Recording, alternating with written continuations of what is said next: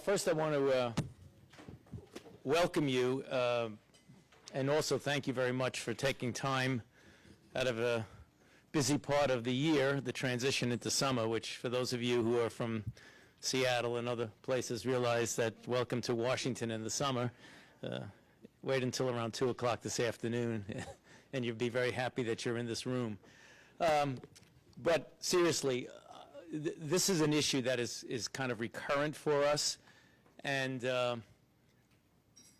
internally we ourselves, as this particular problem began to evolve several months ago, we're thinking about how we could get the experts together to figure out what a course of action might be in initiatives or amplification of what we're already doing. We heard from several of you all, which was very well received, about the possibility of getting people together and just sketching out what we're all doing and what we might do in a complementary and a synergistic way.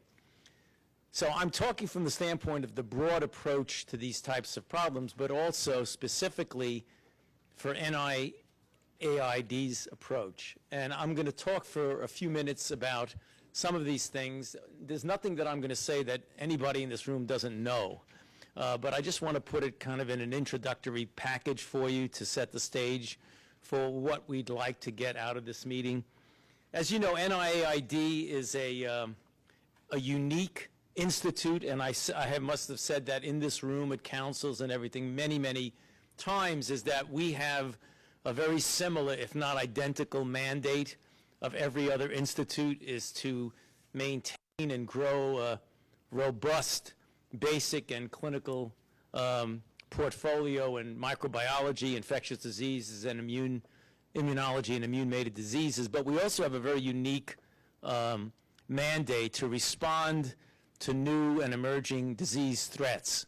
And this goes back, and I never miss an opportunity to zing some of my colleagues in the other institute, and we used to have an ongoing joke that I'm sure some of you have heard, that when Francis Collins was the director of the Human Genome Institute, I used to kid him and say, Francis, you'll never go to bed at night and wake up in the morning to a genomic emergency.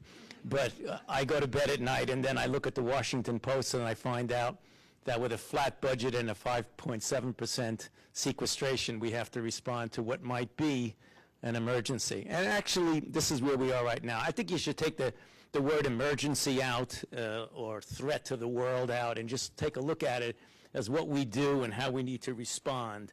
So I'm going to take a minute or two to just go through this with you, how we think and why we are mobilizing you and ourselves now about this potentially important problem, which even if it fizzles out, it still falls in the category of what we do with our lives, and that is to respond to emerging and re-emerging infectious diseases.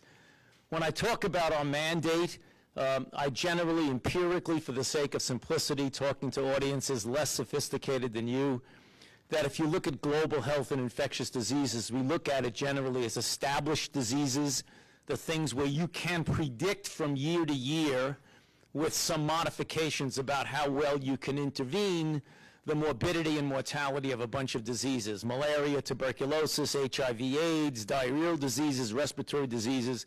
But then superimposed upon that are those diseases that are very unpredictable, namely emerging and re-emerging infectious diseases. I love this map because I drew it about 25 years ago, and it was about 2 diseases on it, and it just, I like to play with the Congress on this when they keep giving us a little bit more money than they give other institutes, and I say, you know, I know you're never going to get bored with this because every year I add 1, sometimes 2, sometimes 3 new diseases to this. And you notice MERS is not on there yet, but it's on the next slide I'm going to show you in a minute or so. Now, the interesting thing about this is that some of these things are showstoppers, like HIV/AIDS and others, and some of them are just little blips on the radar screen. But at the time that we're called to respond to them, we don't know whether it's going to be a blip or it's going to be a game changer. And that's sort of the excitement of what we do, but it's also the challenge of what we do. One of the things that seems to be a common denominator, again, I'm telling you things you already know, is that a rather large percentage of these emerging pathogens are zoonotic. And here are just a couple of examples, a few examples of those that we deal with that are really primary zoonotic, that skip species and jump species and come into humans.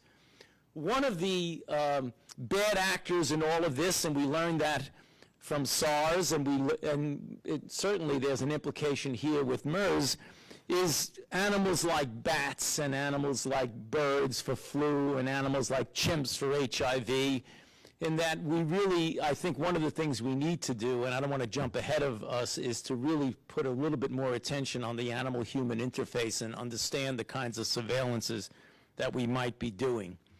So I jumped to SARS because that, you know, this is like Groundhog Day, a little bit where we, a little bit, a lot, in which we were taken, I wouldn't say by surprise, but the surprise was amplified by a lack of transparency. And I think that's a little bit different now, not completely, but I think substantially different, where within a very brief period of time, we went from what we didn't know what was going on to one epidemiological explosion that took place and led to, instead of a rather confined outbreak that public health measures and hospital control measures could have controlled, was the export, and we all know that extraordinary epidemiological story, from Hong Kong to the rest of the world, leading to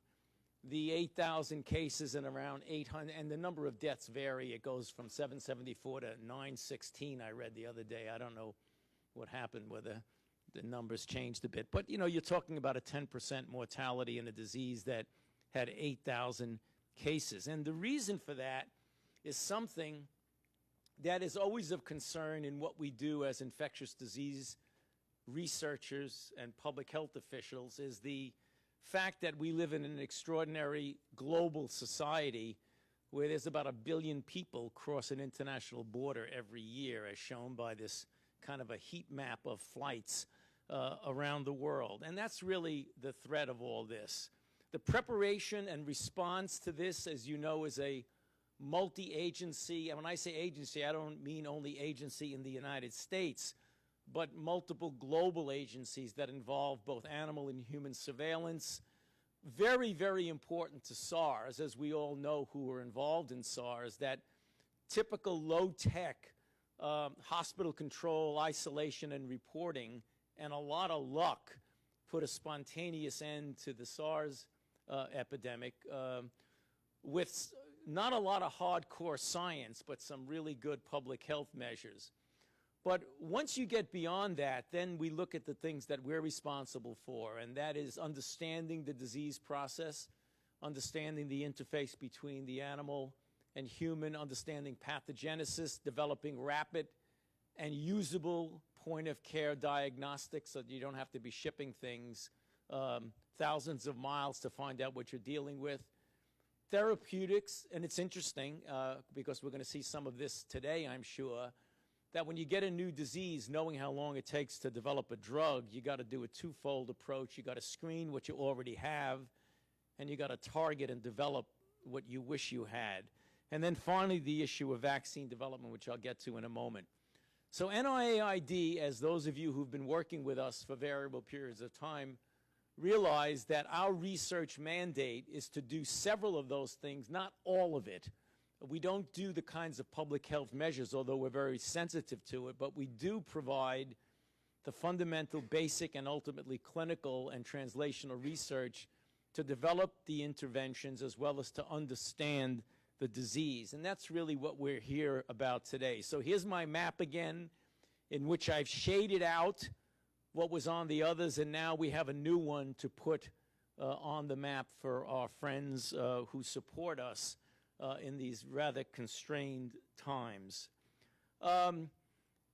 You know, it really varies. It depends on, and I like this because everybody gets bent out of one or two cases. You know, did you say it right or say it wrong? It was 68 2 days ago. There were 4 new. That makes it 72.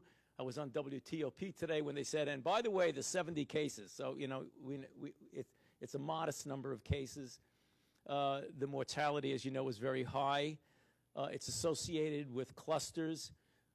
I mean, we know there's animal exposure, but we don't know what the animal is, whether it's a bat to human, bat to mammal, like the palm civet, as it was 10 years ago, or what it is. Thank goodness for rapid-fire, deep genetic sequencing to know that it is very similar to the bat coronavirus, as was the SARS virus, but SARS and MERS, really, when you look at them, are rather distinctly different. The map for this disease is growing, as you can see. The public perception of it, as I'm sure you know, will vary depending upon what's hot in the news.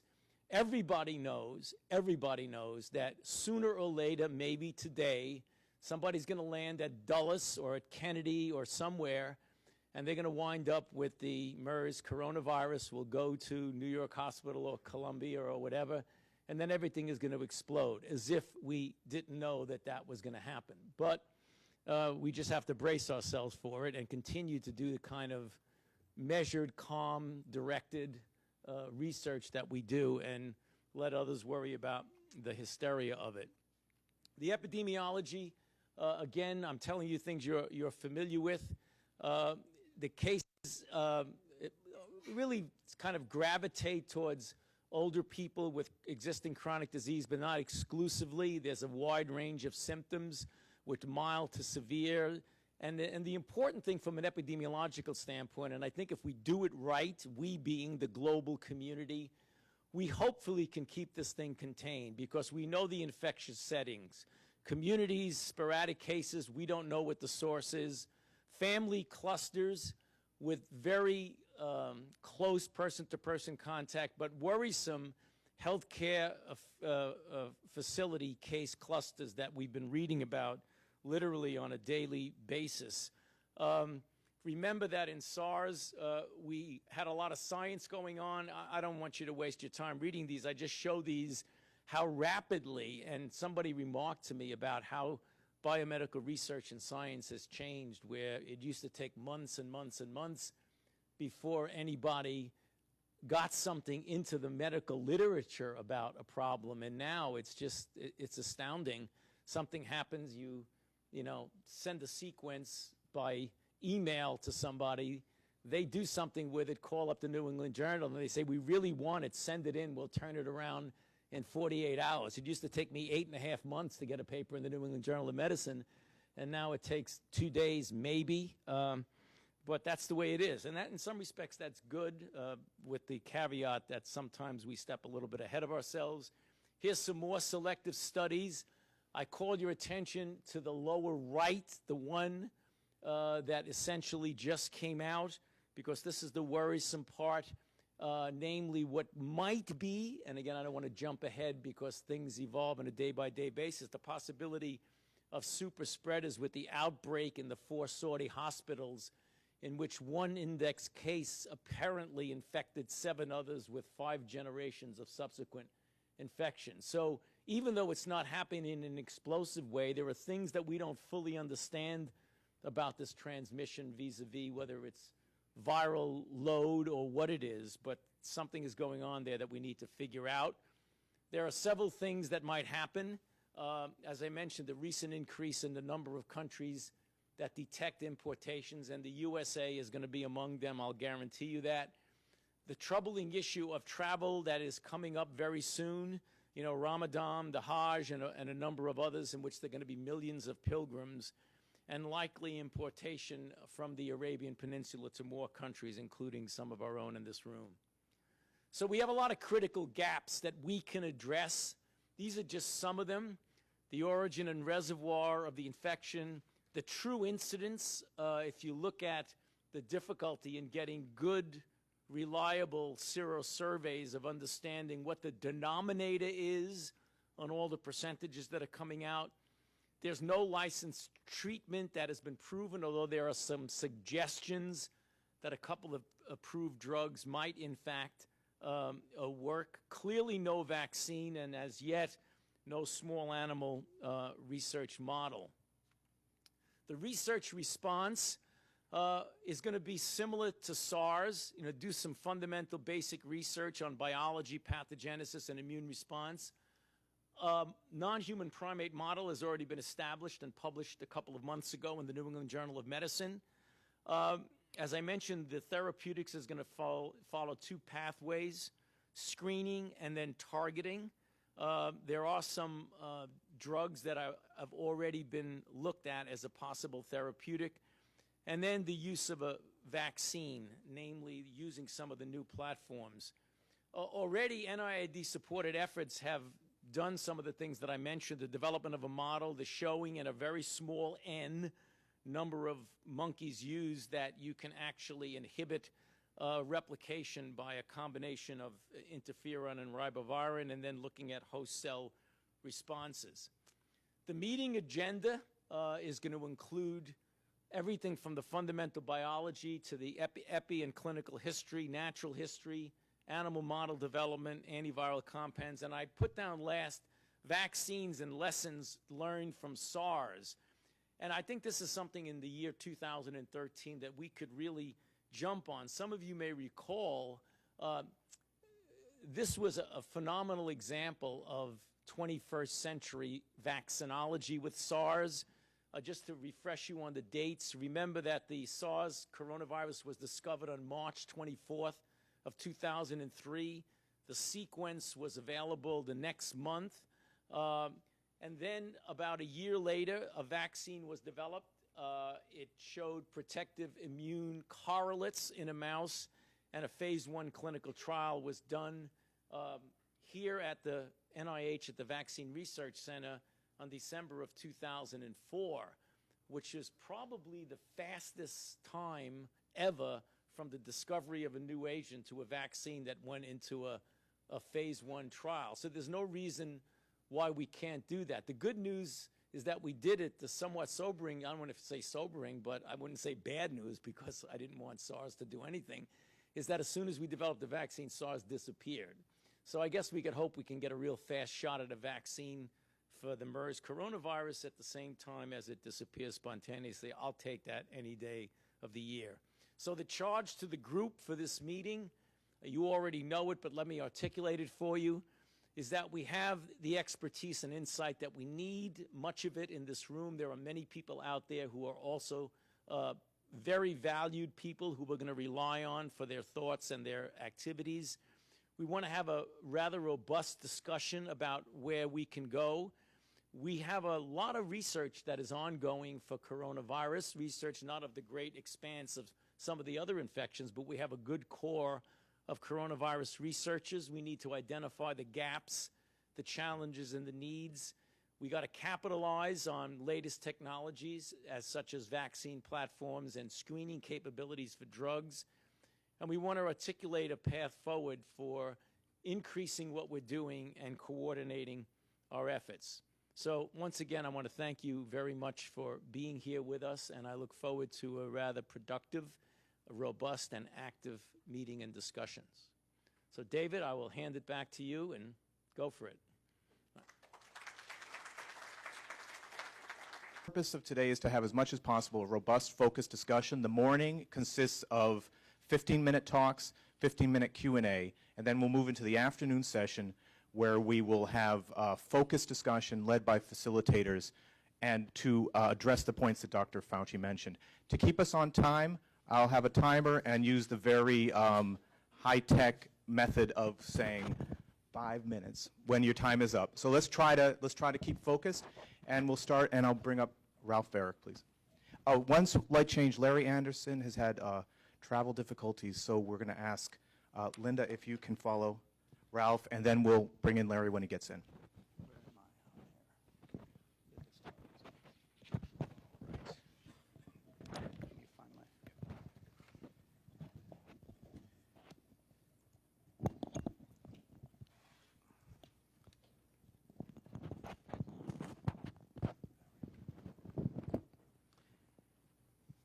Well, it's a pleasure to be here. I guess it was about 10 years ago, almost to the day, that we had our first meeting here on SARS.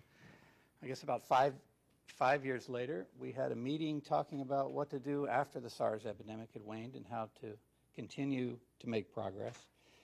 And so it's a pleasure here to be invited here to talk to the group about MERS coronavirus. The basic presentation that I have, did I lose my pointer? Will be broken into several parts. A brief introduction.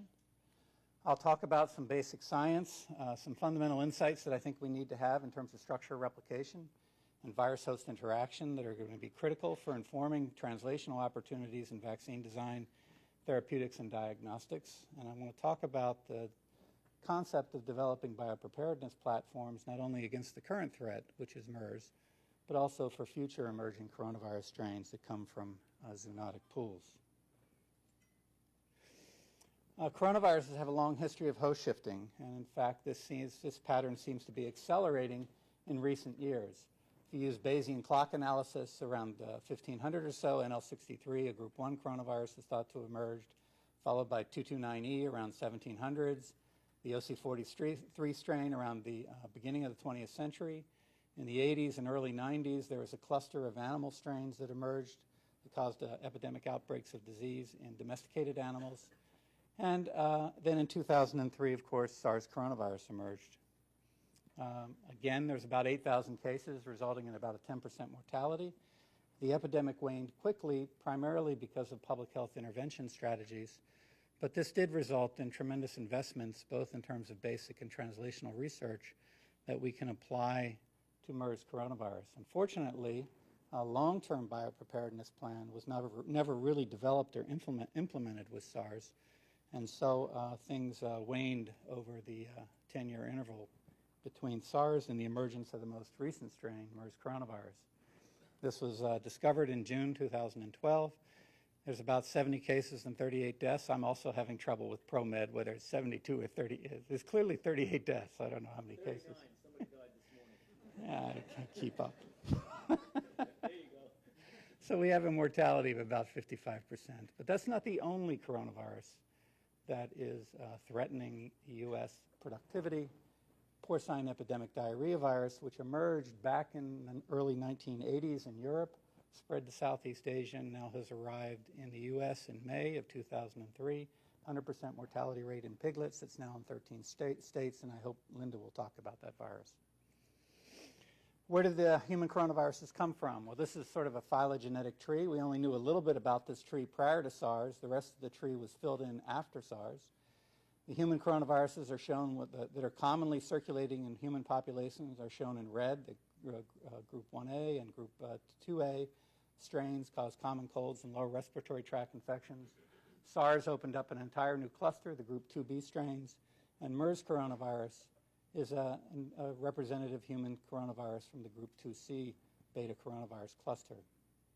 Most of these coronaviruses originated from strains probably circulating in bats, or in the case of the group 2A human coronaviruses, most likely from rodents and cattle into humans in the case of OC43. Now, although we have a lot of sequence data, we actually don't know very much about the antigenic relationships that exist among the different coronavirus strains and how this may influence the ecologic or the capacity of different zoonotic strains to emerge in human populations. And so let's take a little bit and step into the MERS coronavirus as a group 2C beta coronavirus. These viruses have a typical coronavirus morphology in an electron microscope. 4 principal structural proteins, S, E, M, and N. The N protein and the S protein are typically the major targets for vaccines, diagnostics, and therapeutics. In terms of the structural proteins, there's either 1 or 2 principal lineages seem to be circulating in the Middle East. But MERS coronavirus is antigenically distinct. So one of the things that we did early in the, prior to the epidemic was actually clone out and express the S-glycoprotein genes and the nucleocapsid genes from representative coronaviruses around the phylogenetic tree. So we have the S protein and the N protein from representative group 1A, group 2, and group 3 coronaviruses. So you can ask questions about the antigenic relationships that exist between those and MERS coronavirus. If you express those genes in Venezuelan equine encephalitis replicon particles, you can vaccinate mice and take anisera. The nucleocapsid protein, anisera against the nucleocapsid protein does not neutralize either the EMC or the England strain of MERS coronavirus, but anisera against the spike neutralizes it quite effectively, both strains. Other group 2C coronaviruses like HKU5 and HKU4, antisera against those spike glycoproteins cannot neutralize MERS coronavirus at all. Antisera against other group 2B strains that are SARS-related, including SARS coronavirus, do not neutralize MERS coronavirus. And so if you take this data and apply it to the phylogenetic tree, it indicates that there's a tremendous amount of antigenic space that exists within the group 2C and the group 2B cluster that would potentially allow 2 or 3 different coronaviruses to emerge into human populations and not elicit cross-protective neutralizing responses that would cause cross-protection. So there's a tremendous amount of antigenic space that exists within the coronavirus phylogenetic tree that would allow new strains to emerge in human populations. One of the outcomes from this data is you really want to think about genocluster-specific vaccines as a potential long-term goal to protect against future unknowns. You can do the same experiment with the nucleocapsid gene, and in this case, anywhere there's an arrow, that means we have either the N gene or the spike gene expressed in VRP vectors and antisera and recombinant proteins. In this case, if you immunize mice with the HKU5 nucleocapsid protein, it detects VRPs expressing the N protein. It cross-reacts quite strongly with the 2 MERS coronavirus isolates. You do the same thing with the MERS coronavirus nucleocapsid protein. That antisera detects MERS as well as HKU5, and that's in this cluster right here. It doesn't detect group 2B or the other strains. Working with Robin Goebel in England, we took antisera from different human infections, including OC43, 229E, I can't see this too well, the London strain, and SARS patients.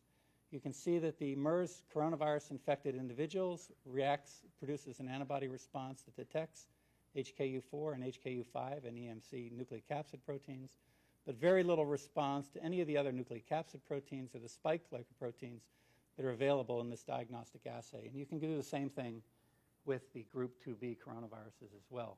So you'll have weak cross-reactive immune responses to spike and strong cross-reactive immune responses to the nucleocapsid protein. If nucleocapsid protein can elicit a protective immune response, it provides an opportunity to develop broad-based vaccines. Hopefully Stan will talk some more about that. Now let's talk a little bit about some basic research. We know that MERS produces an acute respiratory distress syndrome. That's why the mortality rate is so high, like SARS and H5N1. There does seem to be limited spread to other organs in terms of the intestine. So it's probably a pneumoenteric pathogen, and perhaps the kidneys as well. Bart Hagman's group has identified dipeptidyl peptidase 4 as the receptor. Bart's here in the audience, somewhere back there. Hey, Bart. A variety of groups have demonstrated that MERS can infect non-ciliated airway epithelial cells in the lung, and perhaps alveolar type 1 or type 2 cells. We've actually looked at the ability of MERS to replicate in a variety of lung cell lines. This includes human airway epithelial cells, shown here. MERS is the light-colored virus titers on the y-axis over time.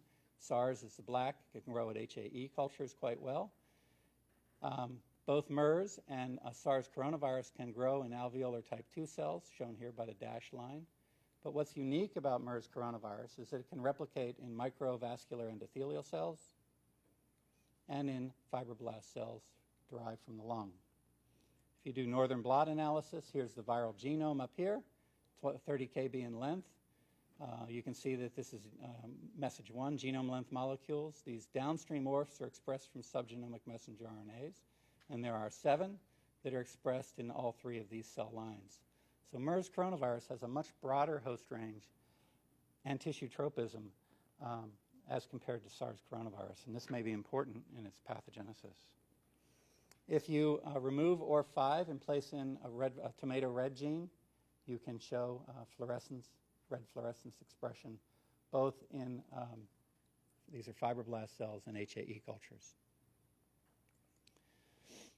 Now, in a collaboration with Michael Cates's group, we've been studying how coronaviruses and influenza viruses regulate interferon-stimulated gene responses following infection. Now, ISGs are the effector arms of the type 1 interferon response. They're involved in antiviral defense. They're involved in in a variety of other processes. If you treat primary cells with interferon, you get about 150 ISGs turned on. If you infect them with flu, all these ISGs get turned on. This is California 2009 H1N1. But there's a delay in ISG induction both with SARS and with EMC, a significant delay in ISGs being turned on. In addition, MERS coronavirus actively manipulates ISGs and downregulates some expression. They don't turn on others, and then some others get turned on. So MERS has some unique tricks in its pocket to regulate cell-intrinsic immune responses. These responses occur after viruses have pretty much achieved peak titer, so they're ineffective in the cell that's been infected. MERS manipulates this response, and this is probably very important for viral pathogenesis because MERS is about 100-fold more sensitive to type 1 interferon treatment as compared to SARS coronavirus. We've developed a molecular clone using strategies that we've used for other coronaviruses. We've inserted our tomato red into OR5. We have recombinant viruses. We've deleted the accessory ORFs. These are the basic virus growth kinetics here. Basically, the recombinant viruses grow like wild type. You can delete OR5. If they have RFP in presence of OR5, they still grow well. If you remove the accessory ORFs, they can still grow pretty well. So these are indicator viruses that can be used for high-throughput screening, as well as candidate live attenuated virus vaccines for use in humans. Basic research goals really fall into two categories. There's immediate goals for MERS and for porcine epidemic diarrhea virus. How do we prioritize basic research so that we can improve translational outcomes? And then I think we need to think about long-term goals. What do we want to have available on a shelf that'll promote rapid diagnosis, therapeutics, and vaccines? How do we develop broad-spectrum therapeutics and vaccines and deal with the genetic heterogeneity of the family, especially when future outbreaks we're really trying to control an unknown? Those are important questions that need to be resolved. There's a few immediate priorities. I think discovery is one. We need to know about the amount of heterogeneity that exists within the group 2C family, and especially within different MERS isolates. This is not only important for diagnosis, but also for improved serologic responses. And we need to develop strategies to identify high-risk viruses and high-risk ecologies. I think we need to synthesize a panel of viruses that would then be able to be used on the shelf to design, develop, and test vaccines, therapeutics, and to study mechanisms of transmission. I think it's important that we continue to study S protein function and entry and the E protein. Again, the heterogeneity is going to be important for vaccine design. We still don't have a full-length structure of the spike. That needs to be determined. The structure of the spike bound to the MERS coronavirus DPP4 receptor is clearly a high priority because it's going to tell us a lot about cross-species transmission and small animal model development. Antibodies, human antibodies, and how they bind, both type-specific as well as broad-spectrum antibodies, those are going to be key.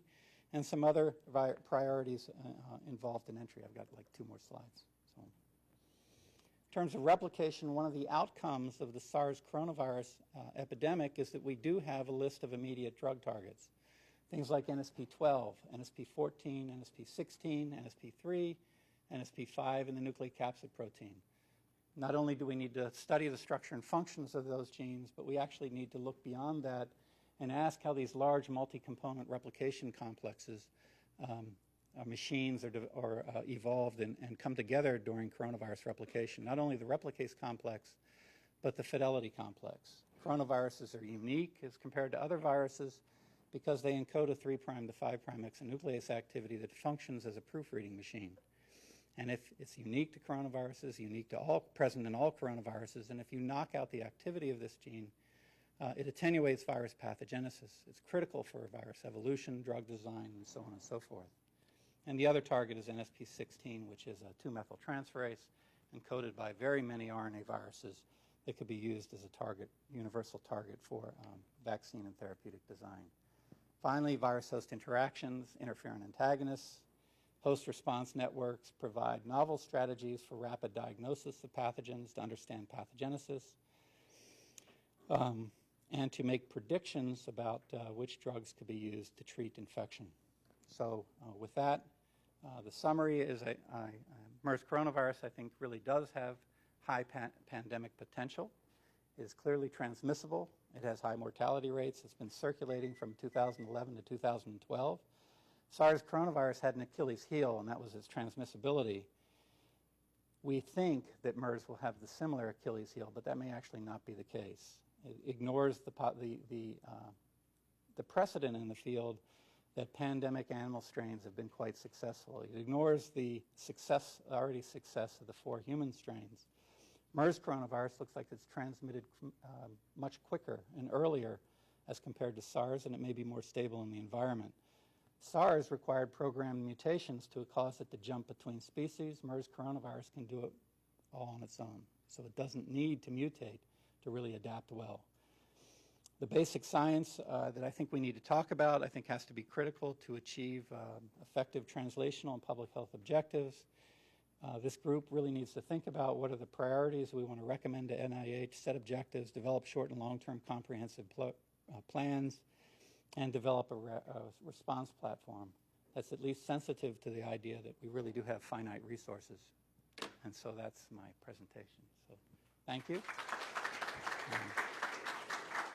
These are the individuals that we work with in my lab, and also we have good collaborations with Michael Cates, Mark Dennison, Mark Heisey's group, and other groups. Thank you. Thanks very much. So we have about 10 minutes for questions. There's microphones available over here, so if you'd like to ask a question, please come to one of the microphones.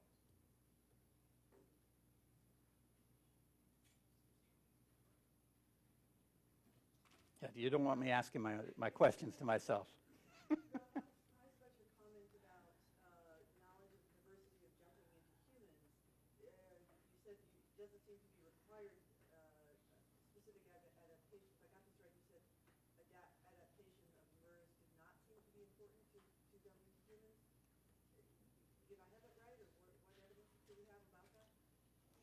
Well, so the first piece of evidence is the fact that the EMC strain can recognize both the human and bat receptor equally well. So that's a good piece of evidence. A lot of the sporadic introductions of viruses, sporadic cases of infection, there's no real known risk factor or contact case that led to that infection. Now, that could be human-to-human transmission, or it's independent introductions from some reservoir species. So if it is independent introductions from reservoir species, it's already set up some sort of transmission strategy. I think true proof of that concept is going to require the identification of a MERS coronavirus-like homologue in bats, and to characterize its receptor specificity. But at this time, I think the statement is probably still true that the virus seems to be able to traffic back and forth between its principal host, which would be the bat, without additional changes. Yes. Okay. All right. Ralph, what do we know about the restriction of coronaviruses to individual species of bats? And is it likely that this could become are bats an endemic reservoir around the world, or is there a species restriction in terms of limiting where it can originate from? So there are groups in this room that are going to be able to answer that question better than I could, but I'll give you my answer, which is interpreting their data. Every bat species that we've looked at has 2 or 3 different coronaviruses circulating in it. Clearly, there is evidence of very similar strains being found in bats that are cohabitating the same roost. So there's clear evidence that some strains can transmit back and forth between different bat species. Now, there's about 1,300 different bat species, so that has to be taken into context, right? The exact scope and breadth of broad host range for these bat viruses is really not known.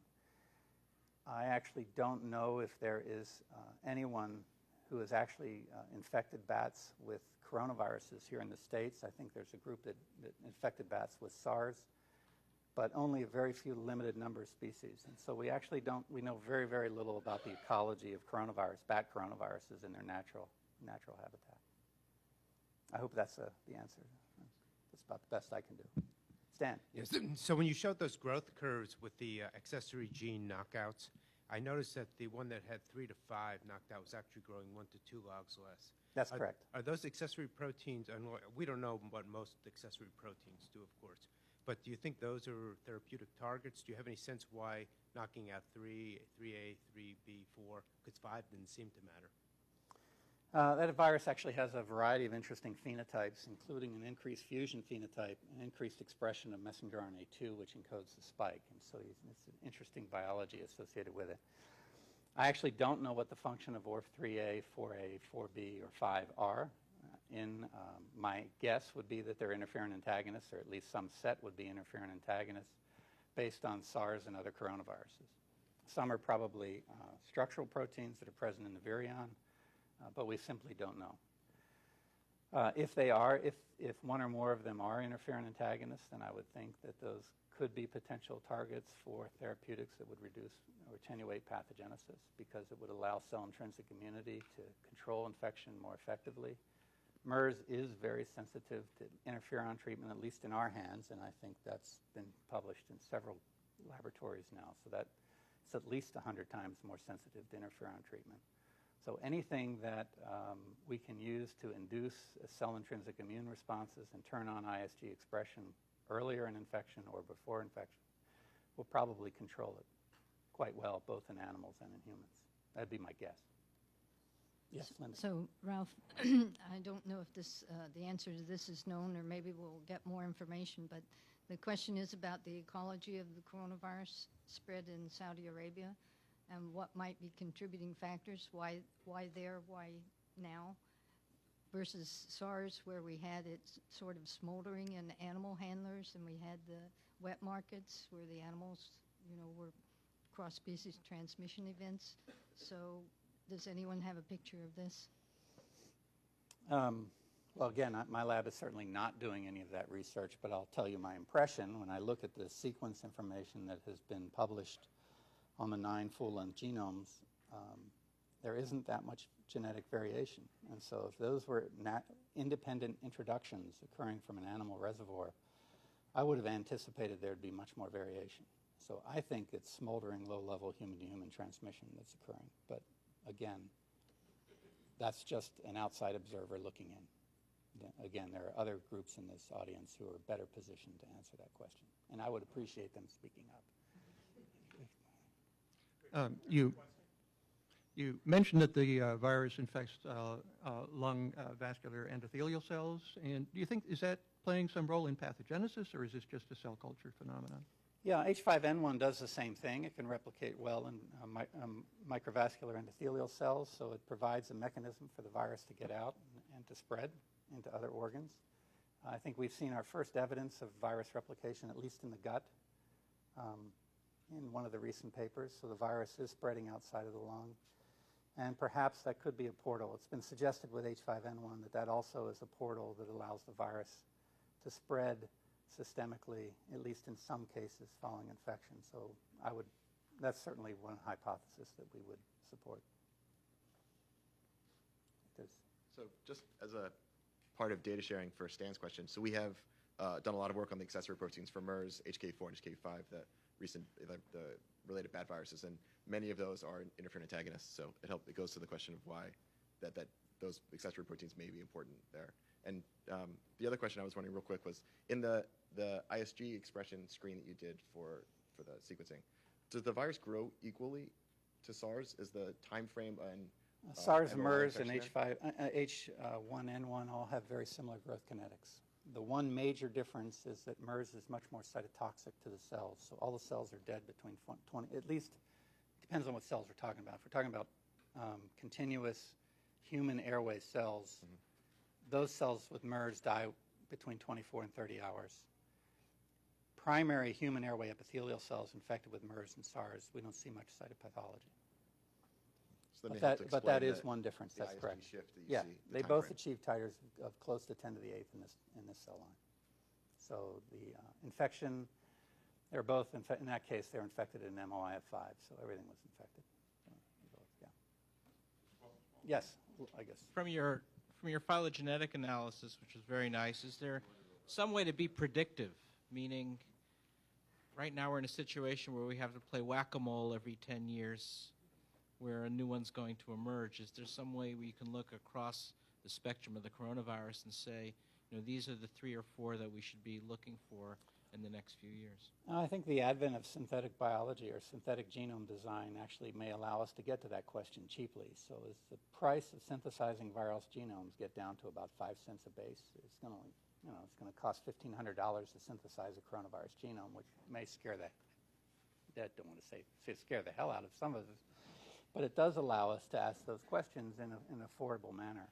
The other way to do it even more cheaply is to actually clone out the spike genes and make, in essence, recombinants, where you drop the spike gene of different bat coronaviruses that you think may have appropriate properties that could be pre-emergent strains, and characterize their ability to replicate in human cells, both primary cells and other cells in culture. So those types of questions are doable.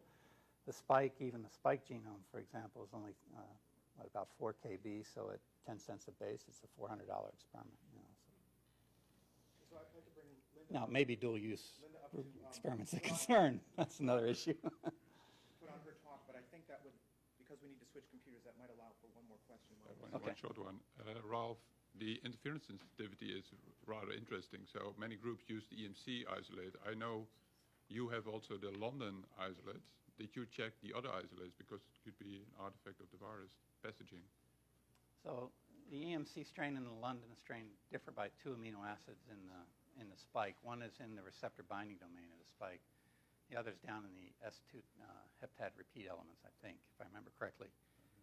Amy, did we do that experiment?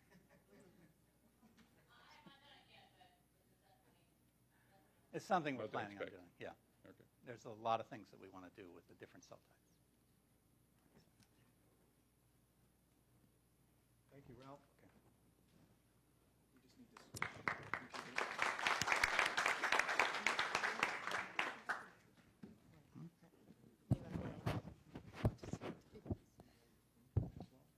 If you can find the pointer, you can use it.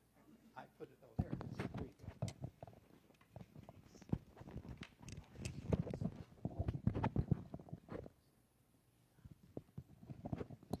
Well, I'd like to thank the organizers for inviting me. We're going to switch a little to someone with a veterinary background to talk about coronavirus natural history. That Ralph showed a very nice timeline. It's gone on for centuries, and I'm asked to review this in 15 minutes, so it's going to be a whirlwind trip through coronavirus.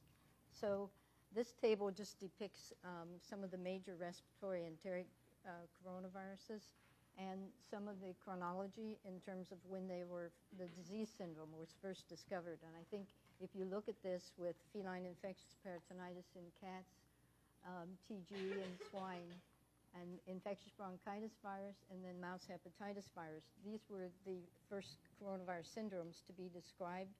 And 2 of these are systemic, the FIP in cats and the mouse hepatitis virus, which causes a variety of syndromes. On the other hand, TG is an enteric virus. I'm going to talk more about the transition from an enteric to a respiratory variant that arose in the late 1980s. And then you can see that as far as the appearance of human coronaviruses, these didn't occur until the mid-1960s with the first discovery of the human coronavirus 229E, and then the other one, OC43, which this one is originated, it's thought from bats, and this one from cattle. So I'm going to talk a little bit about the cattle connection here. And also then after the discovery of SARS in 2002, we had additional emergence of human coronavirus that were discovered. Again, the NL63 has a connection with bats, and then the HKU1. And we can see that there are 4 different genera here that are represented. And even within these different genera with the NL63, the alpha coronavirus, they may have different receptors. Swine coronaviruses, canine and feline, have aminopeptidase N. And then we have another peptidase down here in the MERS that's thought to be the receptor. And then for the of cattle, the coronavirus of cattle, the human and the beta, these have a sialic acid receptor, although this may just be a co-receptor. We don't know for sure. And then heparin sulfate for the gamma infectious bronchitis virus, and then a different receptor, CCAM1A for the mouse hepatitis virus. So there's a wide variety of syndromes. Many of the animal strains that I'm going to mention are either pneumoenteric, like bovine coronavirus enteric, or respiratory, whereas the human strains are upper respiratory, but then we came to SARS, and these seem to be pneumoenteric, like the bovine strains. So this is a dendrogram showing the different coronaviruses and their groups. I'm going to focus on the beta coronaviruses, and also the group 1 down here of the alpha coronavirus. What you can see apparent from these, for all the beta coronavirus, there's close association with bat species for SARS and MERS, and down here in the TG canine corona FIP. And also, Ralph mentioned the PRCV that's just emerged in swine that we're heavily involved with now as a good example to see a new emergence in a completely naive population, and this is essentially supplanting TG and killing a lot of the baby pigs. So this just depicts something about coronavirus ecology and diverse hosts, and it's a wide variety of hosts that can be affected with coronavirus. I don't think we realized that the extent until the SARS outbreak, and then all these bat coronavirus were sequenced. After that, many, many new avian strains were sequenced, and it's thought then that perhaps the avian's ancestral coronavirus is some kind of avian species, whereas the beta and alpha coronavirus, and perhaps all mammals, the ancestor species may be from a bat coronavirus. So the questions I'd like to address about first is why are coronaviruses so diverse, and how do they evolve? Well, one reason is the coronavirus have the largest RNA genome, and the polymerase has a high error rate. I think Dr. Baric's lab estimated at 10 to minus 6 per nucleotide per replication cycle for SARS. This is in spite of the discovery of this new RNA fidelity type enzymes. Coronavirus occur as quasi-species or swarms of virus in a population. So when you're infected with a coronavirus, you're not infected with just a single type. You're infected with a swarm of viruses. This may then explain part of the origin of interspecies variants with altered tissue tropism. I'm going to talk about the TG PRCV example, but another example is the feline enteric coronavirus that causes subclinical or mild enteric infection in cats. And when it replicates, a few cats in the rare sequelae will develop persistent infection. When this happens, this virus has a predilection for macrophages, and it spreads systemically, and then it causes these granulomatous lesions that is invariably fatal. Coronavirus also have high recombination frequencies. It's been estimated as high as 25%, leading to emergence of new zoonotic strains. And in some phylogenetic analyses, SARS coronavirus has been suspected to be a mosaic of avian and mammalian ancestors.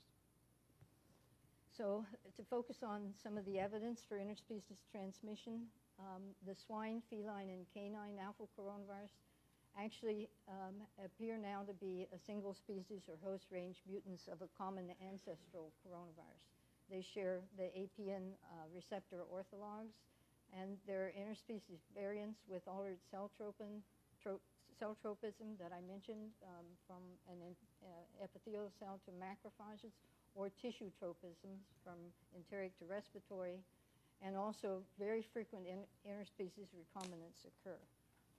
And bats then are presumed ancestor for alpha coronavirus, including both human strains. Even both of these are in the alpha coronavirus group, and are thought to be the host reservoir for beta coronavirus, SARS, and MERS, and possible ancestor for all mammalian coronavirus. So they play a central role here.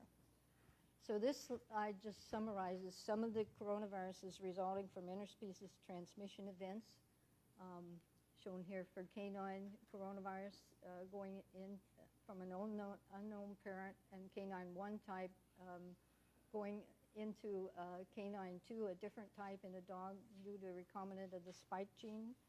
And then we have the canine is thought to be type 2, the ancestor of the pig coronavirus with open reading frame 3. These are accessory proteins insertions. Then I mentioned about FIP. It can generate persistent infection in cats that go into feline infectious peritonitis. And there have been a number of changes that are thought to trigger the virus to go into this pathway. But the problem is most of these apparently suggest that you can have different changes that all can come out with this outcome. So it doesn't have to be always a uniform change or a predictable change in some cases. And then I'll talk later about TG-PRCV. It's thought that the cow, the bovine coronavirus, is the ancestor for the spillover into humans approximately 100 years ago. This is in a major deletion in a non-structural proteins. And then recently, respiratory coronavirus was discovered in dogs. And this was a similar region, but this was a fusion in this region. And then I'm going to talk about some of the discoveries of the interaction between coronavirus from wildlife species, including these are captive wildlife giraffe, with a derivation from the cow coronavirus ruminant species. And here we have spike changes. And then several groups have worked on this. What's the difference between bat and civet SARS coronavirus and the transition into humans, interspecies transmission? And so these are the main areas that have been discovered to have changes that allowed the virus to go from bats to presumably intermediate host civet cats, or potentially directly from bats to humans and then through civets. So if I give this example, just a little bit of background, TG has been known as a major syndrome in swine in the U.S. And since 1965, it causes the highest mortality in baby pigs, and it's also present in endemic forms in seropositive herds. We now have a new devastating disease in the U.S. that has 99.4% identity to 2012 Chinese PDV strain, and it's thought that somehow it came into this country through pigs from China or potentially through feedstocks. The origin at this stage is not known, and perhaps we won't know for some time. So this virus was highly stable in swine in the U.S., and then in the mid-'80s in Europe independently, and a few years later in the U.S., this virus completely changed tropisms. It became a respiratory virus. It lost the enteric tropism in the gut, and this was due to a spike gene deletion, a fairly large deletion in the N-terminus. And this virus continues to circulate in pigs in Europe and Asia, and the interesting thing, because it's so widespread, it has actually reduced the severity of TG due to this herd immunity. However, when we looked at this experimentally, we found that even though these are 99% identity, somewhere between 98 and 99% PRCV still, if you do experimental infections with a single dose, it only induces partial immunity to the enteric TG, and we explained this due to differences in compartmentalization of the common mucosal immune system. The other striking feature is, although both TG and PRCV share the APN receptor, the tissue tropisms differ, and this was explained by the loss of a sialic acid binding site, because it's thought only TG expresses this binding site that binds to gut mucins. And this was lost in the PRCV spike. So I can show this schematically here. This is the spike with the antigenic sites for TG. Below is the spike for PRCV. When this virus mutated to a respiratory tropism, it acquired these large deletions here in the spike region, and this abolished the sialic acid binding site. So this may account for why it lost its respiratory tropism in spite of still having the same receptor. So receptors may not be everything in terms of the coronavirus. So then we look at beta coronavirus. They share similar sequence identities to coronavirus from captive wild ruminants. And the way we were able to do all of these studies was with the collaboration with David and his group at Winter Institute. We found that they cross-infect and induce disease, elicit two-way cross-neutralizing or HI antibodies to their projected ancestor of the human strain. And so with these, all of the bovine coronavirus, all these strains related to bovine coronavirus share both the sialic binding region in the spike and the hemagglutinin esterase. So we ask if they might influence the pathogenesis. So the issue that we were working on in the 90s was, do coronavirus cross the species barrier? At that time, it was not recognized that this was the case. But we took all these different isolates from diarrhea cases in captive wild ruminants and a human diarrhea case in a child reported by Dr. Zhang. We passed them in our germ-free calf model. We found all of these caused diarrhea, fecal shedding, and they seroconverted with neutralizing antibodies. So this appears to show evidence for transmission between wild ruminants, cattle, and also human and cattle. So we looked at phylogenetic similarity. We can see they all map closely related to the bovine strains, 98.4 to 99.8 differences. And then similarities, and then we can see that just two of the strains had some spike mutations, point mutations. But this suggests that these strains are readily transmissible to cattle, or they were actually required from cattle. So there are a number of coronavirus with broad host ranges. The bovine coronavirus, we also showed experimental infections of young turkeys, but not chicks. We know that SARS coronavirus has a wide host range, both naturally and experimentally. And we think that based on the infectivity of different cell types, the MERS may also have a broader host range and in terms of the receptor. And there's evidence from Dr. Munster studies of replication in rhesus macaques. It's interesting, it also infects pig cells, so I don't think anyone has looked at pigs as potential model here. So Dr. Fauci already mentioned this factor about emerging zoonotic infections. 75% of human pathogens are believed that are zoonotic. And then zoonotic pathogens that infect domestic and wildlife hosts with broad host ranges are most likely to emerge. RNA viruses are more likely to be zoonotic. And then we have already a lot of examples of bats as flying animals, 20% of the mammalian population, and a reservoir for a number of human zoonotic diseases. And then, I don't know, we can discuss this during the discussion, David, or I can just mention these issues right now, as you prefer.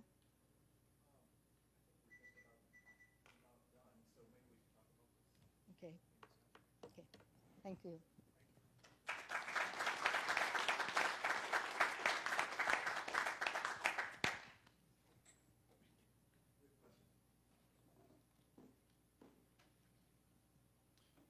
Hey, Linda, that was great. Question, the issue about recombination, we talk about it a lot. You showed, I think, one example where, was that a proposed recombination event in the spike gene that led to, you showed one example that you said was a recombinant, it was unpublished data. We talk about recombination a lot. Is there any example of a true proximal recombination being proven to be the reason for an emergence, right, as opposed to an older one in a virus that occur in a coronavirus?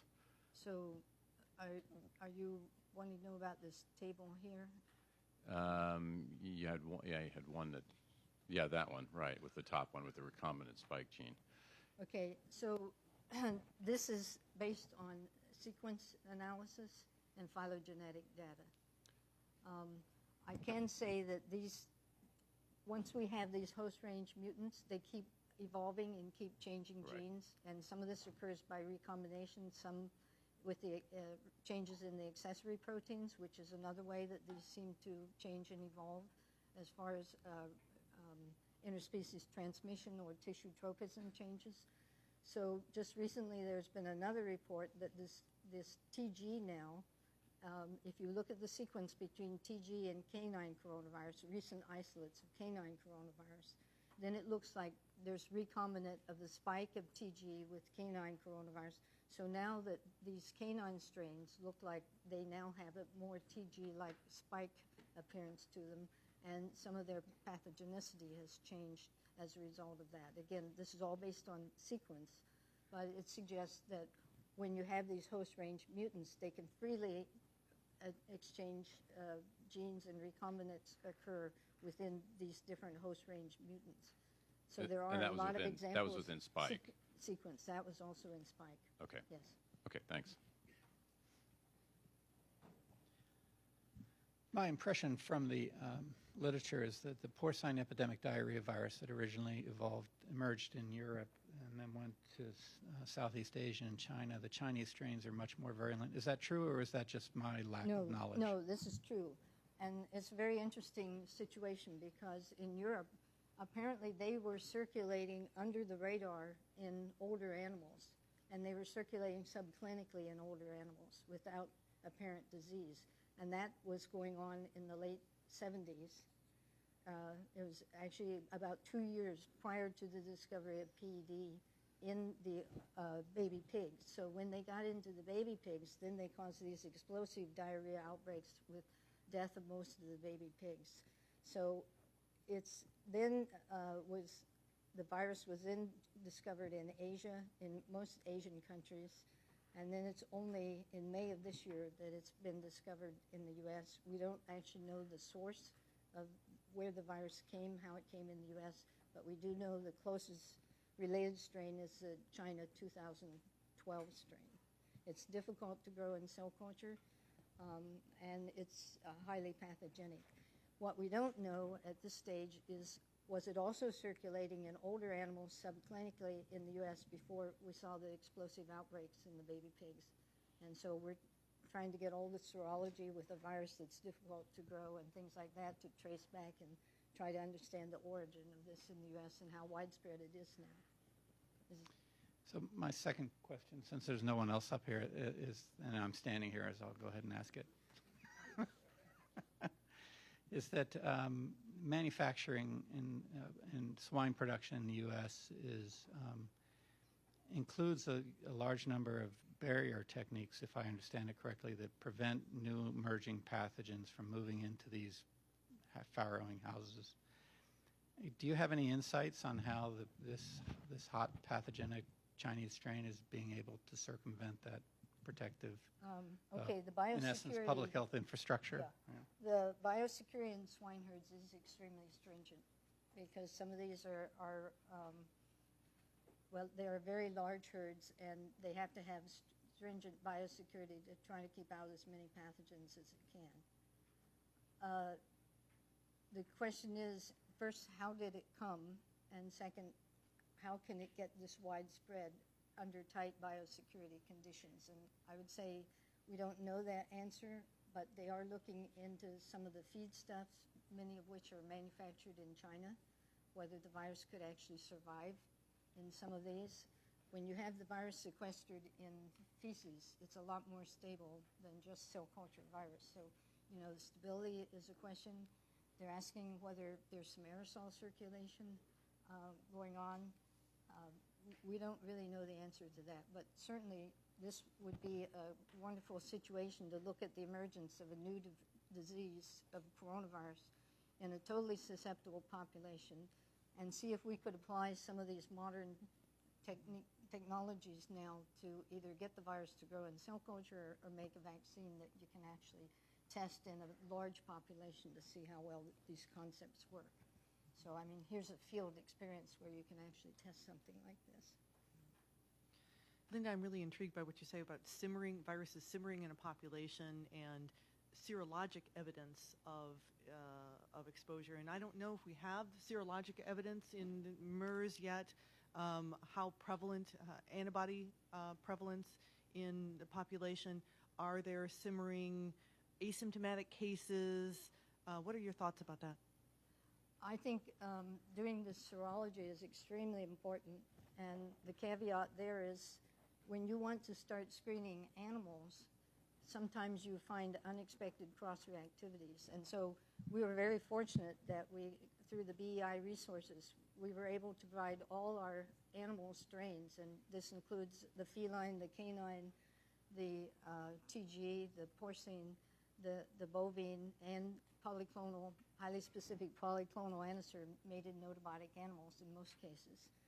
So those are all available for reference reagents so that one can test to be sure that when you go into animal populations, your tests are indeed either SARS-specific or MERS-specific, and they're not cross-reacting with unexpected cross-reactivity like we discovered on the N protein that will compromise your ELISA test. I think that's very important when you go into animals, and you may end up having to cull these animals or condemn these herds if you find this type of virus in the domestic livestock.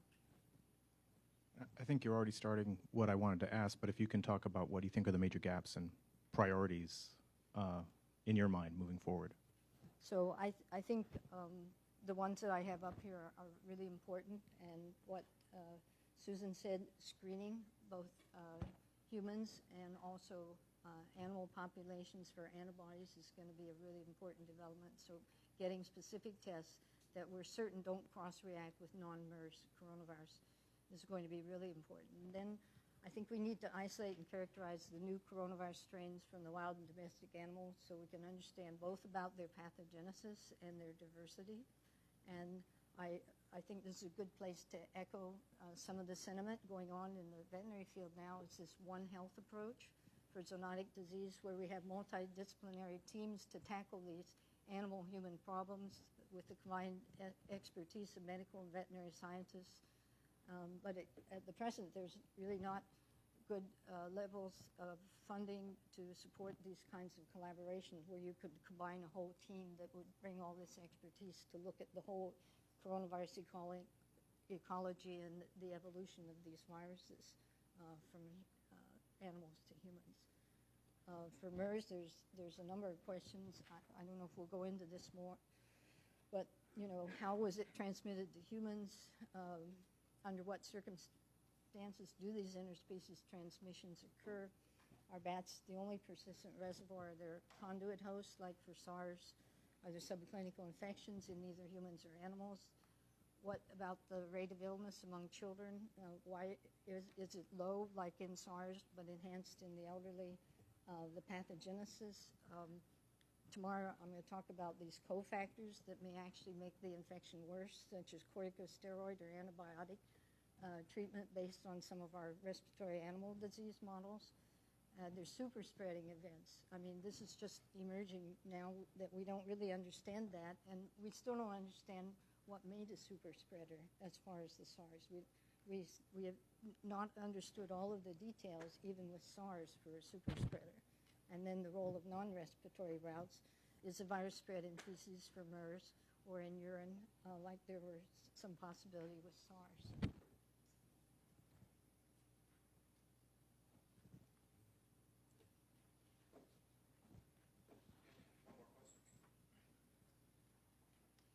Linda, I'm glad you brought up the issue related to the pediatrics. I'll put on my peds infectious disease hat. And that there have been a couple cases, and I think with SARS, to the best of my knowledge, there weren't any known severe cases or deaths in children. And there have been some, and reading the tea leaves on ProMed Mail and other places I can find, it looks like they were associated with potentially other underlying illnesses.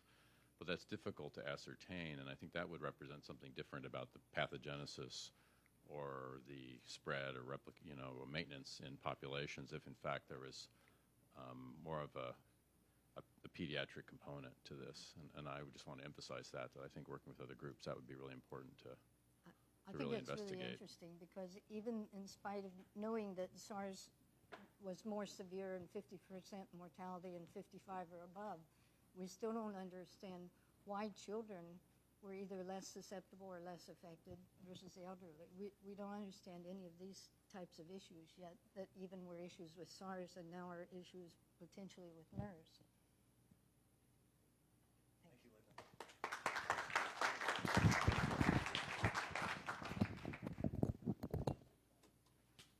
Right, and if we could bring Matt Freeman up to talk about animal model development, and I'm not sure where your slide is, Matt. We're on the regular. Okay, so we need to switch back to first.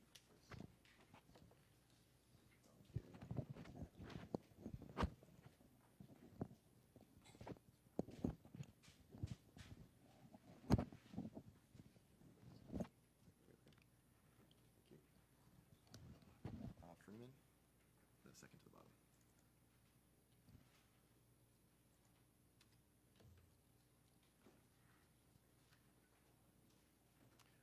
Okay, so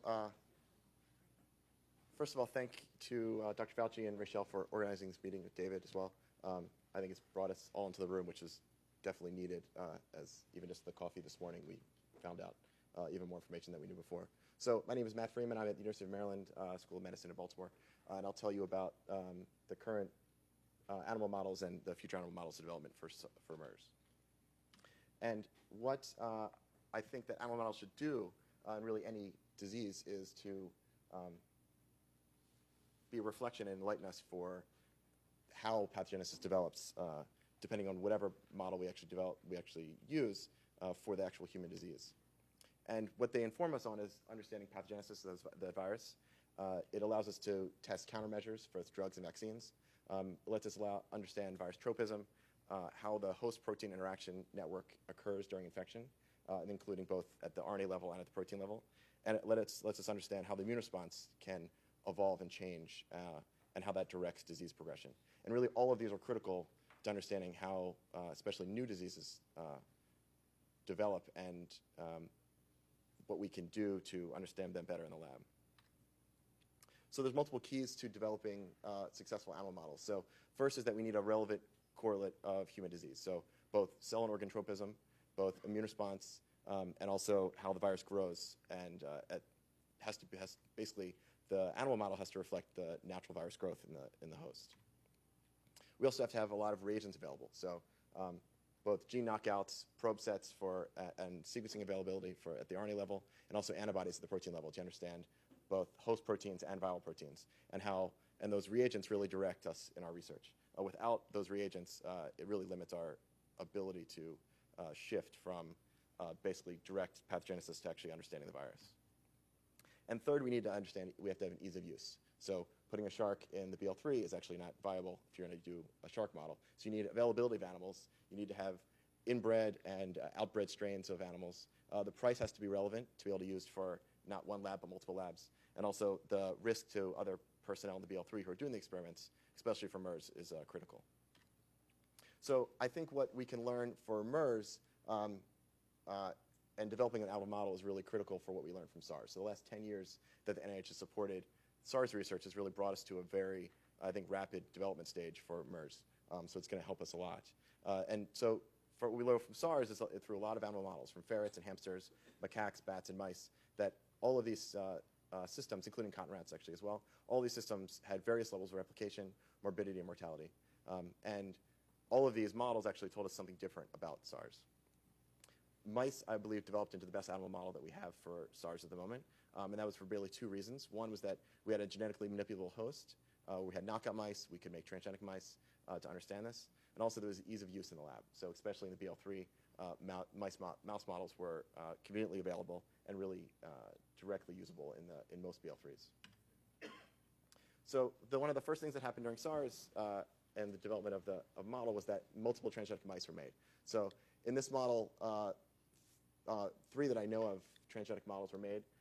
The K18 and the CMV models, which lead to basically constitutive expression of the human ACE2 receptor. So it was initially found out early on during the SARS outbreak was that if you put the human isolate of SARS into mice, you got replication of the virus, really almost any mouse strain that we tested, replication of the virus, and clearance. So really minimal pathology, minimal damage to the lung, to the mouse lung. And so what several groups made were transgenic mice, hoping to put in the human receptor, which is ACE2, and now develop a lethal model. And it did. All 3 groups developed lethal models for either constitutive expression or targeted expression to ciliate epithelial cells using the FOXJ1 promoter that was developed in Ralph Baric's lab, which I believe is unpublished at the moment still. And all of these models developed replication of SARS in the lung, which is where you wanted it to go, but also all developed lethal encephalitis rapidly after infection. And during the SARS outbreak, there was minor evidence of SARS in the brain. And so they developed basically into super sensitive models, which were very good for vaccine design and drug screening, but not necessarily good for understanding pathogenesis. And it really all came down to targeting of the receptor. And if you can get the receptor in the right place, then you can easily, or at least rapidly, develop the right model. The next strategy that occurred during the initial studies was development of a mouse-adapted virus. So Constance Zabar's lab at NIH, in collaboration with Ralph's lab at UNC developed a mouse-adapted strain where they took the human isolate of SARS, which replicated readily in mice, but caused no disease, and passaged it over and over again in mice to develop until you basically had weight loss, lung pathology, and death. And two different groups actually did this. Kanta's group at NIH and Dale Bernard's group at Utah State, and apparently simultaneously, actually. And so Kanta's group developed two strains called MA15 and MA20. So MA15 is for mouse-adapted SARS virus after 15 passages. And that virus has 6 amino acid changes in it. Those mutations were put into the infectious clone in Ralph's lab, and that virus confers lethal disease in biopsy mice in 4 days with a 10 to the 5th dose with intranasal inoculation. At the same time, Kanta's lab developed a second strain independently called MA20. That one took 20 passages to develop, had a couple more mutations. And then Del Bernard's group at Utah State developed another strain they call V2163 that took 25 passages to develop and had several more mutations in it. But there's clear clusters of mutations, especially in the spike protein, which we think is important, critically important for the lethality of the virus. But what they showed us is that with the right initial model system, you could actually develop a really nice pathogenicity model to start studying how this virus works in the host. And using the infectious clone from MA15, you can now make knockouts of genes. You could understand how the viral proteins affect pathogenesis. You could put in RFP and GFP to understand tropism and how that virus spread in the mouse. And then also now do therapeutics with vaccines and antibody treatment to do serum conversion studies and also drug treatment to understand how the models develop and what countermeasures you can develop for SARS. So what we learned from SARS are three main things. One is that you need targeted expression of the receptor to the right cell type. And one, you have to know the receptor, where the receptor should be expressed. And two, to get it to the right place and not have leaky expression to other cells. And that was the problem with the initial transgenic mouse models. Secondly, you have to have reagents that are available for downstream analysis, including antibodies and primer sets and other reagents that allow you to now start understanding tropism and immune response. And third, the development of a reverse genetic system really allowed us to understand which mutations in the mouse-adapted viruses were important. And whichever system you pick, whether the type 1 restriction enzyme system for Ralph's lab, the BAC system, or various other systems. So coming to MERS, we really want to know what the best model is to go forward with MERS. And so far, we have the work from Vincent Munster at Rocky Mountain Labs showing that in rhesus macaques, MERS replicates. And this is just from his New England Journal paper, showing that you get focal pneumonia in rhesus lungs developing over the first 6 days of infection. When you look during dissection, you can see focal lesions and edema and hemorrhage in the lungs. And also you get very nice route replication. So there's been several other models that have been studied for MERS, both published and unpublished. And I'd like to thank Bart Hageman's lab and Ralph's lab for sharing some of the data with me.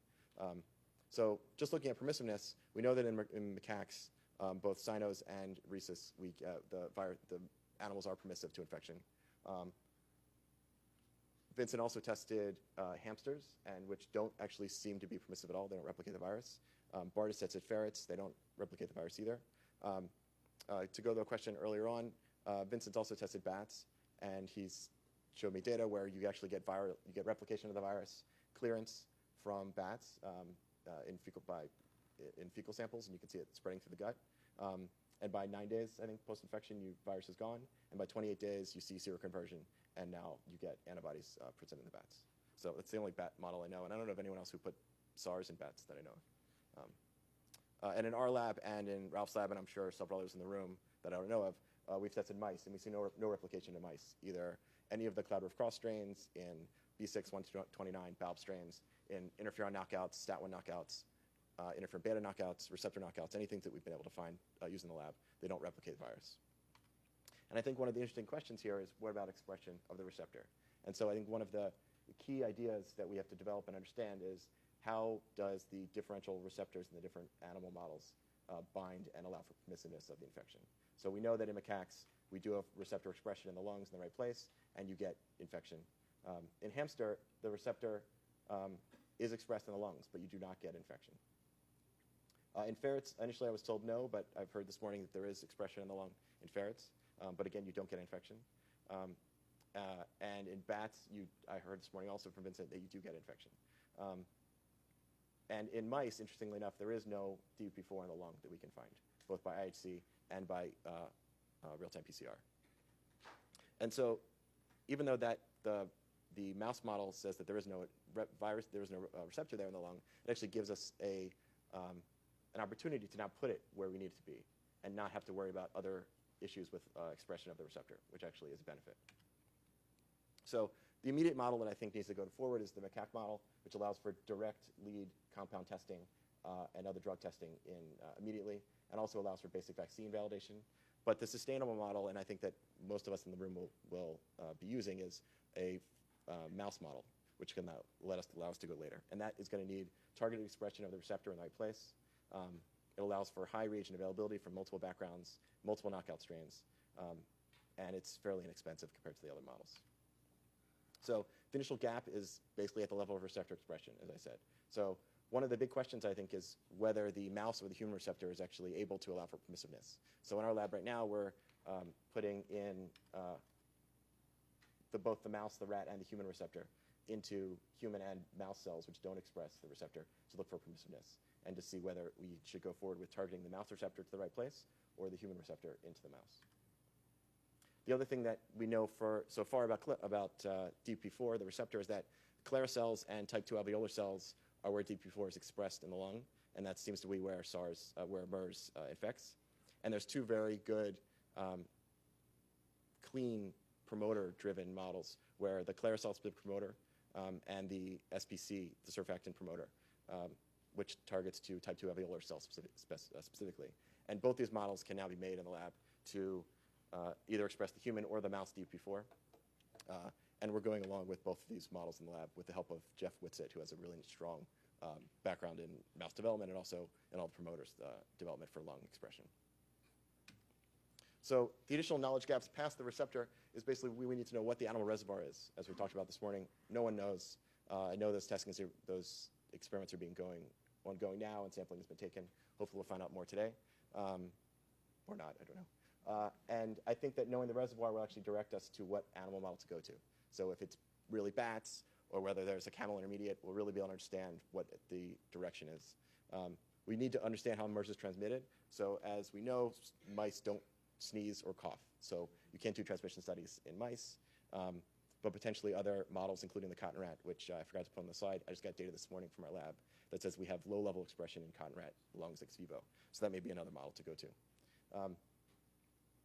We need to understand how background alleles affect disease. So understanding how in various mouse strains we can identify other alleles and other genes that affect transmission and pathogenesis. And also, what is the effect of the other comorbidities? So as everyone, I'm sure, is as frustrated as I am with data released from Saudi Arabia, all of the press releases just say comorbidities of infection. The only data that's come out is that maybe some of them are in the diabetic ward, in dialysis ward, and diabetes. So it's interesting that DPP4 is involved in diabetes as well. And maybe that is an important comorbidity factor, and that we can model that in mice, potentially. Sixth thing is that we don't only have one strain available at the moment that I know of. I guess the London strain is the second strain, or Ralph's infectious clone. But additional strains from both animals and throughout the outbreaks that are spreading throughout the world, expressly in the clusters, would be really interesting to put into these models and to understand how the different alleles and how the different mutations in the viruses affect pathogenesis. And then lastly, reagent development, both antibodies versus genetics and additional isolates. And so I think, in the end, the goal of the animal model is to really illuminate what's happening in people, both at the level of pathophysiology, immune response, the host pathways involved, to be able to understand how countermeasures can be developed, and that's at the level of vaccines and drugs, and really to take us to where we are now for SARS, but for MERS. And I think that with all the development of the SARS reagents, we can really use that to push MERS quite rapidly in the near future. So I'll end there. Thanks.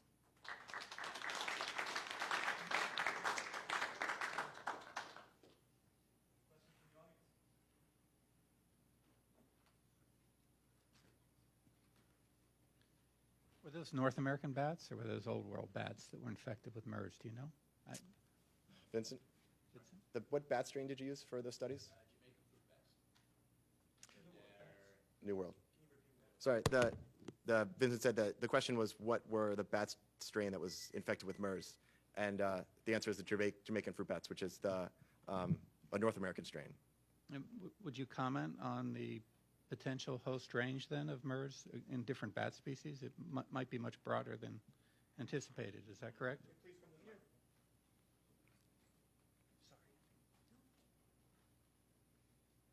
Yeah, I think we took this one because this was readily available with my collaborator Tony Shouns at CSU. I think it argues for a very wide host range within bats. So I think you can expect these kind of viruses popping up. Like you can see, surveillance is now going to be intensifying. So I expect more of these kind of viruses popping up, at least in the natural reservoirs, that we have like a more thorough understanding what would be the spatial range of these kind of coronaviruses. I think that said, it's a little bit difficult with surveillance because everybody uses those generic PCRs, so you get a little piece of the polymerase. And I think that's not going to tell us that much. I think the surveillance needs to step up, and we need to get more complete sequence data and then combined with novel genetic approaches. Yeah, going to tell us way more. Yeah, I think that, the surveillance even in the U.S., we looked in Western Maryland, and I know Kay Holmes looked in Colorado.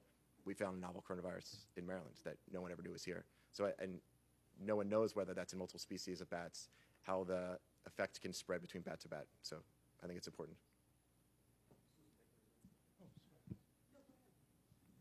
So, Matt? Yeah. Yeah, so one comment and one question. The comment, so when we made those ACE2 transgenic mice and they developed encephalitis, a couple of things were curious. First of all, you could use your Bonnie strain, so it required no additional adaptation, and it gave an overwhelming neuronal infection. The second thing was that the amount of receptor in some strains were as low as 1/5,000, that much in the lungs. So it says to me that if these viruses may still really like to replicate in neuronal cells, and the receptor is really the only barrier to being in a very susceptible environment. And the question I had was about one of your statements about not finding mouse DPP4 in the lungs, because that would clearly affect animal development if the protein isn't normally there. And I want to know, how strongly do you believe those data? Do you have very good positive controls? Did you do RT-PCR? So we did RT-PCR. We used 3 different commercially available mouse DP4 antibodies. And that's at the level we know. So we really see no expression in BALB-C, BLAC6, 129, STAT1 knockouts at all. We're in the process of testing long-term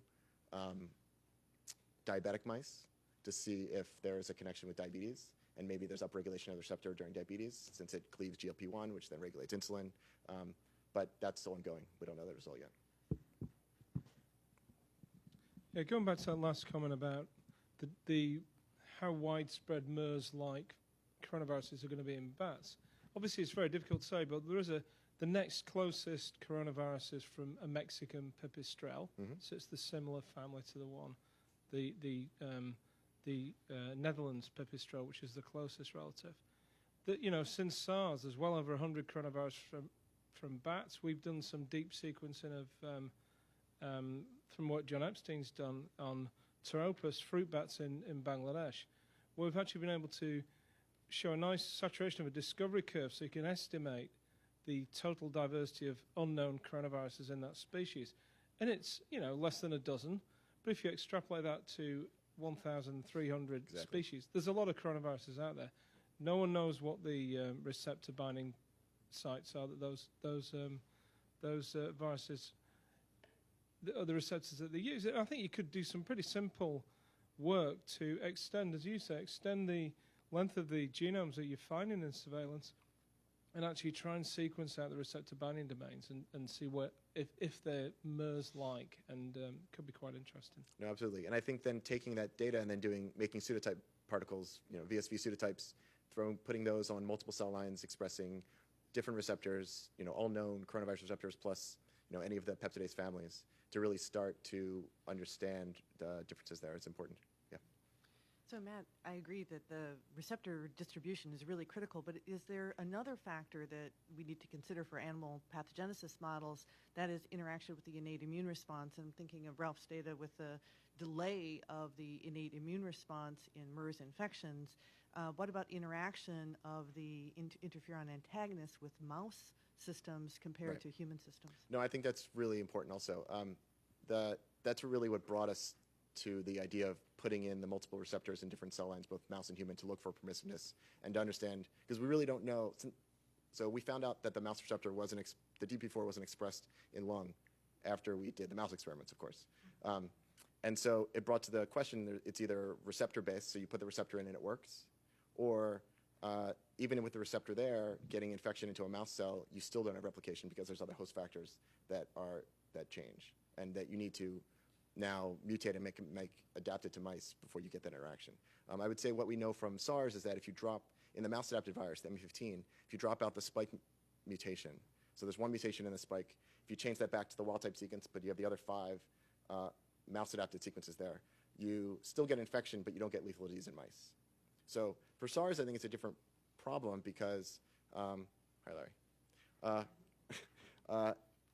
because you already get replication in mouse cells, in mouse lung. For MERS, we don't see that at all. But it doesn't look like we're seeing entry either. So I think that to develop the mouse model, at least, we do need transgenics. And I'm hoping that it's easier than it was for SARS, that we won't have all the off-target effects. But we'll have to see. There's no really way to know until we make the mice. Yeah. So my question, and maybe we have to go back to the bat people here. Sure. But I'll defer. Have people looked for hemagglutination of bat coronavirus, by bat coronavirus? And I'm asking this because, like TG, it does not have the hemagglutinin like some of the beta coronavirus, like bovine coronavirus. But when you treat TG with neuraminidase, you do expose sialic acid binding regions. And the spike also has the sialic acid binding regions for the other coronavirus. So has anyone looked at this in terms of bat coronavirus? I don't know, Ralph, if you have any information. Because, we're all looking for these mysterious receptors, but I mean, this is something else to think about with coronaviruses. Yeah, there could be a co-receptor involved as well, and especially in mice. I mean, it looks like in human cells, if you take a non-permissive cell and you put on DP4, you get infection. But there is always a chance that there's other things involved. Just to comment on the expression of the receptor in different species. Yeah. So we have checked several species, and it may be not absent in all, but in many species there are different levels of expression. So going to low to higher, but there seems to be quite some variation, and in most species it is really very low levels of expression in the lungs. Yeah. That's good to know. And I think the hamster model is actually really interesting because you do actually have expression of the receptor in the right place, but you don't get infection. And again, that could be multiple reasons, whether it's entry or whether it's other hamster host factors that are not allowing for replication, and that still needs to be figured out. Yeah, one more other comment. So ferret, we also do not see replication. So if you express the ferret DPP4 and check for binding of the protein to this receptor, there's no binding. Okay. Suggesting that it is a binding problem and there's no infection. Yeah, I think as crystal structures start being released for the spike interaction with the human DP4, we can now model the mouse and the other animal DP4s on top of that and hopefully be able to understand more about the interaction as well. Yes, I'd like to say I appreciate and emphasize your interest in looking at diabetes as a potential cofactor. As you mentioned, it's somewhat difficult to get complete information about the underlying medical conditions in patients so far with MERS, but 17 of the 23 patients in the hospital outbreak in the eastern province of Saudi Arabia just reported in the New England Journal had diabetes. Several others were obese, defined as a body mass index greater than 30. And then there's been a variety of other patients been reported to have with MERS who had diabetes. The first patient to France, to Tunisia, grandfather index case in the family outbreak, et cetera.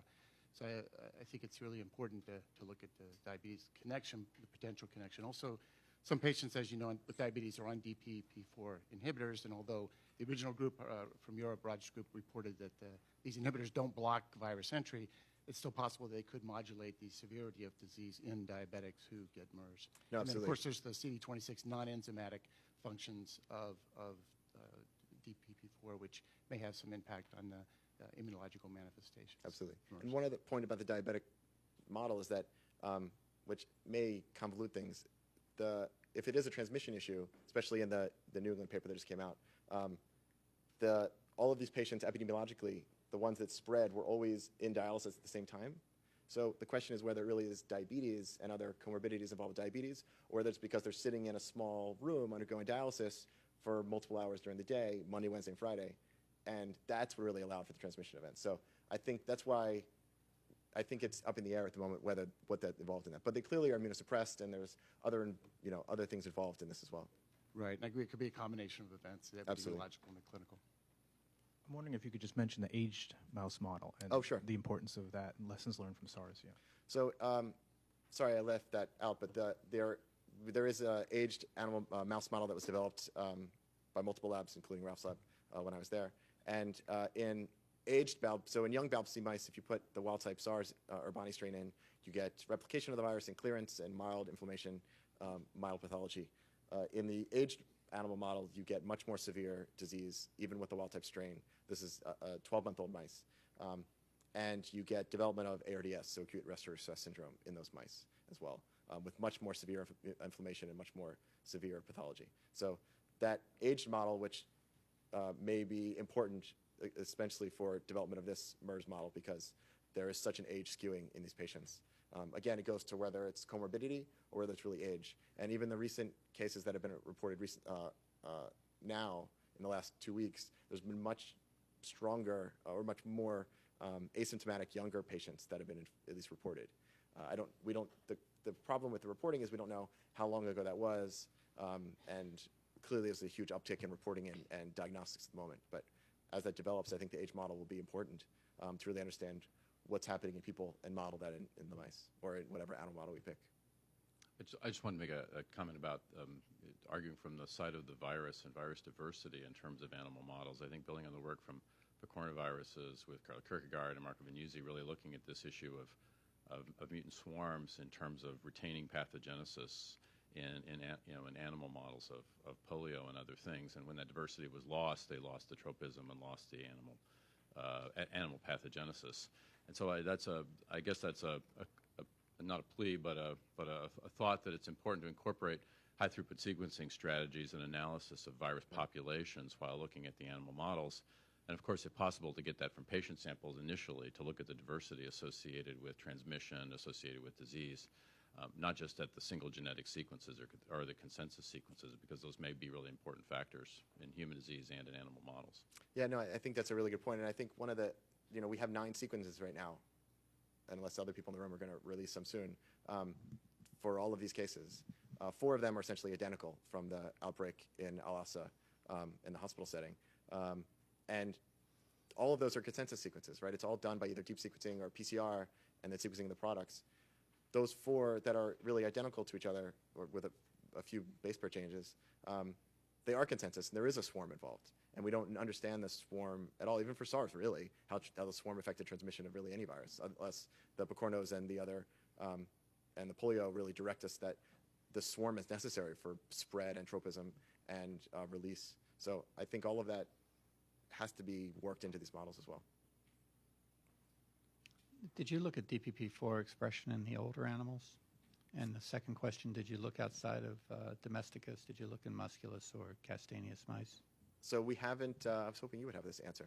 We haven't looked in the other Mark, do you have the strains. answer? No, Mark doesn't have the answer either. I was hoping it came up in the collaborative cross studies, but no, we haven't looked in the other outbred strains. And sorry, what was the first question? Oh, aged mice. So we haven't looked in aged mice to see if there's an increase yet. No, our aged mice are on order, so we're waiting to see to get RNA for those. But it should be easy enough to screen to see if there's a skew. As far as the studies in humans, I don't see any. I haven't found any data, and we're actually working with a diabetes group at Maryland now to get lung samples from diabetics young through old, and to really look to see if there's changes in DP4 expression there. And that may be involved in transmission events as well. Maybe either in addition to all of the comorbidities and the diabetes and other immunocomplications, that expression of the receptor is really involved as well. Matt, when you try to establish transgenic model, have you ever considered maybe some of the T cell subset and dendritic cell expression DPP4? Have you ever considered that? It definitely needs to be worked on. We haven't gone through that route at all. But I think that once the model is developed and we can start doing those studies, I mean, we could clearly make retrovirus targeted in vitro systems where we could take dendritic cells and macrophages and T cells and put DP4 in and look to see where it's expressed. But in humans, it's definitely in T cells. It's supposed to be macrophages. It's in neuronal cells. The DP4 is really not it doesn't have a small cell type that it's only in. It seems to be, at least in humans, it's really it's involved in a lot of things, in the gut, in the lung, in the brain, in inflammatory cells. So I think all of that's open to understand what's really going on, and how all of those different subtypes are involved. And importantly, which we haven't talked about today, DP4 is secreted. It can be cleaved and secreted. And what role of that? So what role does that have in pathogenesis and in infection? And maybe in diabetics or maybe in older people, you have less secretion. And so you have ability to infect faster, since you have less of the spike of the DP4 being released to act as a decoy for infection. I mean, all of that's open. I don't know any data on that at all. Okay, thank you. In that table you showed us about what animal species have been tried for animal model development, how many strains have been used? So for the animal, I know that rhesus and cynos have been used for the monkey studies. That's strains of virus. I believe EMC, we've only used EMC. What did you guys use EMC? Did you use London for yours as well? So London and EMC, you have EMC obviously. And I guess the infectious clone, but that's it. I don't know of any others available. Jordan is available, or have you tested in animals or just available? Okay. So that the Jordan strain would be great. I mean, yes. I think that those type of reagents, especially strains, need to be spread across the community. I guess this is for you and Bart. In addition to DPP4, if I understand the family correctly, there are paralogs of DPP4. Have you tried any of the other human paralogs to see if they could be receptors for docking and entry? No, Matt? No, we haven't. Okay. There's another form of DP4 that has a longer C terminus, but I don't think the N terminus is any different in that. That's just a splice variant. What role that has versus what in infection and pathogenesis, we don't know. It's also important we're putting in the shorter one for ease, but the longer one may be important as well. So we can't breed 100 mice, unfortunately, 100 strains. Okay, thank you very much, Matt. Thank you.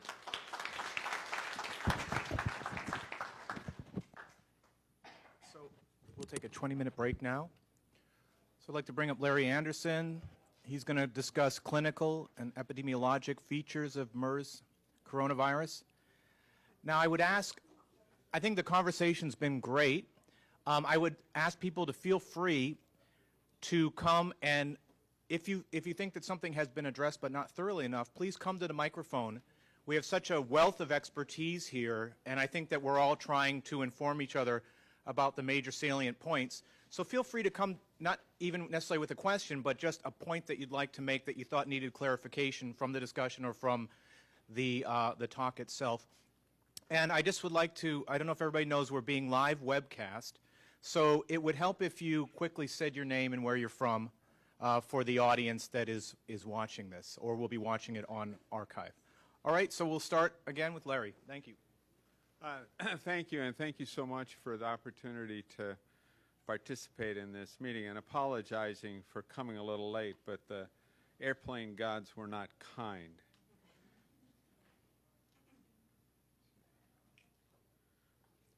Just note that some of the slides were provided, at least adapted from those provided by Sue Gerber and David Swerdlow at CDC, and as all of you have gotten information from the WHO site, some of this information comes from that as well.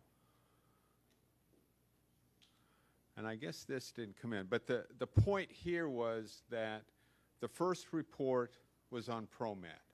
And I'll elaborate a little bit more on that in terms of what I think is relevant to this discussion related to that.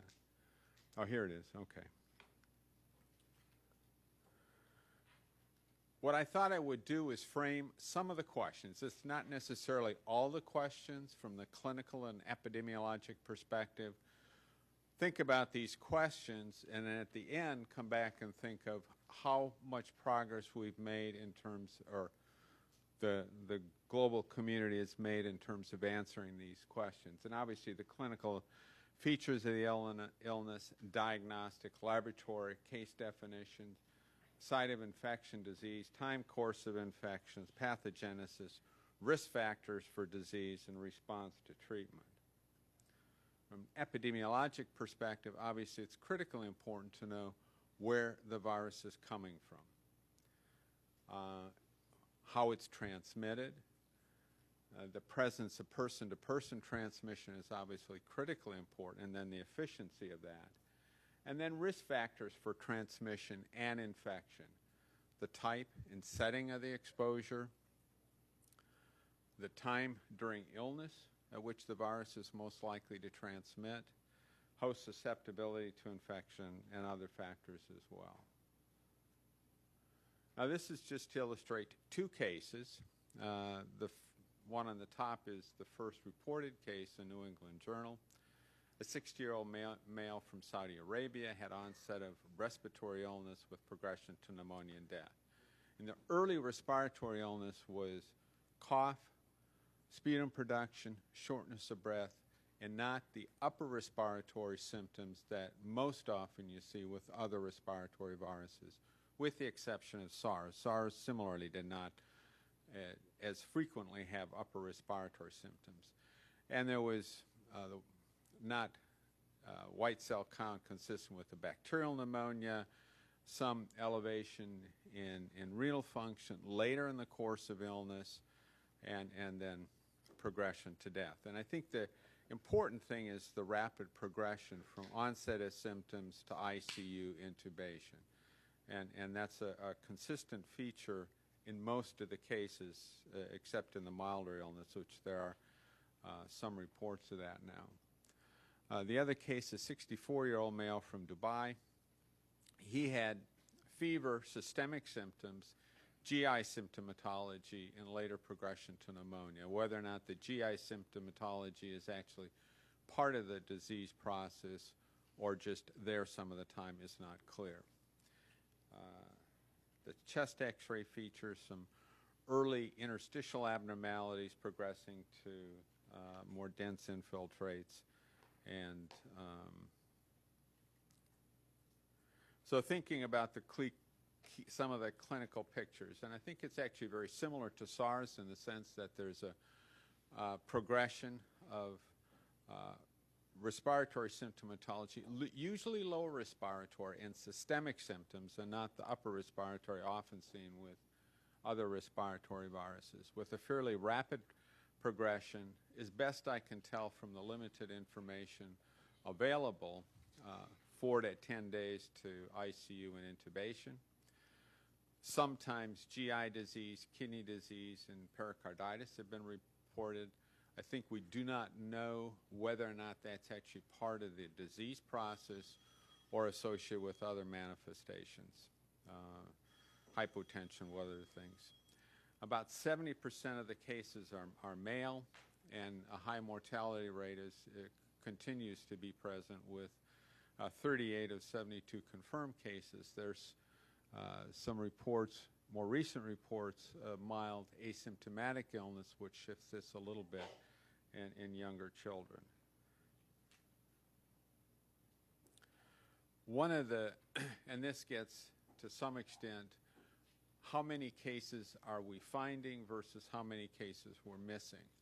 And I think one of the things that has more recently been done which is actually very helpful in thinking about that, is looking at evidence of infection in contacts of cases. And I think there's some more recent data, but the data when I prepared these slides, the study in Jordan that was recently noted in the GAR reports, where 8 of 124 contacts of cases, and some were suspected to be cases with low respiratory illness, 8 of those cases had serologic evidence of MERS coronavirus infection, including a few that had more mild, although most of these cases were hospitalized.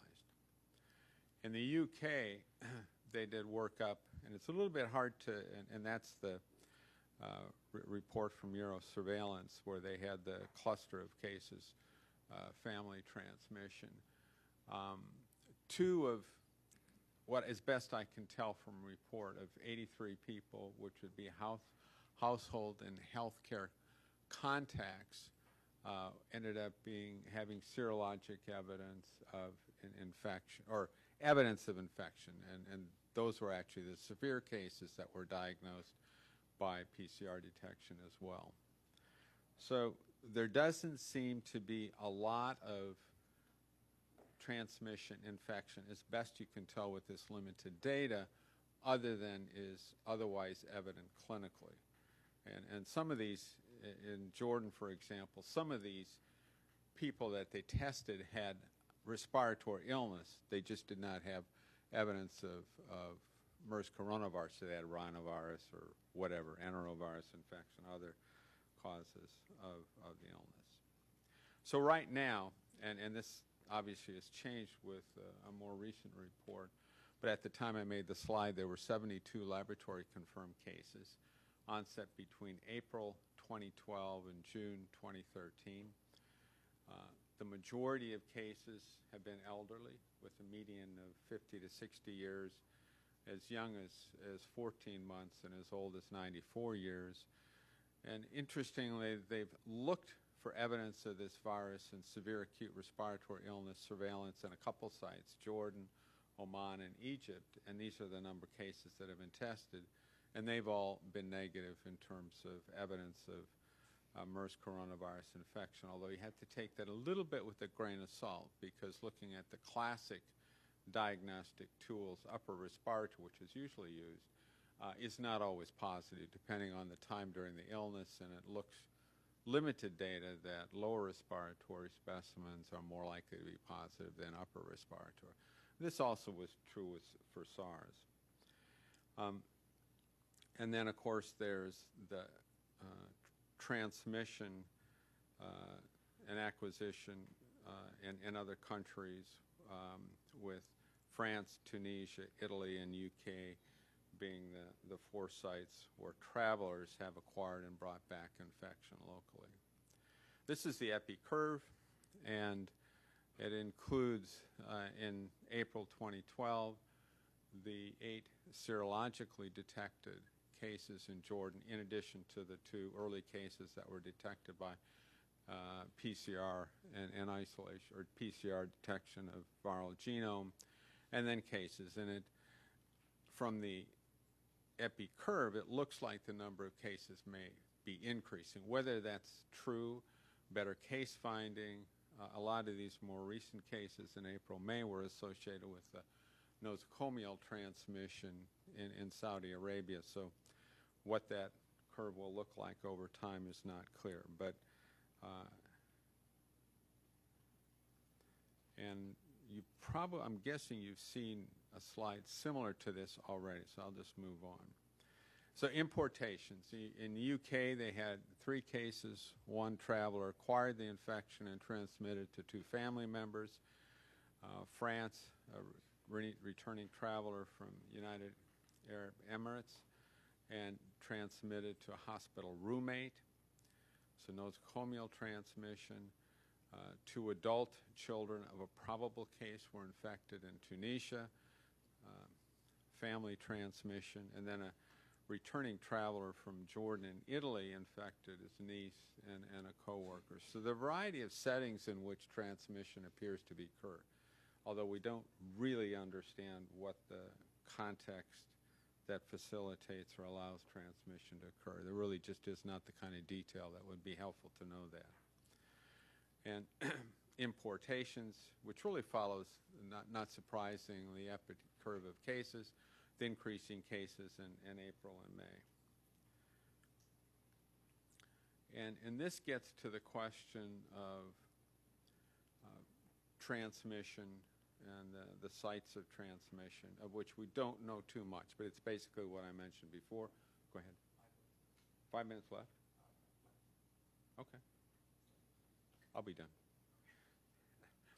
And this illustrates from SARS information that was exceedingly useful, and that's looking at days after onset of illness and days after onset of which isolation was occurred in the number of secondary cases. And it really illustrates the point, which probably is true for MERS coronavirus, but we're not quite sure yet. There's not sufficient data that transmission is most efficient later in the course of infection. And I think that's one of the reasons that SARS was able to be controlled by public health measures, case identification, contact isolation, or monitoring, and then appropriate infection control or isolation procedures. The family cluster in Saudi Arabia suggested that. And one of the interesting features were, at least in terms of clinical illness, and they didn't have data on serology, was the secondary cases were in the males. When the case was at home, the women would participate in care of the individual. Once they went to the hospital, the women did not go to the hospital, so the men were more likely to encounter the case later in the course of illness. Whether or not that's the reason for transmission at that time, we don't know, but it's certainly consistent with that. So let's go back to the questions. Clinical features including spectrum of illness. We've got some information. Diagnostic, case definition, laboratory diagnosis. I think we're in pretty good shape there. We've got case definition and reasonable diagnostic tools. Site of infection disease, other than the respiratory tract, we really don't know very much. Time course of infection disease, other than the clinical picture, but looking at the duration of excretion of virus and sites of infection of virus, we really don't know much. Pathogenesis of disease, the kind of information that you might get with pathology has not been done, and that actually would be quite helpful in understanding that. And of course, animal model data will give information on that over time. Risk factors for disease, age, underlying illness, other. There's some information, but the detail that you would like to have to really understand what's going on really is not there. And response to treatment, of course, treatment has not been tried, and that's probably, we don't have any information on that. Source of infection and disease, we don't know. I mean, other than human-to-human transmission, the reservoir of an infection, other than it's likely a bat, but probably an intermediate host, we really don't have much information other than anecdotes of some people contacting camels and goats, and there may be others that I'm unaware of. Person-to-person transmission, I think the data is quite good that person-to-person transmission does occur. I think it's also quite good that it's not very efficient, and you're not going to maintain chance of transmission, or like to, at least at this point in time. Obviously, this is something that can change if the virus adapts and acquires that capacity in the future. Risk factors for infection, transmission, type and setting. We've got some information there. No isn't quite right, but not a whole lot. So I think in comparison to SARS, we had a lot of information fairly quickly on many of these clinical and epidemiologic features of the infection and the disease. What we didn't do so well in SARS, and I think that's actually very difficult to do, is get information that you could understand the impact of treatment. There's some data on prevention strategies, but on terms of treatment, that's just very hard to do. With MERS-CoV, I think that there's been a problem in cooperation, collaboration, sharing of information. Exactly why? I mean, I think there are probably a lot of issues, but these are some of the issues that may come into play. And I think it's useful to think about, not necessarily now, but in the future, how can we set the stage that allows the kind of cooperation and collaboration in the context of the local situation? Because it really does have to be done in the context of the local situation. It can't be, we've got the great science and we're going to do this good science. That doesn't work. I mean, it really has to be a setting in the context of, and each situation is likely to be different. But I think in terms of responding to these kinds of events, it becomes quite important. I think in a sense we've dodged a bullet in that MERS-CoV has not spread rapidly, and some of the delay really hasn't created a public health problem or concern, but I think it is something to think about in the future. And thank you.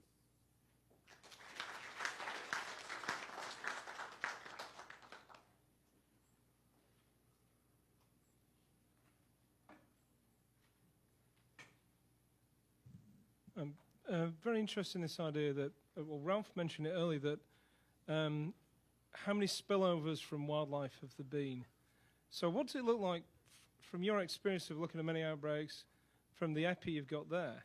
Does it look like one spillover from wildlife and then smoldering human-to-human infection? Or does it look like multiple spillovers? I think this looks to me most like H5N1 or Nipah virus, where you've got an ongoing reservoir with spillover. I think the nosocomial transmission in Saudi Arabia kind of went beyond that. There was a little more person-to-person transmission.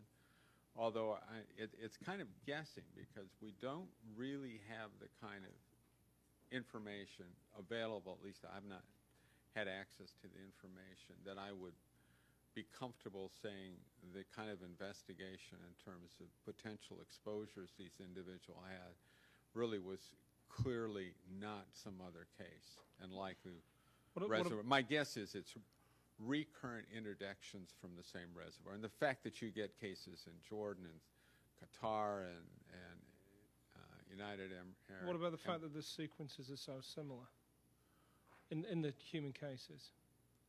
The viral sequences are so similar. I mean, if you got repeated spillover from a wildlife reservoir in different places, you'd expect slightly different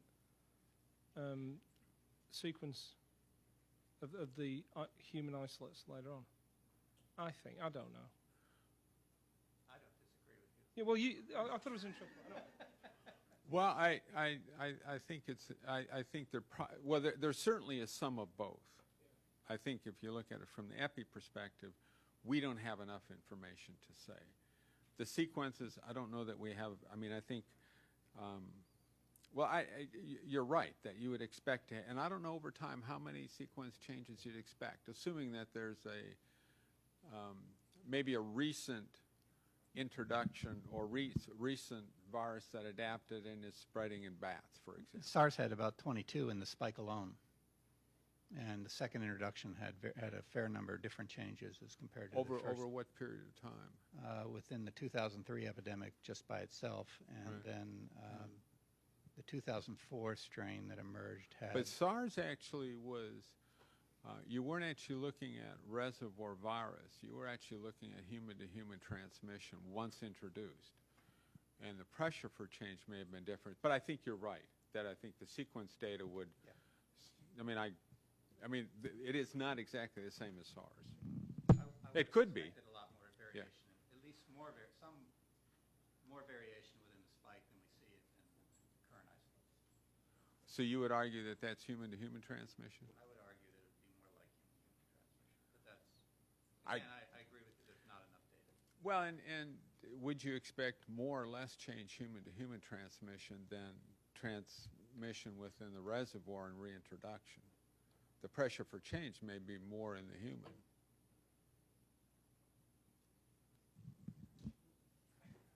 If it's a recent kind of So I would expect that there would be positive selection for mutations that would occur within the spike that would enhance transmissibility as low-level human transmission became more successful in human populations.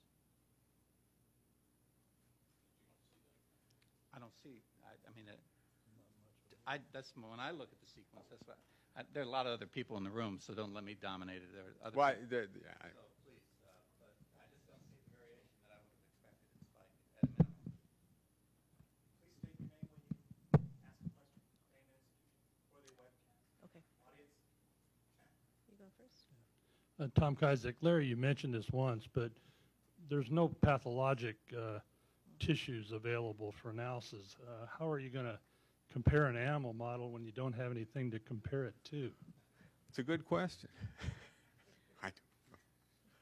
Kanta Subarao, NIH. I was just about to ask you about pathology. If autopsies are not culturally permissible, are there pre-mortem biopsies that can be encouraged to get a sense of the extent of pathology? I don't know the culture well enough. I mean, that's certainly a good idea. Whether or not that's viable, I really don't know. Others would have to answer that question. Tom may have some.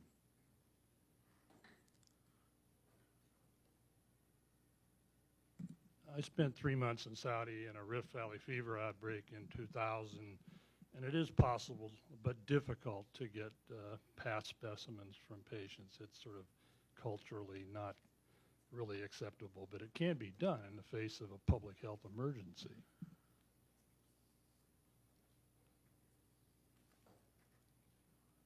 Well, Larry, I'm glad you mentioned that viral infections are really unknown other than respiratory tract. And I think that's, I just want to say that we have some experiment that using the highly polarized human bronchial epithelial cell. And we found now this virus can infect not only from apical side, can be also infected through the basological side. I don't know the original report by European scientists. They using the primary human bronchial epithelial cell. I'm just wondering to see have they ever checked it to see they infect them through, can also infect them through the basological side or not. If that is true, they can infect them from both routes. That indicate maybe some other site other than respiratory tract we need to consider. Well, I was just curious about the fact that there's no upper respiratory tract syndrome before the lower, and the idea that these cells, the target is non-ciliated cells, and that it's happening in Saudi Arabia, and wondered just about what that says about particle size for transmission.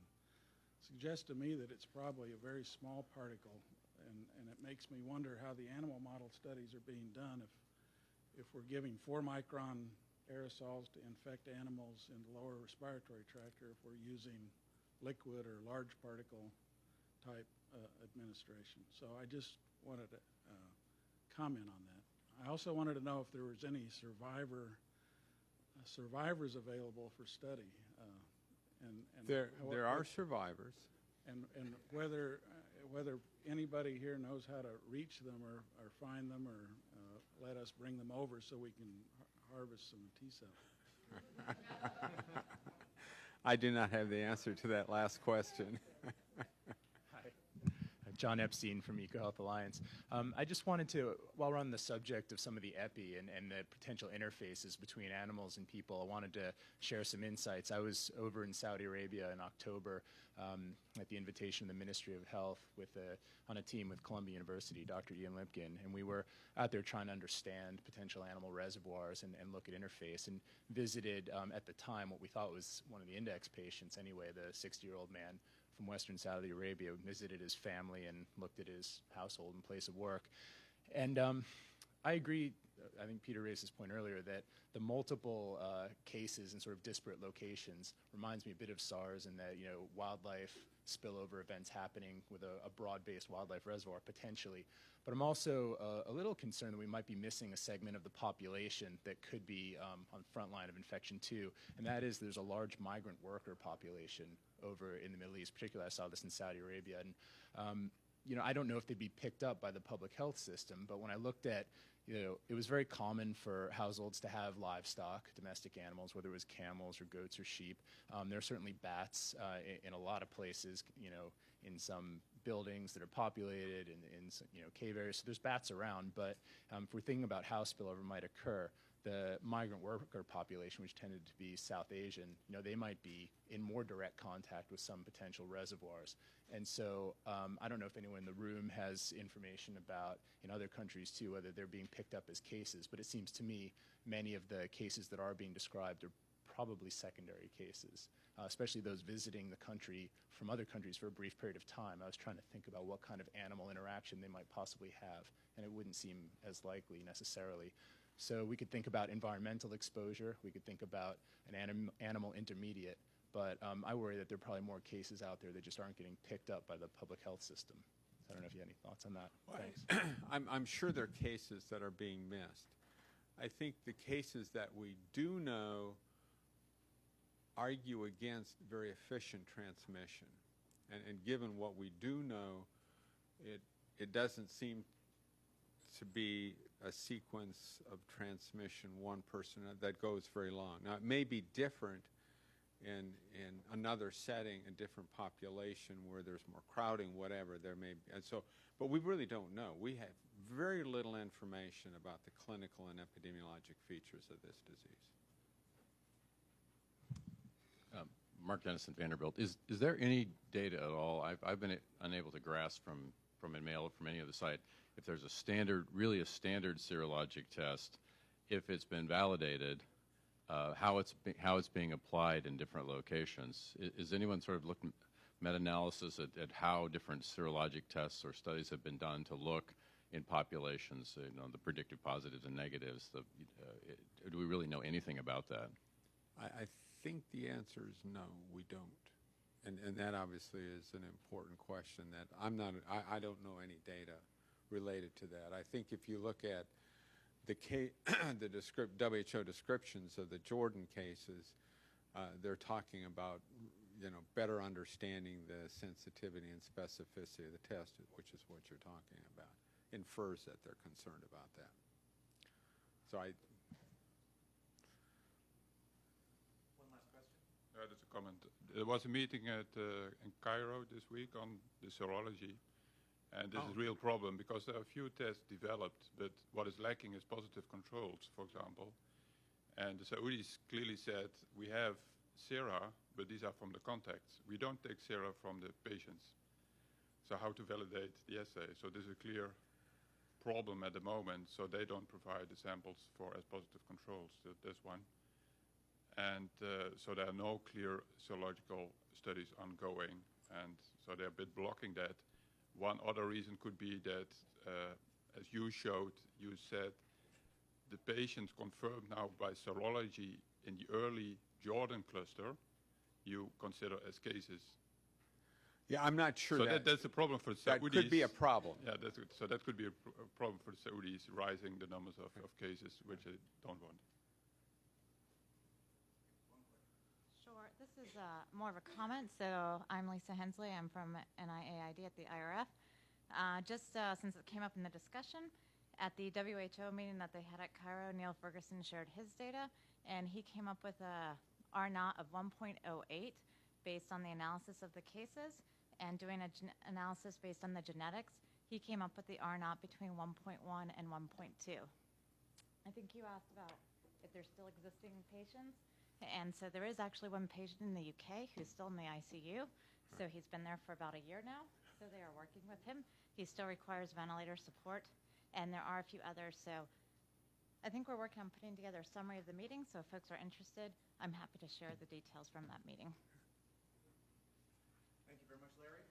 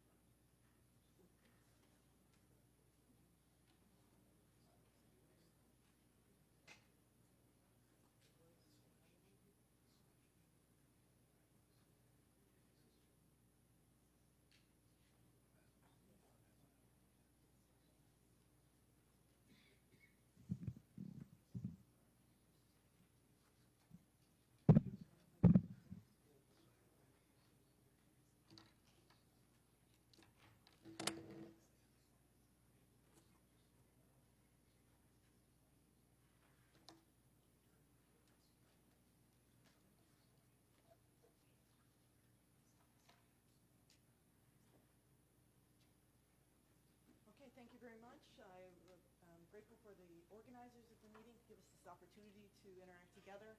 And it is really a pleasure to share reagents and share information with each other. It is not on. Okay. There we go. Okay. So thank you to the organizers, and I look forward to discussing our results and also the approaches for towards the development of antiviral compounds for MERS coronavirus.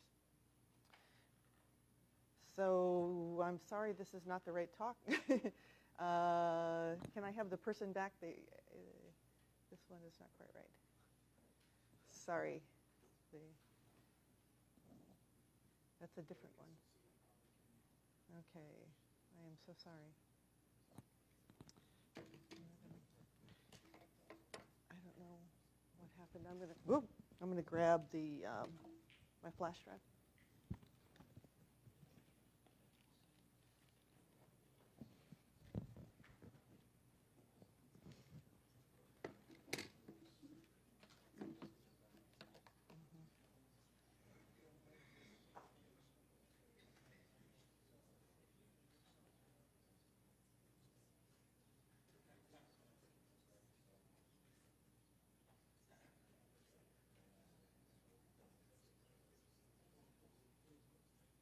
You're going to see that slide again. It's just going to be in a different order.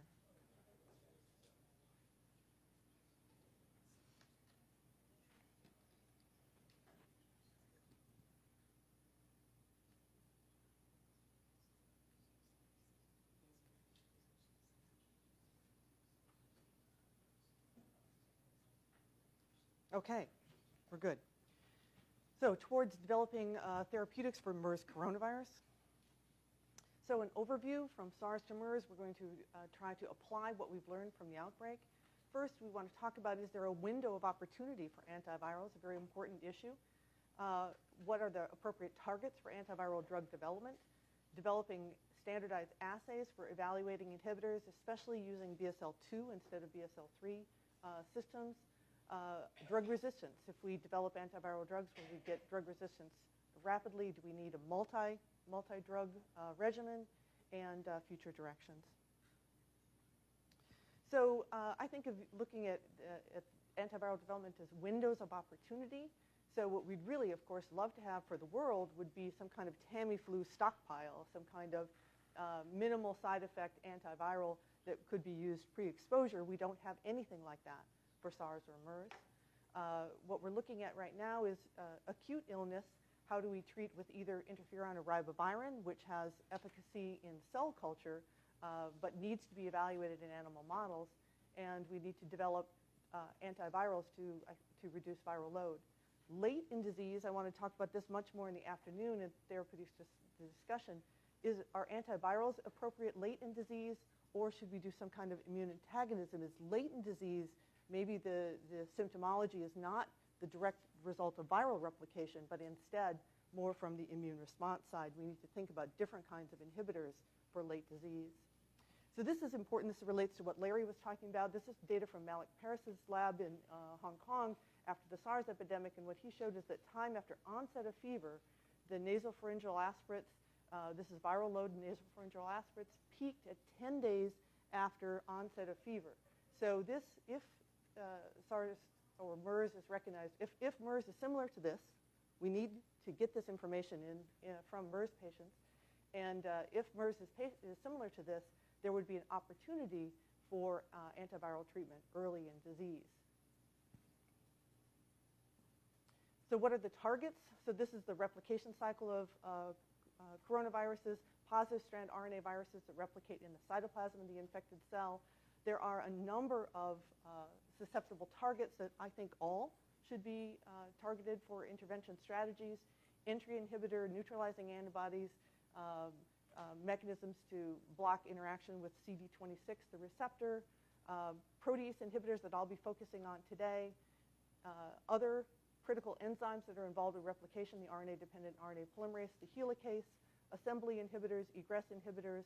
You can also imagine doing siRNA screens to identify host factors that are critical for this process. So one of the key things that are important to remember about coronavirus replication is it tremendously modifies the host cell environment. So here's transmissional electron microscopy of uninfected cells 6 hours after infection with a model coronavirus mouse hepatitis virus. This is from my lab many years ago, showing the tremendous development of double membrane vesicles. And then Eric Schneider's beautiful work using EM tomography of SARS coronavirus infected cell, showing the accumulation of double membrane vesicles and convoluted membranes. So these are the sites of viral RNA synthesis. These are membrane-associated replication complexes. So it makes it a little more challenging to develop soluble protein assays because the replication complex is membrane-associated. But when we look at the targets for comparing SARS and MERS, this is the two open reading frames, open reading frame 1A and 1B, that encode the 800 kilodalton polyprotein, replicase polyprotein. And the striking thing here is even though there's only about 50% sequence identity between SARS and MERS, you can see the proteases domains are conserved, and the overall pattern of proteolytic processing is predicted to be the same. We are just now investigating this processing, but to date we believe that the processing, certainly the enzymes are functioning identically, and the processing is identical. So what I'd like to talk about now is leveraging some of the information that we've acquired over the years to inhibit the chymotrypsin-like, 3C-like protease, and the papain-like protease. So I'll start with 3C. So 3C, Dr. Rao's group from China has already expressed MERS 3CL-Pro in bacteria, solved the crystal structure, and identified a peptidoglycan inhibitor that he can co-crystallize. And in the next slide, you can see this inhibitor has an IC50 of about 0.3 micromolar and fits nicely into a conserved substrate binding site. So red is identical, or yellow is conserved, and green are diverse. So you can see the binding site is highly conserved. So what we'd like to move forward is, of course, testing these in an appropriate animal model, but we need an appropriate animal model first. Andy Messicar's lab has also expressed and purified 3CL-Pro and has co-crystal structures with inhibitors. They've been able to develop a high throughput assay and are able to compare the enzymatic activity of MERS and a number of 3CL-Pro enzymes. And it would be great, of course, to access high throughput screening facilities to identify inhibitors that would be cross-reactive to these different groups of 3CL-Pro enzymes. Another attractive possibility are derivatives from AG7088. This is a 3CL-Pro inhibitor that was developed against picornaviruses, common cold viruses, and has gone through phase 2 clinical trials. Unfortunately, it doesn't really stop enterovirus or common colds because you have to pre-treat with this, but it could be possible that it could inhibit coronavirus infections. Again, we need to test this in animal models. So derivatives of this lead compound inhibit both SARS and MERS 3CL-Pro activity. We've also used these reactive esters, and they have cross-protection between SARS, or cross-inhibition between SARS 3CL-Pro and MERS 3CL-Pro. So in order to develop BSL-2 kind of assays for this, we've leveraged a luminescence biosensor. And many times when you think about luminescence biosensors, you think of protease killing the light. But instead, this is the other way around. There's an inactive luciferase that you can insert a protease cleavage site here. So we've inserted the consensus site for MERS 3CL-Pro. This, when it's expressed in cells, is inactive. But if you co-express with MERS 3CL protease, it will cleave this site and activate the active form of the luciferase. So you can see in live cells that are co-transfected with the substrate and with the protease, you can see the increase in luminescence over time. And if you treat with this active ester compound, you can see the inhibition of enzymatic activity. So this is a very straightforward luminescence assay. We'd like to use this as a platform to really compare a number of different antiviral drugs. One of the challenges for comparing 3CL-Pro inhibitors is that everybody uses different assays, and it's challenging to compare one to another. Another issue with making antiviral drugs is, of course, the accumulation of drug-resistant mutants. So we've done some studies using these active ester compounds and isolated drug-resistant mutants of mouse hepatitis virus, and what we found is that the virus, the mutant virus, the drug-resistant virus, is impaired for processing and delayed in replication.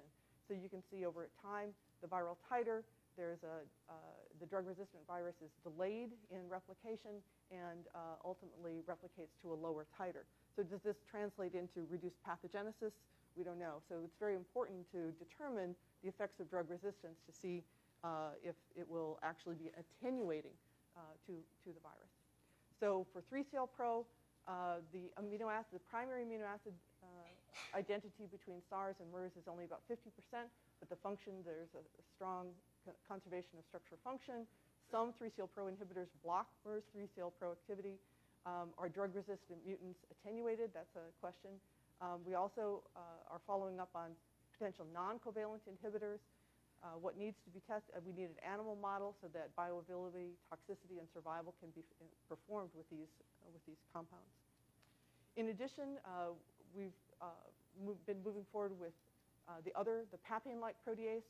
So from SARS, I was fortunate to collaborate with Andy Messakar and Aaron Ghosh, and Andy identified a lead compound that Aaron Ghosh modified. There was a structure-activity relationship where you had good IC50 values, and then these compounds with good IC50 values were able to inhibit cell death mediated by SARS coronavirus. So EC50 about 10 micromolar. So unfortunately, fortunately, we have structure. So what we know is that this antiviral compound binds upstream of the catalytic site in a groove that induces a loop closure, and this tyrosine residue is really critical for binding this drug. So unfortunately, MERS doesn't have that tyrosine residue. Okay, so we still have this same pocket of opportunity for developing antivirals, but the homology model indicates that the compounds that would inhibit SARS would not inhibit MERS, and that's what we've seen to date. So Andy has also expressed and purified PL-Pro, has developed good enzymatic assays. You'll note really good activity against ubiquitin AMC and ISG15 AMC. So the papain-like protease from MERS is a protease and also has deubiquitinating and deacidylating activity. And he's identified some lead compounds. The previous existing SARS PL-Pro inhibitors are not so great against MERS, but he has identified lead compounds that can be followed up for MERS inhibition. We have also been expressing the protease in cells, so we have MERS PL-Pro expressed and functional in a transcleavage assay, a cell where we transfect in substrate provided by Matt Freeman, the NSP23 GFP construct from SARS. So MERS will cleave this in trans because there's a conserved LXGG cleavage site here, and this will generate the product. We also wanted to take advantage of I told you this enzyme is a protease, but also is a deubiquitinating and deacidylating activity. We think it acts as an important interferon antagonist. In order to develop a system that can, a mouse model system to exploit this, we've been leveraging a system developed by Skip Virgin and Debbie Lenschow from Washington University in St. Louis, where you generate a chimeric Symbis virus that expresses ISG15 and a papain-like protease. So Symbis virus, when you infect mice, it will normally cause a lethal infection, but if you co-express ISG15, they will survive infection, but this ISG15 expression has to be conjugated. So if you conjugate it to cellular substrates, if you co-express a protease that removes this conjugation, then the mice will succumb to disease. So we've generated these viruses. We've shown that both this virus expressing SARS PL-Pro and MERS PL-Pro, the wild type has deacidylating activity, and the catalytic mutant does not have deacidylating activity. So far, we've moved the SARS virus into mice, and we can show that the PL-Pro inhibits the ISG15-mediated antiviral effects in these mouse. So this is a BSL-2 model system for studying, for sure, SARS, and we're just getting enough baby mice to start infecting with our MERS constructs. So we think this will be a model system for being able to evaluate the PLpro inhibitors in a BSL-2 setting. And in cell culture, we can see that the antivirals for SARS actually do block the PLpro-mediated deacetylation. So a summary for MERS PLpro. PLpro amino acid identity is only about 30%, but functionally it's conserved. It's a protease, a deubiquitinase, and a deacetylase. Previously identified SARS PLpro inhibitors do not block MERS, so new screens are ongoing.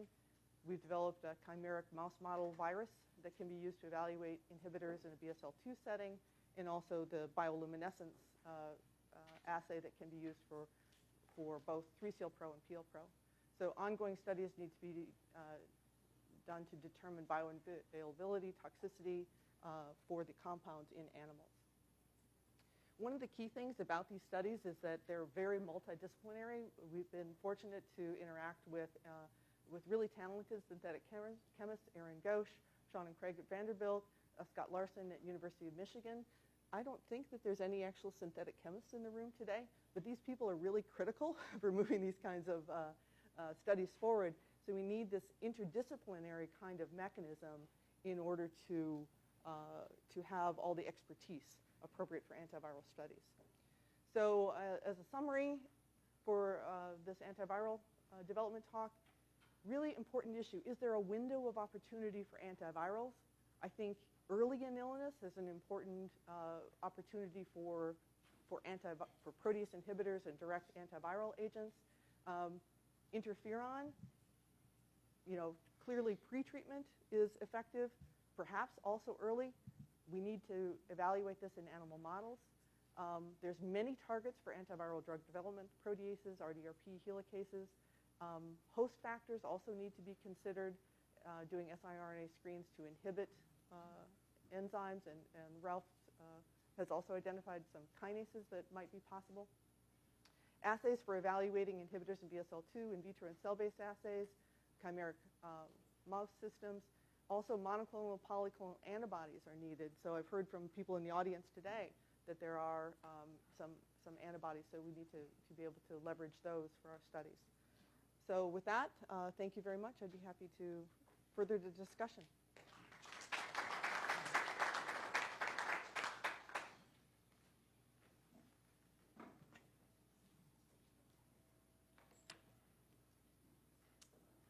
Subarao, NIH. A quick question. I think I heard you say that the activity of the CLpro is about 10-fold greater with MERS. Can you speculate on why that is, based on sequence? Andy, would you like to speculate on the enzymatic activity? It's less. It's not 10-fold more. It's 10-fold less. Yeah, it's 10-fold less. 5 to 10-fold less in cell culture or in biochemical assays. What's happening inside the virus, we don't know. Hi, 2 questions. One, I was wondering if you could comment on the interferon or ribavirin model in SARS and what that showed us and whether that's really the right place to go for MERS. And then the second question is, what role do you think is there for immediate use for screening of all FDA-approved compounds in vitro to get really a hold on lead compounds to go further, since they're already approved and we can use them for off-target use? Those are really good questions. I think first, the interferon question is a really important issue. I think it can only be addressed in animal models. And if you look at Malik Paris's paper, when they tried to use interferon in SARS patients, he even discusses the point about, are we treating with interferon too late? I don't have the right controls. So I think it's difficult to interpret the interferon data from SARS patients. Yeah, so more specifically the ribavirin issue. So Dale Bernard showed that in mice, he could treat them with ribavirin, and you actually got worse disease than just SARS alone. And whether that's really the right place to start for this, I think is pretty questionable. I think that's a really good point. I also think that it needs to be evaluated in animals, but I have concerns. I think that those are valid concerns. So we've done the ribavirin interferon treatment study. In cell culture, right? But not in the it's under review. We done it in rhesus macaques. In monkeys? So we only took them out because our animal model has its limits. So it's not a lethal model. peak shedding was at day 3. So we see a decrease in titers of about a log. But most interestingly, if you look at gross pathology, you don't see any lesions in the treated animals versus the untreated animals. And they were treated immediately upon infection, or any delay? 8 hours. 8 hours after primary infection? Yeah. And have you done anything where you've waited 4 days or 3 days? No, not yet. So Interferon or ribavirin? combined. Do they work separately? We haven't done that because it's a rhesus model, so it's not that you can do. Right. And So it has its limits. I guess, does anyone know the PK for ribavirin in rhesus to see? Do you need single dose day, double dose? So we started with a loading dose and then every, I think every 16 hours. But that's the kind of information that's really helpful. Thank you. Hi, Eric Snyder, Leiden University Medical Center. I'd like to comment by drawing your attention to the SILVER project in Europe. This is a European Union funded project including teams from Marseille, Bruno Canard, Rolf Hülkenveld from Lübeck, us in Leiden, Bart Haagmans in Rotterdam, and the RECA Institute, which is the leading European academic drug screening institute. So we have responded to the MERS outbreak by collaborating on this virus, and I think important questions that were already raised is the screening of FDA-approved compounds. So a library is currently being screened, and the first hits are being followed up. Also to look at combinations of these compounds. As you may know, Rolf Hülkenveld has a reputation for the main protease in particular, and is working on structure-based drug design for the main protease of the MERS virus. And the Marseille team is, I think, very interested because you only discussed protease inhibitors, but of course the other many enzyme targets are there, but the polymerase is of course a very interesting one because this is a key drug target in many other virus systems. And the Marseille team, I think, is the first now worldwide who has developed a really efficient in vitro RDRP assay by making a combination of different non-structural proteins needed to achieve that. So they are working on this assay and trying to use it for compound screening. And of course, there are many nucleoside inhibitors, for example, developed from other virus studies that can be tested now. So if anybody's interested in collaborating with this consortium, you can go to the website www.silver- let me get it straight, silver-europe.com, and or just talk to me, and I can get you in touch with these people. We're using, it's not high throughput, it's medium, manual medium throughput. So we're using the virus in cell culture and at BSL-3 level using a CPA-based assay, colorimetric assay, which is just been published in a Journal of General Virology paper. If you look for my name and JGV, you'll find it. No, we're counting on Bart, who's right over there, to deliver that. But of course, this is one of the first questions after cell culture has been done, how to get this into an animal model that works properly. Yeah, I can only agree to previous speakers. Thank you, Eric. I just wanted to follow up on Eric's comment, Mark Dennison from Vanderbilt. This issue of this is an opportunity, I think, to begin to look at different kinds of combinations of drugs. I think single drugs against a protease, against a polymerase, are bound to have challenges in coronaviruses. There's an interesting dichotomy involved. We've discovered that the exonuclease is responsible for ribavirin and 5-fluorouracil and other nucleoside analog resistance. And knocking out the NSP14 exonuclease results in about between 100 and 1,000-fold increase in sensitivity to ribavirin.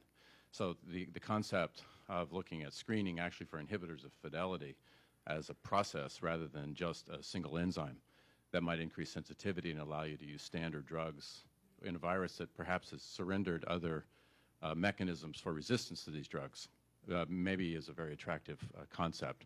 So I think it's an opportunity to look at what coronaviruses do uniquely in great ways to try to knock those things out in combinations, like, for example, with protease inhibitors and other inhibitors concurrently, which might have higher efficacy and less likelihood of developing resistance. Absolutely. I think we've learned so much from HIV cocktails that we have to be open to considering multi-drugs for maximum efficacy. This is Vincent Munster, NIAID. One comment, I think, like in terms of you want to go into animal testing, it would be very, very helpful if, like, toxicity and bioavailability data is there, because otherwise we cannot get it through to our committee, understandably. Absolutely. It's so important. Other questions, comments? Okay. Thank you. Thank you.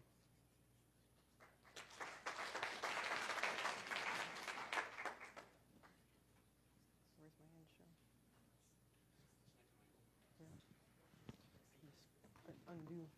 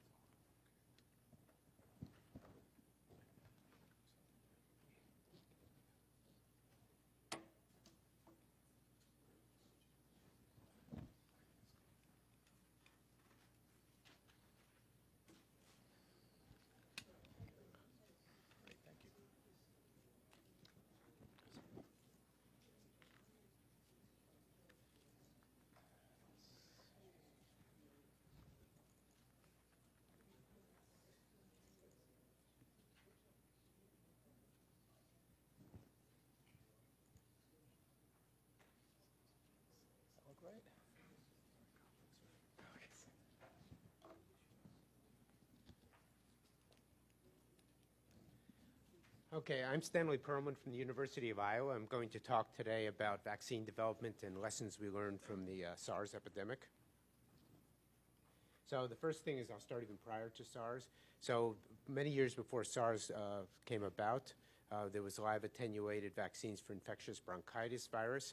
And what we learned from these vaccines is there was transient protection in combination with circulating strains, which tended to give live attenuated vaccines a bad name. Additionally, there were killed IBV vaccines and bovine coronavirus vaccines, which also didn't have great efficacy. And I think that Linda may want to correct me, but I think that the best vaccine we actually have is porcine respiratory coronavirus, because this one arose naturally. As she discussed, it's a deletion in the S protein.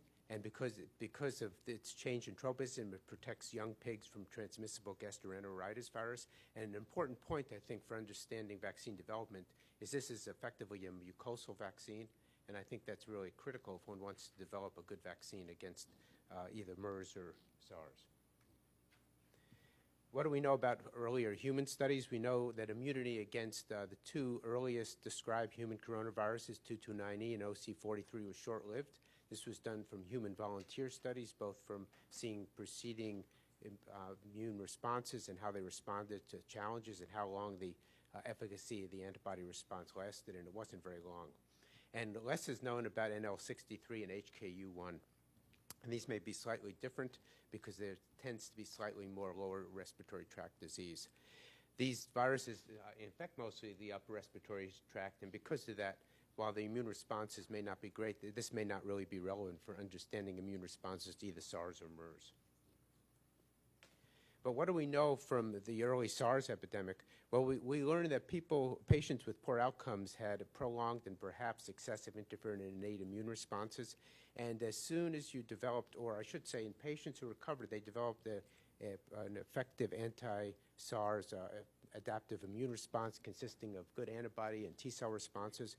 We don't know, of course, from these patients whether either of these was really protective. We would guess they would be, but because the epidemic, thank goodness, disappeared, we don't really have the test of them being re-exposed to virus.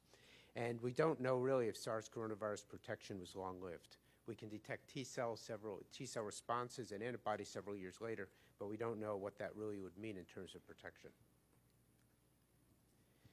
We do know that if you put neutralizing antibody into an experimentally infected animal, that there will be protection, and clearly this protection will be better if it's a homologous virus with the same S protein, a little less good if it's heterologous, and one can almost predict this from knowing the targets for the antibody response. And similarly, antivirus T cells even in the absence of antibody, are in some studies completely protective against infection, and others are partly protective. So both aspects of the adaptive immune response are reasonable goals in thinking about developing a vaccine. Some of the studies that have been done with vaccines, starting with inactivated vaccines, there was a set of ideas and studies using doubly inactivated vaccine, and this is an activation by formalin and UV irradiation. In animal studies, these vaccines were protective in young animals, especially if delivered with adjuvant, and not so protective if they weren't. And in older animals, protection wasn't so well defined. These vaccines are going to develop mostly antibodies. And if this is like many viruses, you also need a T-cell response, and whether these viruses can effectively develop a T-cell response isn't clear. The other thing that we know from some of the SARS studies, this is from Ralph's lab and from others, is that if a vaccine contains predominantly an N protein response, you get poor protection, and correlated to that is eosinophilia and increased lung cell infiltration. And what we don't know is the last statement on here. We don't really know whether these enhanced pathological changes are the cause of the problem, or they just occur because the virus isn't protective, you're getting an abnormal immune response. So we don't know that the pathological changes are more than markers. I think this is a little unclear. And the reason that's important is because there was a clinical study that was started or going to be considered for this doubly inactivated vaccine, and there were a couple of studies that came out that said maybe that you do get immunopathological disease with just vaccination and challenge, and this was done in mouse studies. But whether those changes were actually, they didn't correlate with poor protection, and whether those changes themselves were a sign of something you shouldn't carry forward, I think it's not clear, at least not to me. So what do we know about live attenuated vaccines from the SARS studies? We actually know that these work pretty well. There's a whole bunch of them, and they tend to be protective and safe. And next slide, I'll show you one of the two data slides that I have here.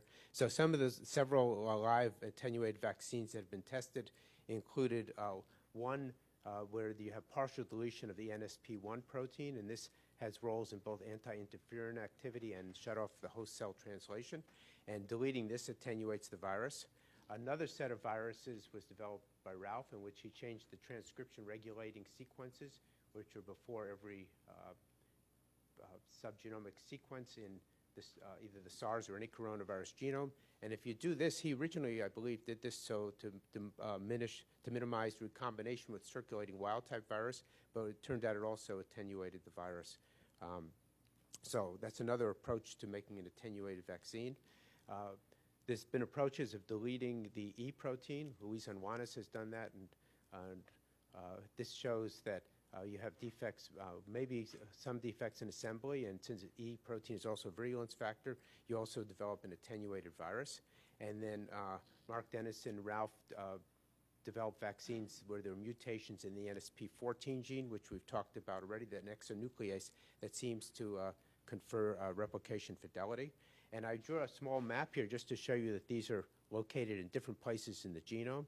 So if one is worried about safety, and that's always the major issue with live attenuated vaccines, by combining mutations either with the TRSs or NSP1 and 14 or E, you can see that they're quite distant in the genome. So it would be, in theory, make it less likely that you'd get recombination. Now, the thing about coronaviruses is that they're trickier than just recombination, so there's other ways that they might decide to repair, and that may not be obviated by doing this. So this is just a slide to show some of the protection studies.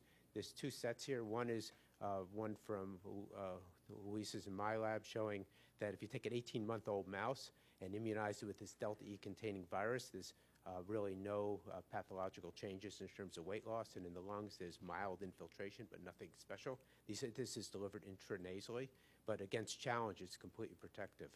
And this is a graph that I lifted from Ralph's and Mark's paper, showing that if you mutate NSP1, you also have a virus that completely protects against challenge with a lethal virus, and this is with a 12-month-old mouse infection. So what do we need to think about in terms of developing human coronavirus vaccines in general? So We know that both MERS and SARS, as has been mentioned in previous talks, are characterized by a lack of rapid immune interferon response, maybe any interferon response in tissue culture. And in some mouse models, infection is also characterized by delayed immune response. This stealth infection in these systems allows the virus to get a foothold, and you subsequently get a host immune response that's subsequently dysregulated. Now, in other versions, in other mouse models, you actually get a rapid immune response. This is particularly true in aged mice, I believe. And there you also get a dysregulated immune response. So how these two are related is not completely clear, but there's clearly a dysregulated immune response initially after infection with either one of these coronaviruses. And activation of the innate immune response at a time of infection is protective, and TLR agonists are effective in doing this. And I'll just show you in the next slide the last piece of data. This is a set of experiments we did with 22-month-old mice, which are extremely sensitive to SARS. If you pre-treat them with poly-IC, which activates the innate immune response, you actually change more survival from about 10 to 15% up to about 70%. And these are mice very, very difficult to protect. So protection isn't complete, but it shows the idea that if you give the host a heads up on getting the immune response started, they actually do much better. And what vaccination really does is it counters this lack of immune recognition. So once you vaccinate, none of this seems to be an issue. So what are some general points that we need to think about in MERS vaccine? Some of these are not completely clear yet, but they're from what I think they're true from what I've read so far, and they may turn out to be not completely true. So the first one is that there's no evidence that the virus persists in either SARS or MERS. So if the virus persists, it may be like it does in flu, where it persists at low level in neurons in mice, and the clinical significance of that is not clear. But as far as I know, when I say persistence, I don't mean 2 or 3 weeks. I mean a long time after infection's finished, and I don't think there's any persistence. And I think that vaccines in general are easier than in acute self-limited infection like SARS and MERS than in more persistent infections like hepatitis C or HIV or any of the other things where we've really had trouble developing a vaccine. And of course, this statement is way too strong because there's exceptions like respiratory syncytial virus where it's been very, very difficult to develop a good vaccine, though there's some new work on that as well. Live attenuated vaccines, as I've been saying up to now, are generally more protective and induce cell-mediated immune responses, which may be particularly key against lower respiratory tract pathogens like the SARS and MERS coronaviruses. And also, live attenuated vaccines are prone to mutation and recombination, which are clearly a problem. And live attenuated vaccines are contraindicated in immunocompromised patients, and they may persist in these individuals. And one of the things about thinking about immunocompromised patients is it's very obvious if a patient's had a bone marrow transplant or is born with a severe immunodeficiency. But one of the problems we've seen over the years are patients who have very subtle immune defects who you don't actually find out until you give them vaccines. So unless you have a need for a live attenuated vaccine, this is always going to be a concern. And as I mentioned earlier, we don't really know whether the duration of immunity after natural infection with SARS or MERS-CoV is long-lasting. And we also, I think our general experience so far is that the live attenuated SARS corona vaccines that are most successful in mice are delivered intranasally. I don't know of careful side-by-side studies showing that other routes of immunization are not as good, but I don't think it's going to be true. Others in the room may have information about this. And the notion that an intranasal vaccine would be most useful actually is also consistent with very, very recent data that's showing that at sites of inflammation, this was first shown in herpes, but I think it's going to be published shortly in respiratory infections as well, is that virus-specific T cells on mucosal surfaces, even if present at extremely low amounts, are very important sentinels for an infection and actually start the immune response revving up, even though these cells are almost barely detectable. So having a protection in the BAL right there when the virus is entering the organism may be critical for developing or thinking about vaccine development. So the next question is, do we need a MERS vaccine? And the first question has been discussed several times already at this meeting. How prevalent is the infection? Clearly, the less you have, the less likely you need a vaccine. The more common it is, the more a vaccine will be important to develop.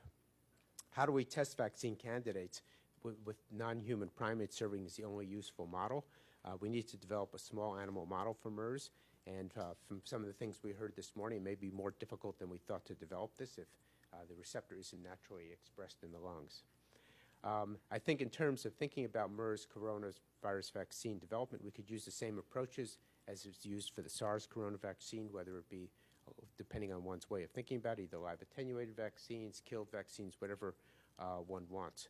And then it turns, and if of course, if MERS turns out to be an important and widespread infection, especially if the virus continues to adapt, so it starts infecting at a higher rate, starts affecting more people who have normal immune systems, then developing a vaccine will be critical. And what do we need to consider to develop a successful vaccines? We have to answer questions like, should the vaccines target antibody responses or both antibody and T-cell responses? Clearly, if it's going to target the T-cell response, it's going to be other than, or generally other than a killed vaccine, generally other than a single protein vaccine. So live attenuated vaccines may be most effective. And one question that, as I work on a live attenuated vaccine myself, is the question, is this really a viable option? Is anyone ever going to use a live attenuated vaccine? Someone might have asked this question 40 years ago when the measles vaccine was developed. Would anyone have used the measles vaccine knowing what its side effects now are, what its complications are? The answer I think is yes, of course we should. But at the time, there the ratio is much higher. Measles was, of course, a very prevalent disease and still does cause severe morbidity and mortality. So it's always weighing the two options. So we have to think about that as we think about live attenuated vaccines. And is use of these live attenuated vaccines as risky as we fear in normal patients who have normal immune systems? So you wouldn't administer, of course, to someone who's immunocompromised. You probably wouldn't administer it to a child under the age of 1 who has a incomplete immune system development. I don't know, and you probably wouldn't in the elderly. So can we develop a vaccine that remains immunogenic but safe? I think the answer is yes. We still would have to combine, I think, some of the approaches that we've used up till now. Whoops, sorry, I'm almost finished. So I think we can do this. How likely is it that these vaccines will recombine with coronaviruses in the environment? I don't think we really know, as we've talked already, about how many coronaviruses are there out there. How much of a problem is this? And are there additional coronaviruses that could recombine with the MERS coronavirus attenuated variant? And then finally, we need to ask questions about immunopathological disease, defining, and most importantly, defining when such changes are clinically relevant. I think I'm on my last slide here. Yes, one more, couple. Can I just go through 2 more? So what do we need to develop a successful vaccine? I think human volunteer studies are really an important part of the mixture. There's issues of adjuvant use and the microbiomes, which we've learned a lot about recently, are different between mice and non-human primates and humans, and antibody maturation may be species-specific. If live attenuated vaccines are not an option, we need to address mucosal targeting, I think, if we're going to really have an effective vaccine. I like the Venezuelan equine encephalitis replicon particles that Ralph and Bob Johnston have developed over the years. These are non-replicating, and I think they give excellent T-cell and antibody responses. We don't know if MERS yet is going to show the same age dependence as SARS, but the issue of immunosenescence needs to be addressed in experimental animals and ultimately humans in terms of any vaccine development. And one thing that's curious is, this was briefly mentioned earlier, are there going to be different functions in male and female populations? 75% of MERS cases are males, and there's a slight majority of males who are infected with SARS, but not as significant. Some reasons were given in past talks about why this might be true. So, but this is still a question that may be important as we start learning more and more about how to tailor vaccines to different populations. And finally, the last thing I want to talk about is really whether MERS are important or not. What we're learning from this epidemic is that 2 zoonotic coronaviruses have occurred in the last 10 years. This suggests that it will happen again, and that we may see more serious epidemics than we've seen thus far. Thus, targeting a broad range of zoonotic coronaviruses may be really what we need to do. And so how do you do this? You can in terms of antibodies, the S protein is a moving target across coronaviruses, but what we've learned from HIV and from flu is that there's areas of the stalk of the S protein that may be very useful in targets that are invariant across coronaviruses. We don't have a structure of the intact S monomer or trimer, but all these coronaviruses have a conserved, 100% conserved sequence into the stalk that could be a useful target. We also know that while the S protein antibody responding regions vary, T cell epitopes tend to be much more constant across coronaviruses. So this could be another way to develop a universal coronavirus vaccine, and clearly one that both targeted both the stalk of the S protein and T cell epitopes would be very, very useful for vaccine development. So what do we need? We need to have a better understanding of how MERS and SARS evade the initial immune sentinels in the lungs, because this is clearly, I think, the way that these viruses get started. So they either get a rapid or a delayed, dysregulated immune response. We need to identify correlates of immune protection. This is not just true for coronaviruses. This is true across most human pathogens. I wrote here, development of a human DPP-4 transgenic mouse will be important for evaluating vaccines. We're working on that. We're developing now a transgenic mouse. We were going to develop a knock-in mouse. After some of the discussion this morning, I'm going to have to go back and think about that exactly. We need to develop novel vaccine candidates for MERS, especially if live attenuated vaccines may never receive approval, but these should target the mucosa and they should elicit antibody and T cell responses. In the short term, if this were to become epidemic, we might want to develop vaccines that develop potent neutralizing antibodies, even if the response was relatively transient.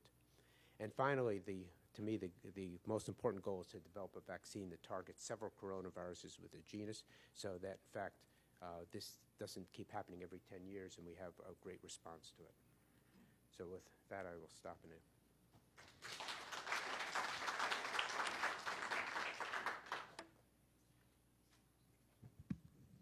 Yeah, very comprehensive talk here. I wanted to just make a comment, but also ask your opinion of this. So, my experience is. I'm sorry. This one. Okay. Thank you.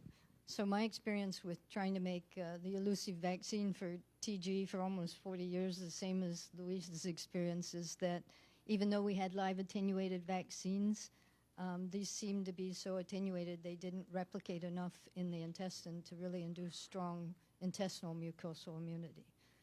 Although I agree the basis of our studies still said that the live vaccines were better than the inactivated. So the question, I think, with the live vaccines is whether you can stimulate. I think you need frequent boosting to stimulate long-term immunity, and that's how it happens in nature, that these animals get re-exposed frequently to these enteric pathogens. And the thing I think that's important is that you prevent the severe disease, but with many of these vaccines, you don't prevent the shedding. And this is especially true with the bovine coronavirus, with the trying to develop respiratory vaccines, that this, we surveyed a lot of cattle and they get recurrent upper respiratory infections, but most of the time they're protected against, after the first 2 or 3 infections, severe lung disease. So, you know, maybe we have to think in those terms of vaccines that will not necessarily be sterilizing mucosal immunity, but prevent disease. But then the other model is looking at influenza for the lower respiratory tract protection. And in that scenario, the IgG antibodies and the inactivated vaccines seem to be adequate. So, you know, if these are truly lower respiratory infections, maybe there's a different scenario for these vaccines. Yeah, I think those are all excellent points. I think we're concerned that that there's always a balance between immunogenicity and safety, so that you increase one, you decrease the other. And in terms of the influenza is a little puzzling to me, because certainly in animal studies, T-cell responses seem to matter. In human studies, antibodies seem to be all that's sufficient. But on the other hand, antibodies have a certain level of protection. If you've had H1N1 50 years ago and you see it now, you're partly protected. If you had it last year, you're partly protected. So it's not completely clear that you wouldn't do a lot better. And I agree with the statement about sterilizing immunity, too. A lot of these infections, as long as you make it so people don't get sick and they can't transmit the virus, having a modest infection may not matter.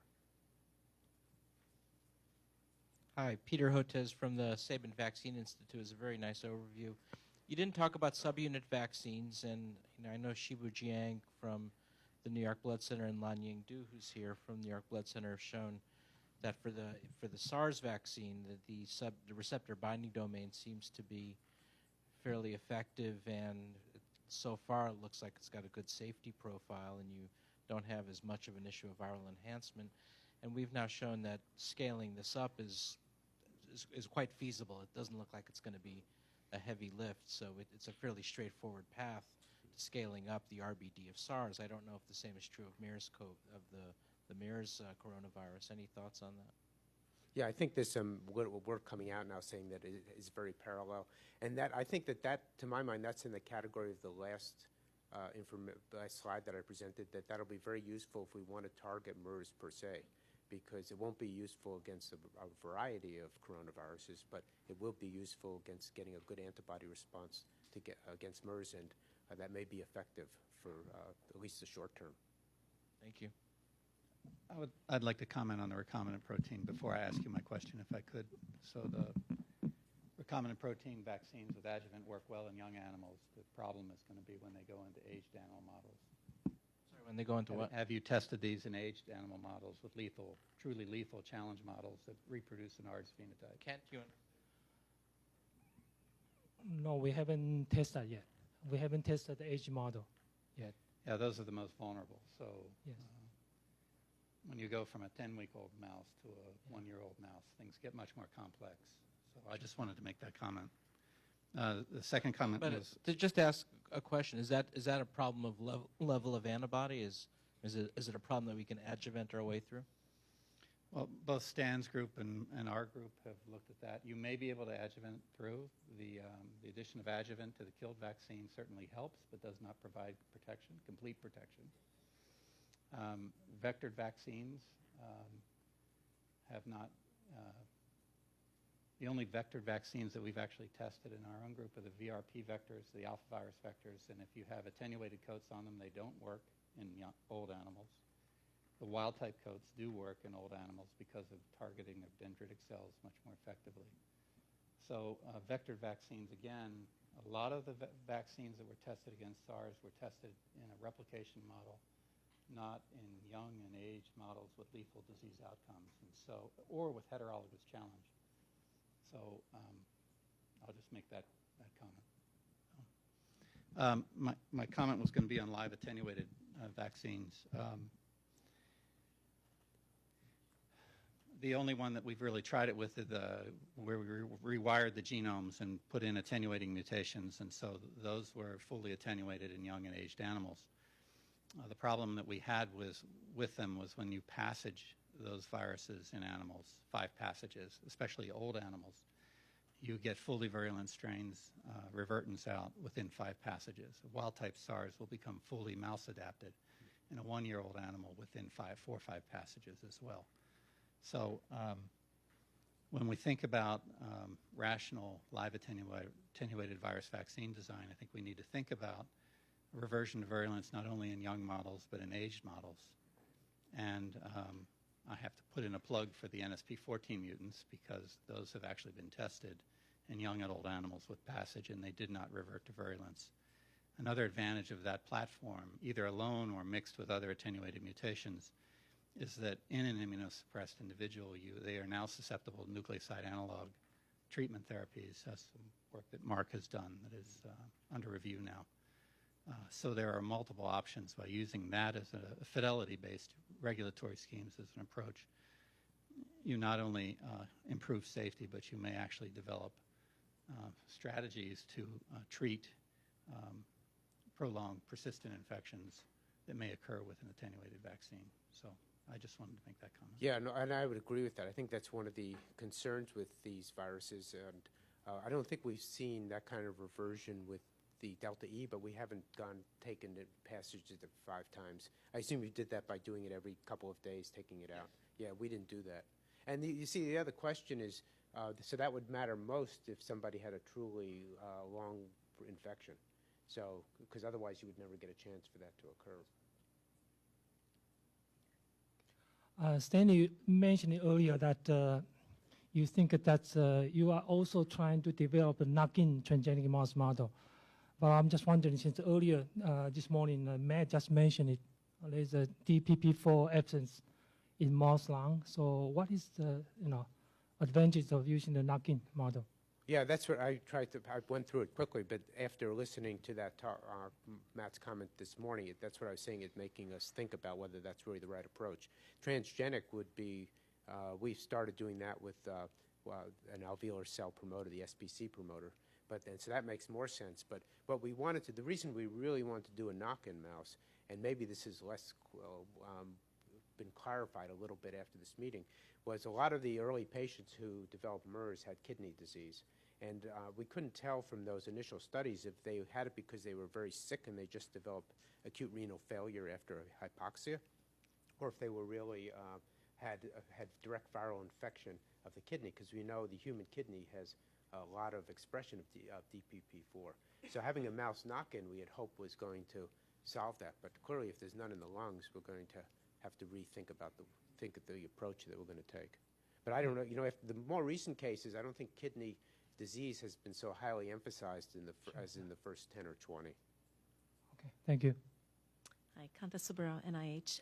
Just 2 comments. One about the reference to flu, and in flu, it's primarily data from the from mouse models that T cells are critical for clearance, but antibody alone is sufficient for protection.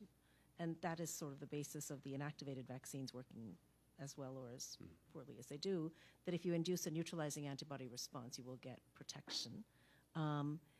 The other comment is just to emphasize what Linda was saying, and that has to do with we did these experiments with SARS using a variety of monoclonal antibodies, including those made by several people in the room, and we do see a gradient of protection. So if you can provide sufficient neutralizing antibody that's measurable in the serum, you can protect from replication in the lungs much better than you can protect from replication in the upper respiratory tract. So if this is truly a lower respiratory tract disease, achieving a certain level of neutralizing activity in the peripheral circulation should protect from lower respiratory tract disease. Yeah, I think that's what we learned from even studies like measles, where measles you have both sides of it, where if you give somebody who's been exposed to measles high levels of IVIG or IVG, that you can protect them from acute disease, but you have patients who are protected against measles who have no antibody in their blood and they have T cell responses. So I think both sides of it are covered. So, sorry, one last thing about the subunit-based vaccine. So been told I'm allowed to talk about it. There's a company called Novavax who is making a subunit-based vaccine based on their kind of floret model for spikes. And we tested those spikes against, they'd made a SARS and a MERS spike. We tested them against MERS and SARS infection in culture to see if they would block infection.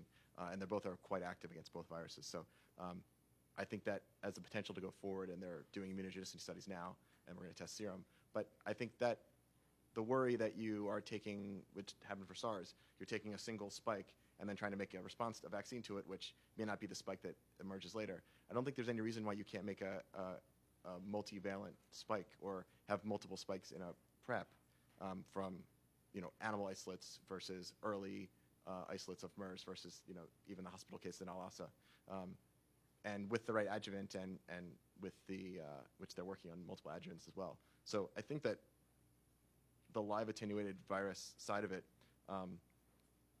is probably the way going to be developed further after safety studies. But I think that the subunit vaccine idea initially may be a more relevant initial hit. The more we learn about MERS, like Ralph and Mark are doing, the more we'll be able to understand about how to attenuate it further. And hopefully those studies will be coexistent together. So let me just repeat that. So you have antibodies that cross-react between SARS and MERS? No, so we have they have a spike protein that will block infection. Spike protein. But they cross-protect? So SARS blocks MERS and MERS blocks? I can't say for sure. The spike works against spike, the MERS works against MERS. Okay.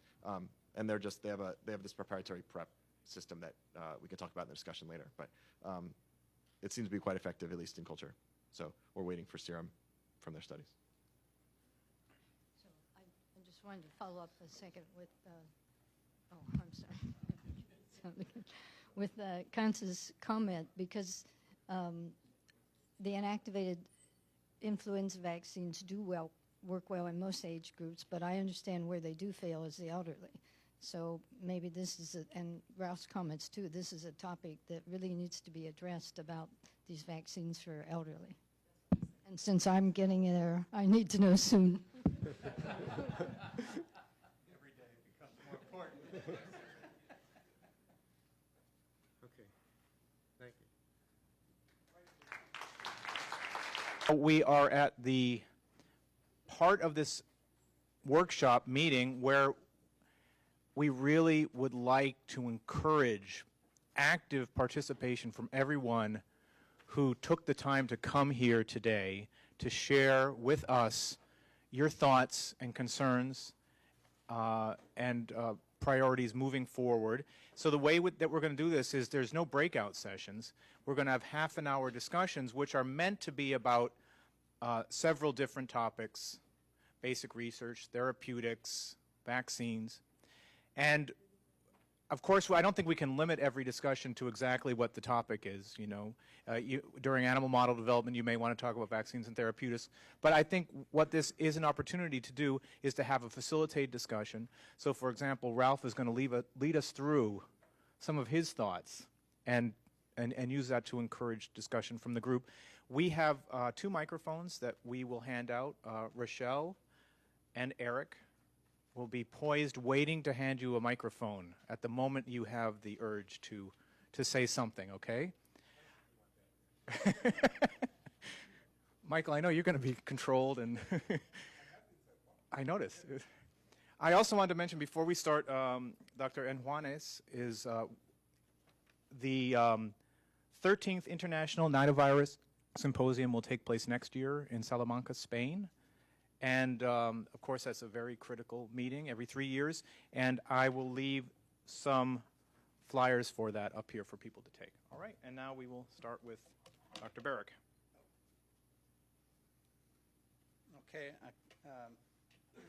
Before we start, a couple of rules. First one, Michael, is you're not allowed to make me cry. Okay, so don't make me cry, Michael. Second is don't leave me standing up here alone without just listening to myself make noise. That's not a good solution. We need an interactive session, and the purpose of this first session is to talk about basic research priorities and how those basic research priorities. This isn't on? No?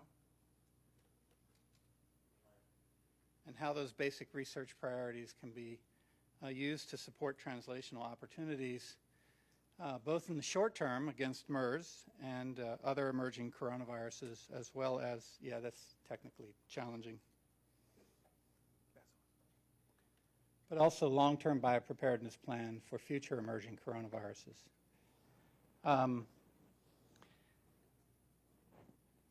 I will list the 5 priorities the 4 priorities that I mentioned during the first talk and open this up for discussion. What are the reagents that we need to do?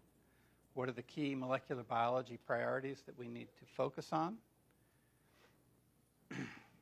And how do we move forward with that? Any comments? Luis.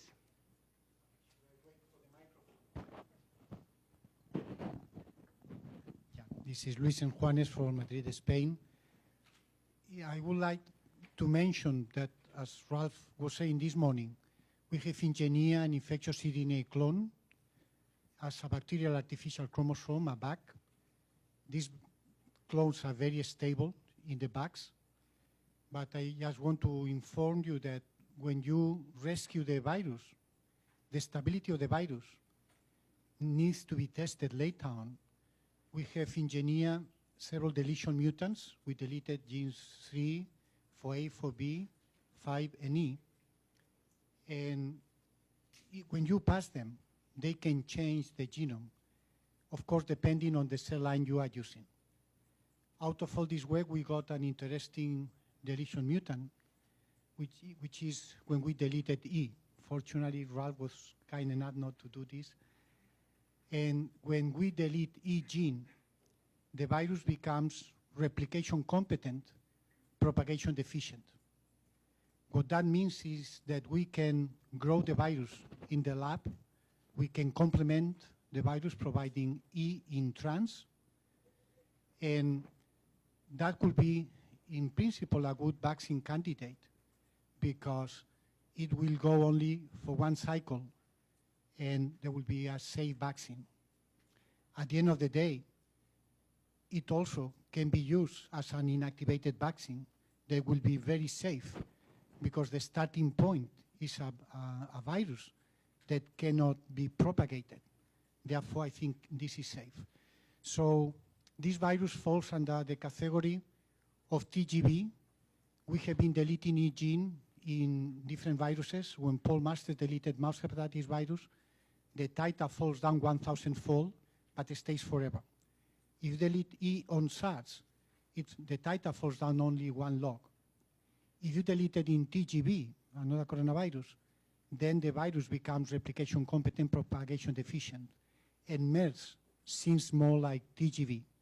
Therefore, in principle, it should be a reasonable vaccine candidate that I will be happy to test in any animal model system that is available.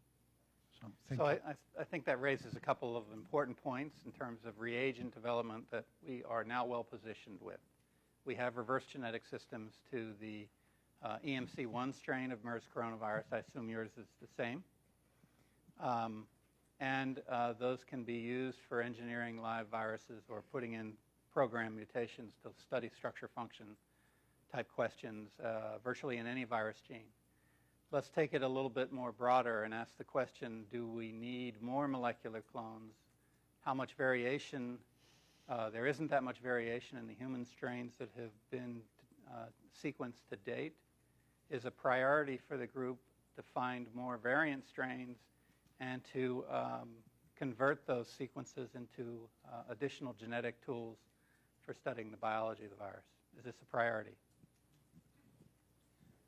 Yeah, Ralph. You know, we were just talking over lunch. Are we really going to see that much variation in the small number of human samples already collected? And, you know, all the way through this morning, I heard from a number of speakers. I didn't think it would come up much, but from a number of people, really poor information on the epi, really zero information on the wildlife reservoir, the role of domestic animals. There are groups out there collecting, I mean, we're obviously doing it, but there are other groups out there collecting samples. There are ways we can engage with a diverse group of parties in Saudi Arabia and other countries to get far more samples to try and identify some of the sequences that then you can use to create pseudoviruses, whatever you do, to broaden that diversity. And I think that should be the start. When we're talking about basic biology, that should be the step one. Better epi, and then going out and getting better surveillance in the origin of these viruses. Well, I certainly have that as one of the first points, additional discovery for biopreparedness. To give a good example, early civet strains of SARS reduced the neutralization titer by about 15-fold against epidemic SARS spike glycoproteins. So natural heterogeneous strains is really key for vaccine development and design. Some of the early epidemic strains and civet strains that were synthetically reconstructed in my laboratory naturally killed old mice, so you ended up with mouse models of human disease. So the initial step in terms of a priority for more discovery, I think, is important for both genetic tools, for vaccine design and testing, and for the development of better serologic reagents. I think one of the things that one of the problems with discovery is that you guys go out and sequence, and then you don't. And well, it's difficult to get isolates. That's hard to do. But I think you sequence, but you don't really do anything except deposit the sequence. I think we need to think about logical tools. What sort of reagents on a shelf do we really want to have available? Do we want, how many different spikes do we want recombinant proteins of? How much antisera do we want available on a shelf so not only against this outbreak but future outbreaks, we can respond with a gold standard diagnostic test for serology or for PCR-based detection. Lisa?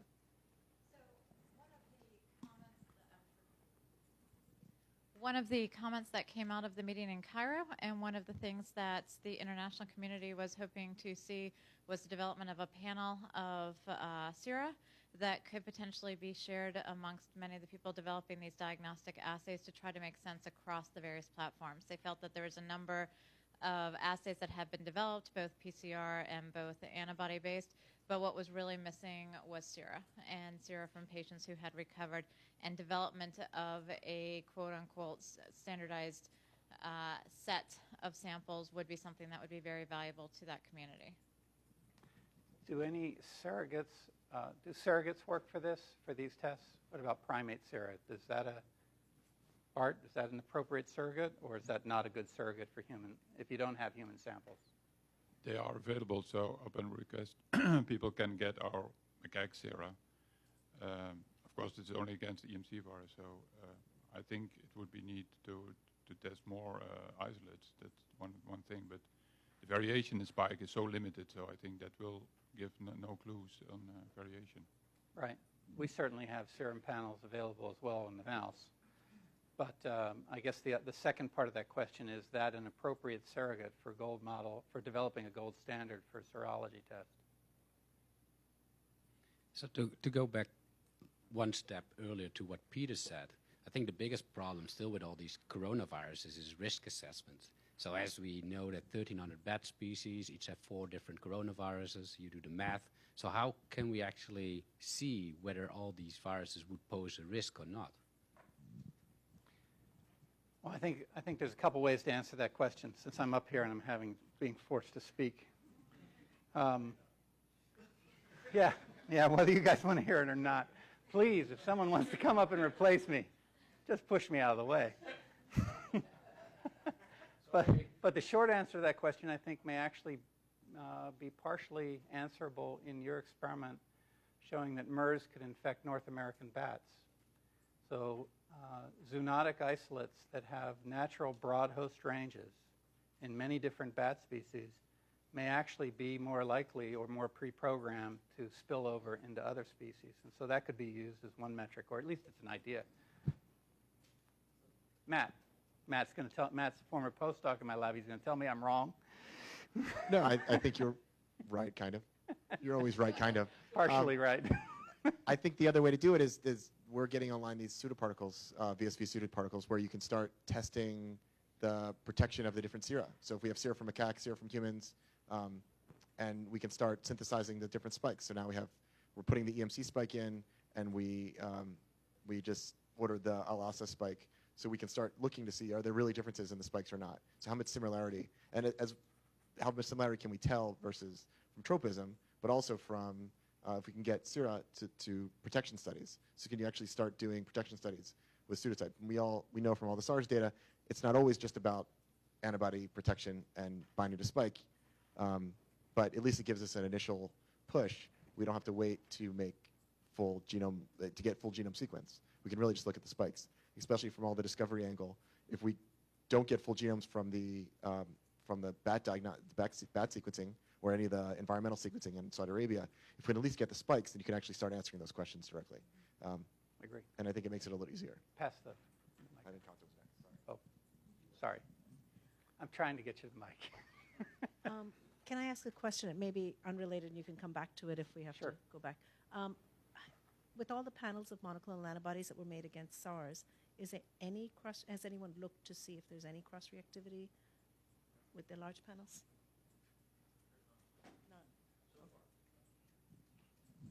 None. We haven't looked completely at our panels yet. I would be surprised.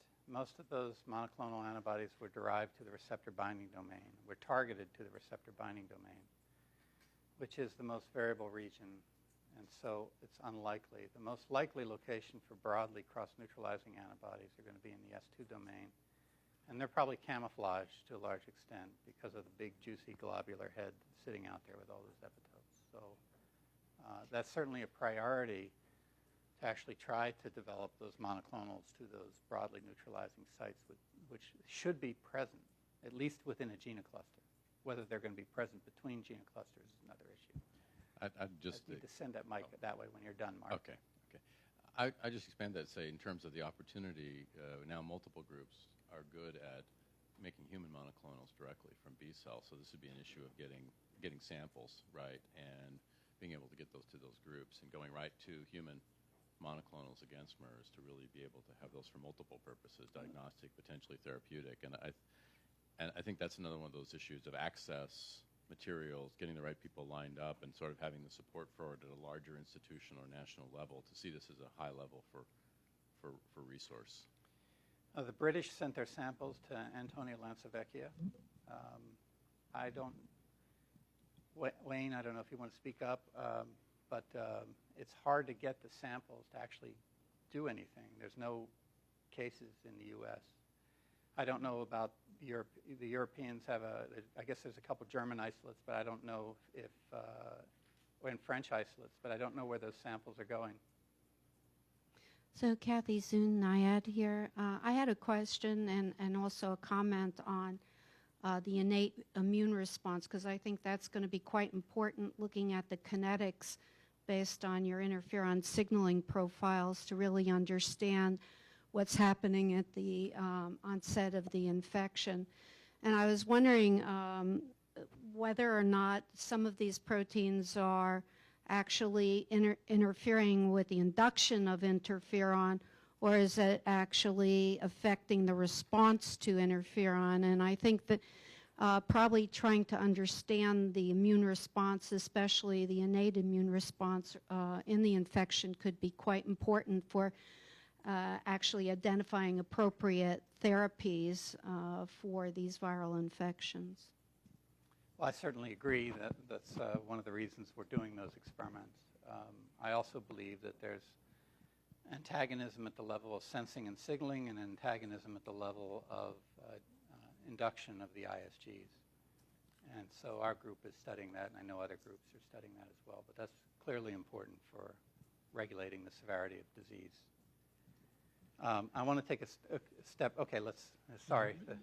There is an opportunity, and this has been done with the Saudis before. They will collect units from people who are sufficiently healthy, who have recovered from diseases. Someone will have to help them with processing to make this stuff available in a large number of aliquots. At the same time you took the units, you could avail yourself of the PBLs as well. So that's kind of a win-win. Was this discussed at all in the Cairo meeting? I mean, they said they wanted material. They're the ones who got the stuff. I did not hear any discussions about that from the Saudis. There was some general discussions about immune sera and about passive transfer, and in particular with the British. And in fact, with the one cluster that they had their feeling was that convalescent transfer was the best potential for the current case that they had, but they felt that the patient was too hemodynamic unstable, and they were not allowed to go ahead and attempt that. So it is of interest, but the Saudis did not directly talk about doing that. No, I understand, Right. but that was the only conversations that I recalled or heard while I was there. I don't know if Vincent so we wants have to add anything. So we have two world experts in developing human monoclonals, Wayne Marasco and George Giorgio, here in the room. If they can get samples, they can do wonderful things with those samples. So a clear priority, I think, for at least U.S. researchers is to try to get some PBMCs to those individuals so that they can apply their talents. The other opportunity would be primates, infected primates. But George or Wayne, I guess if either of you want to make a comment on that and the value of doing that, I'd like to hear that.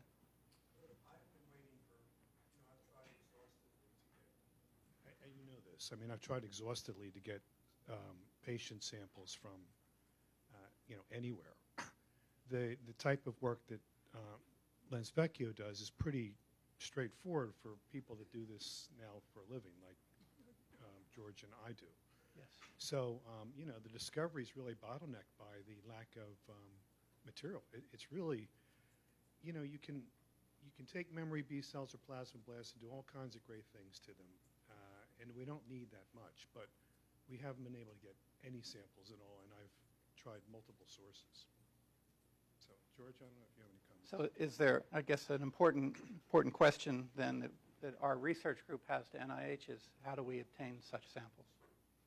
How do we leverage political interactions with the Saudis or other groups that have access to human patients so that we can get those critical reagents? Not only the serum, just for serologic assay development, but also these memory B cells for production of human monoclonals. Let George go in the back because we're talking about human monoclonals right now, and then I'll get to you.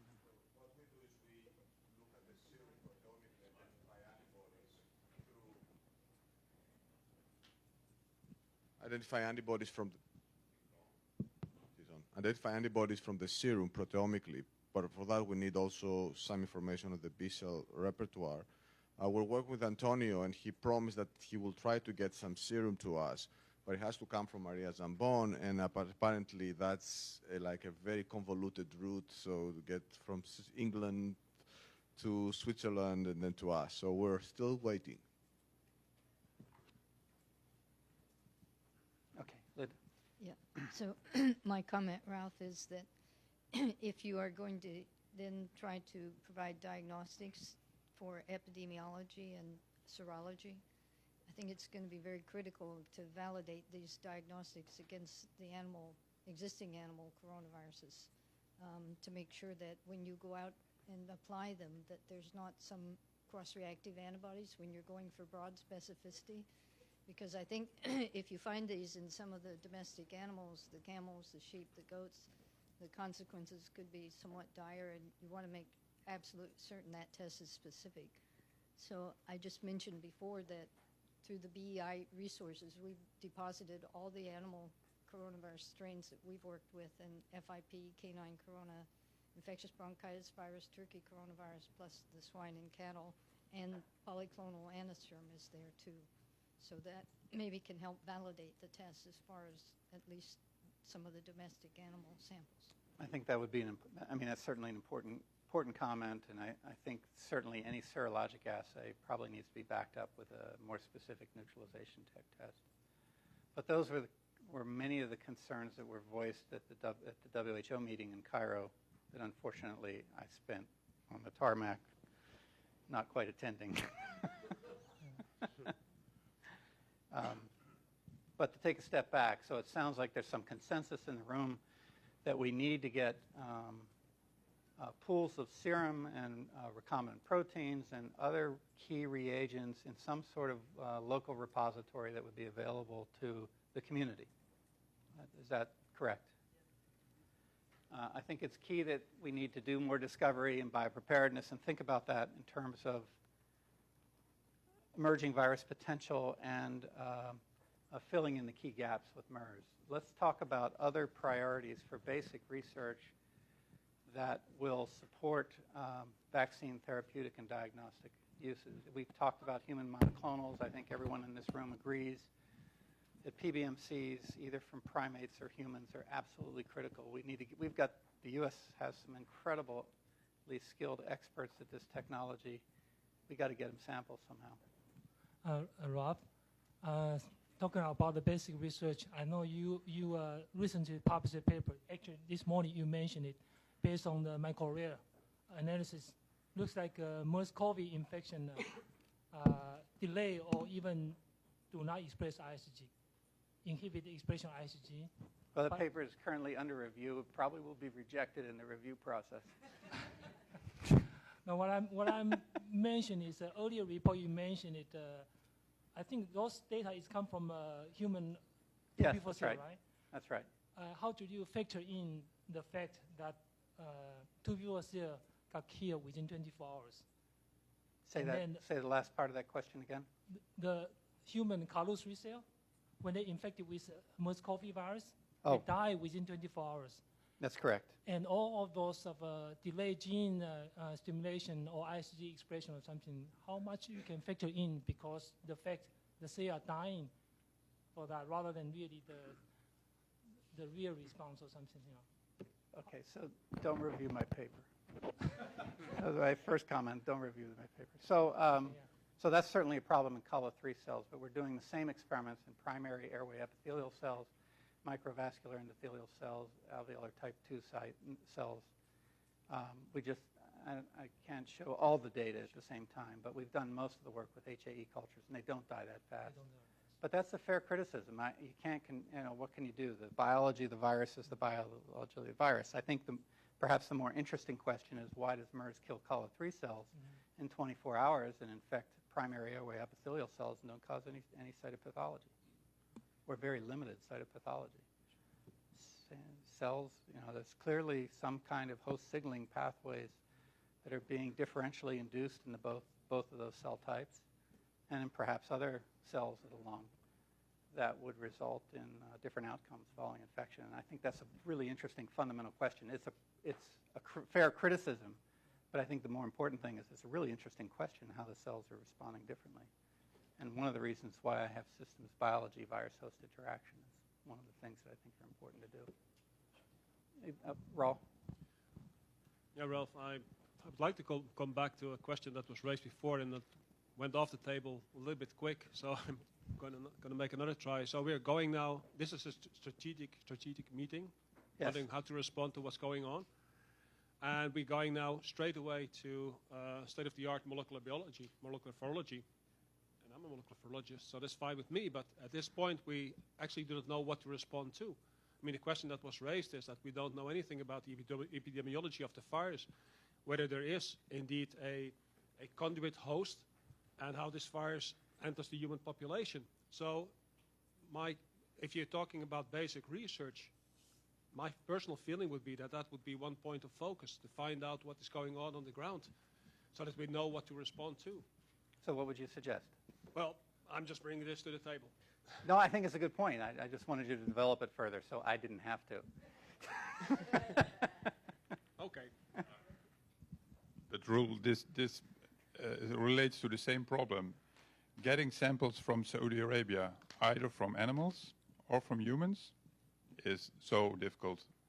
And for us, but also for the people here in the US. So that is one of the major problems, to get more information on where this virus is hiding, or which virus it is, or what the patients are doing. Well, maybe you can respond to this then, because the first indication for this virus was found not in Saudi Arabia, but in Jordan. So I'm not quite sure whether Jordan is accessible and whether it has been tried.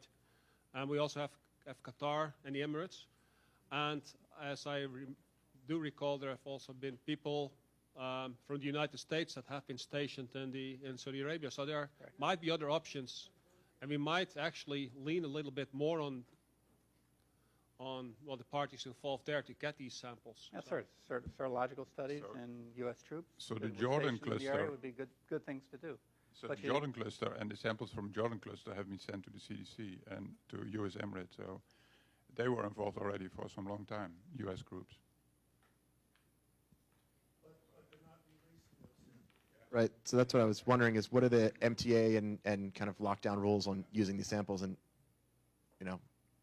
sorry, Bart, but, the EMC strain is locked down at some level for certain research. And I think that all the future strains need to really be open for release. And I understand there's all political issues and everything else at the upper level that I don't want to deal with at all. But that should be part of this whole process, I think, as well. And as much as the NIH can do with that, the better. Vincent, do you want to comment first? Well, Go ahead. yes. So what I was going to say, the issue of what is getting samples out of Saudi Arabia is separate to finding out more about the diversity of these viruses in the wild, because bats don't actually have passports and check in when they move from one country to another. And the same bats that are in Saudi are all across the Middle East and into Africa. So you can go to countries that are easier to work with, you can get samples out of them. Even in Saudi Arabia, there are people out there who are willing and able to work with the wildlife side who are just not being approached. And you would be able to get samples out through that way too.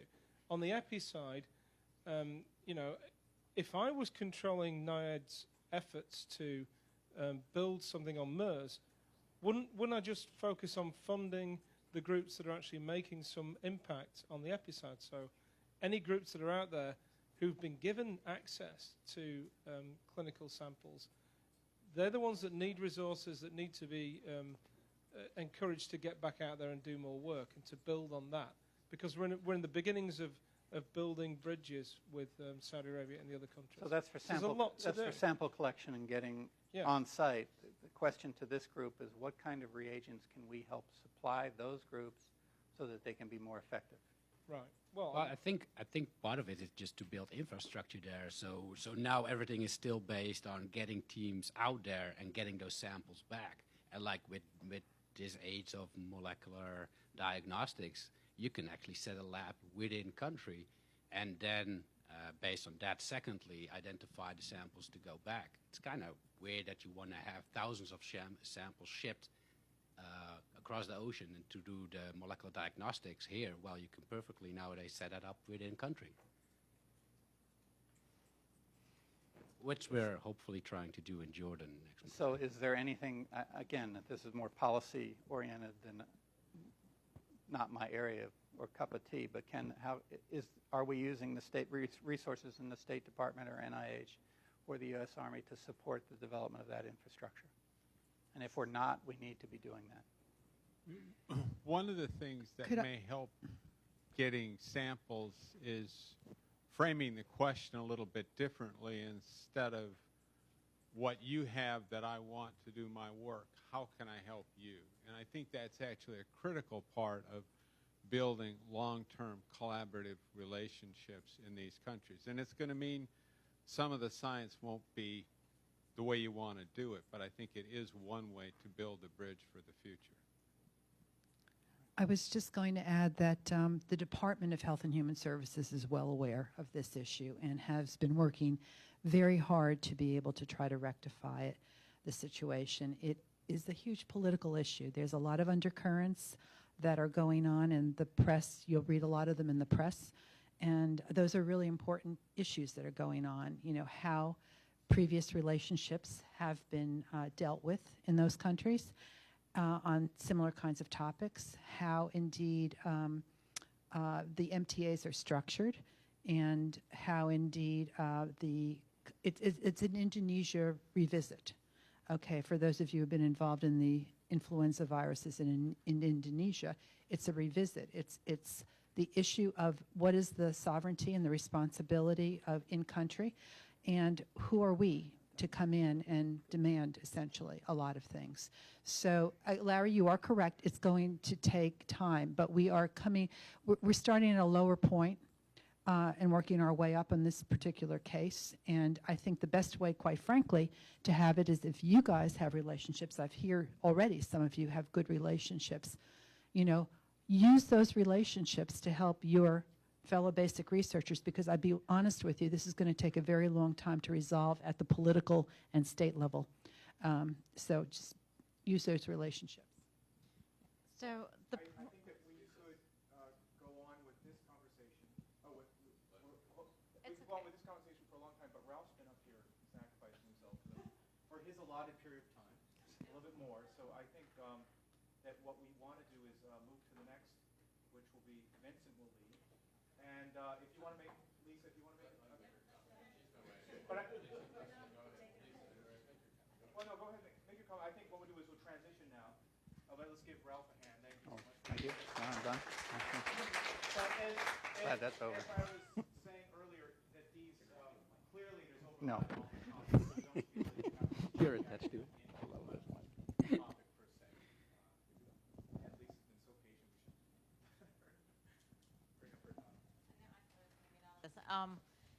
So I think something that needs to be stressed is the meeting that WHO had was, the point of that meeting was to be science-based, and it was to pull all of the countries in the region together, as well as anybody in the community who was working on it.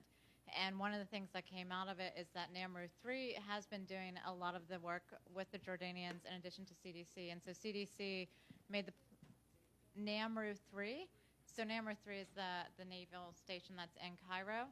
So they have been supporting Jordan. They have been supporting several of the other countries in the area. They are very interested in working with folks. The CDC representatives that were there very much stressed that HHS wanted to work together. They made a point of saying that. And I will say that the countries that I met, the representatives that we met there, the Jordanians, the folks from Qatar, they were very interested in support. They were interested in folks coming and working in their countries and coming to work with them on doing the surveys. They recognize the need that they need to do some population-based studies because they don't know how many cases they're seeing. And one of the big fears that they've had in the talk that Neil Ferguson provided, and I apologize if I mispronounced his name, was that we really don't know if we're biasing ourselves where we're, because the active surveillance is really focused on the SARI or the severe disease, that we're only picking up the most severe cases and that the incidence could be much higher. And so they are aware of that. They are engaging in the surveillance programs, and they certainly are looking for help, and they certainly are looking for help in the wildlife area and doing the surveys in the wildlife.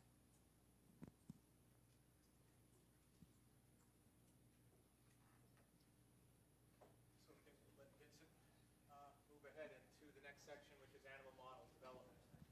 Thank you, David. So my name is Vincent Munster. I'm a recently appointed tenure track investigator at Division of Intramural Research, Rocky Mountain Labs at NIAID.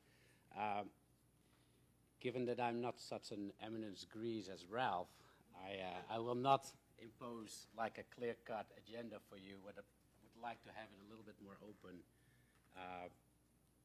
because I kind of just started in this kind of field.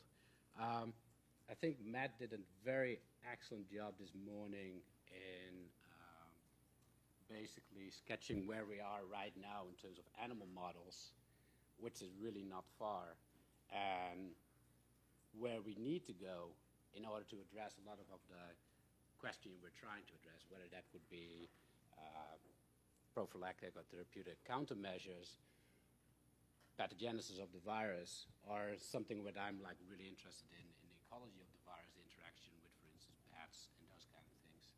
So I think these is now open for discussion, and if anybody has some comments, feel free to start. Silence.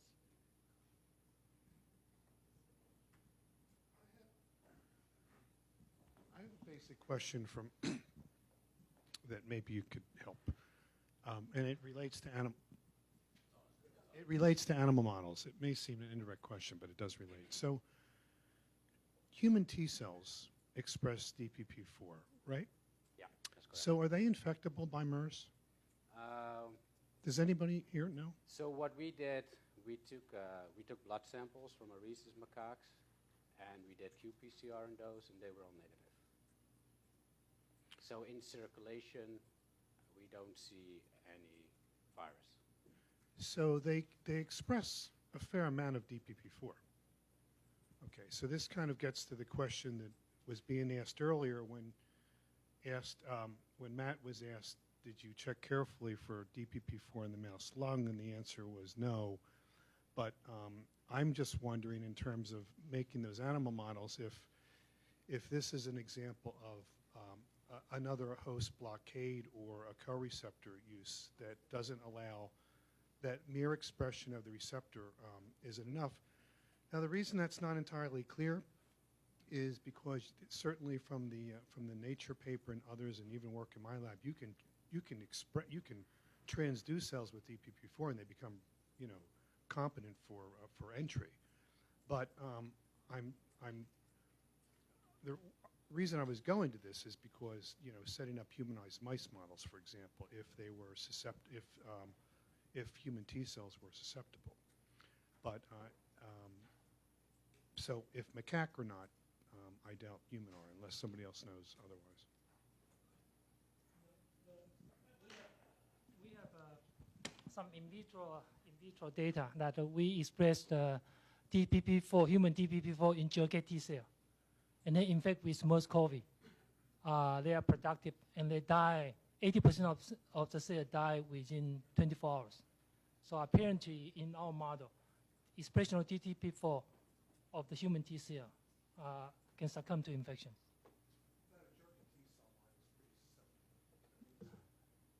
not, no.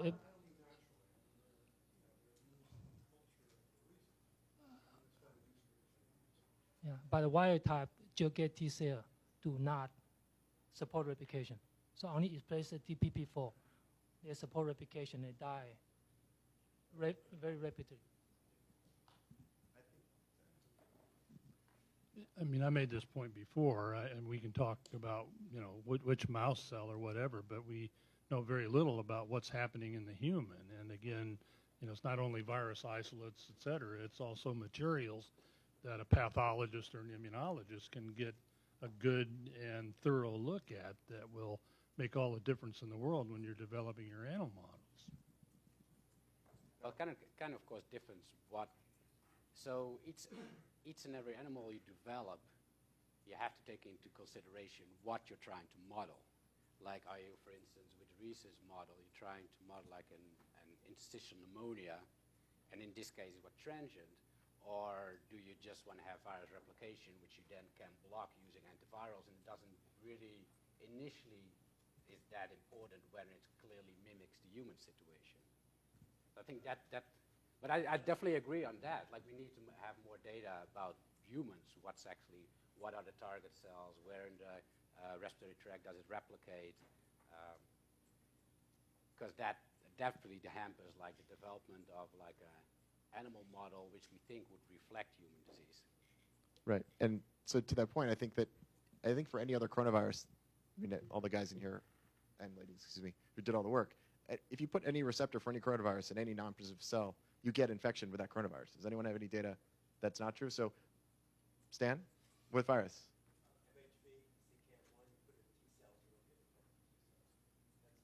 You get in, do you not get replication, but you get infection, entry?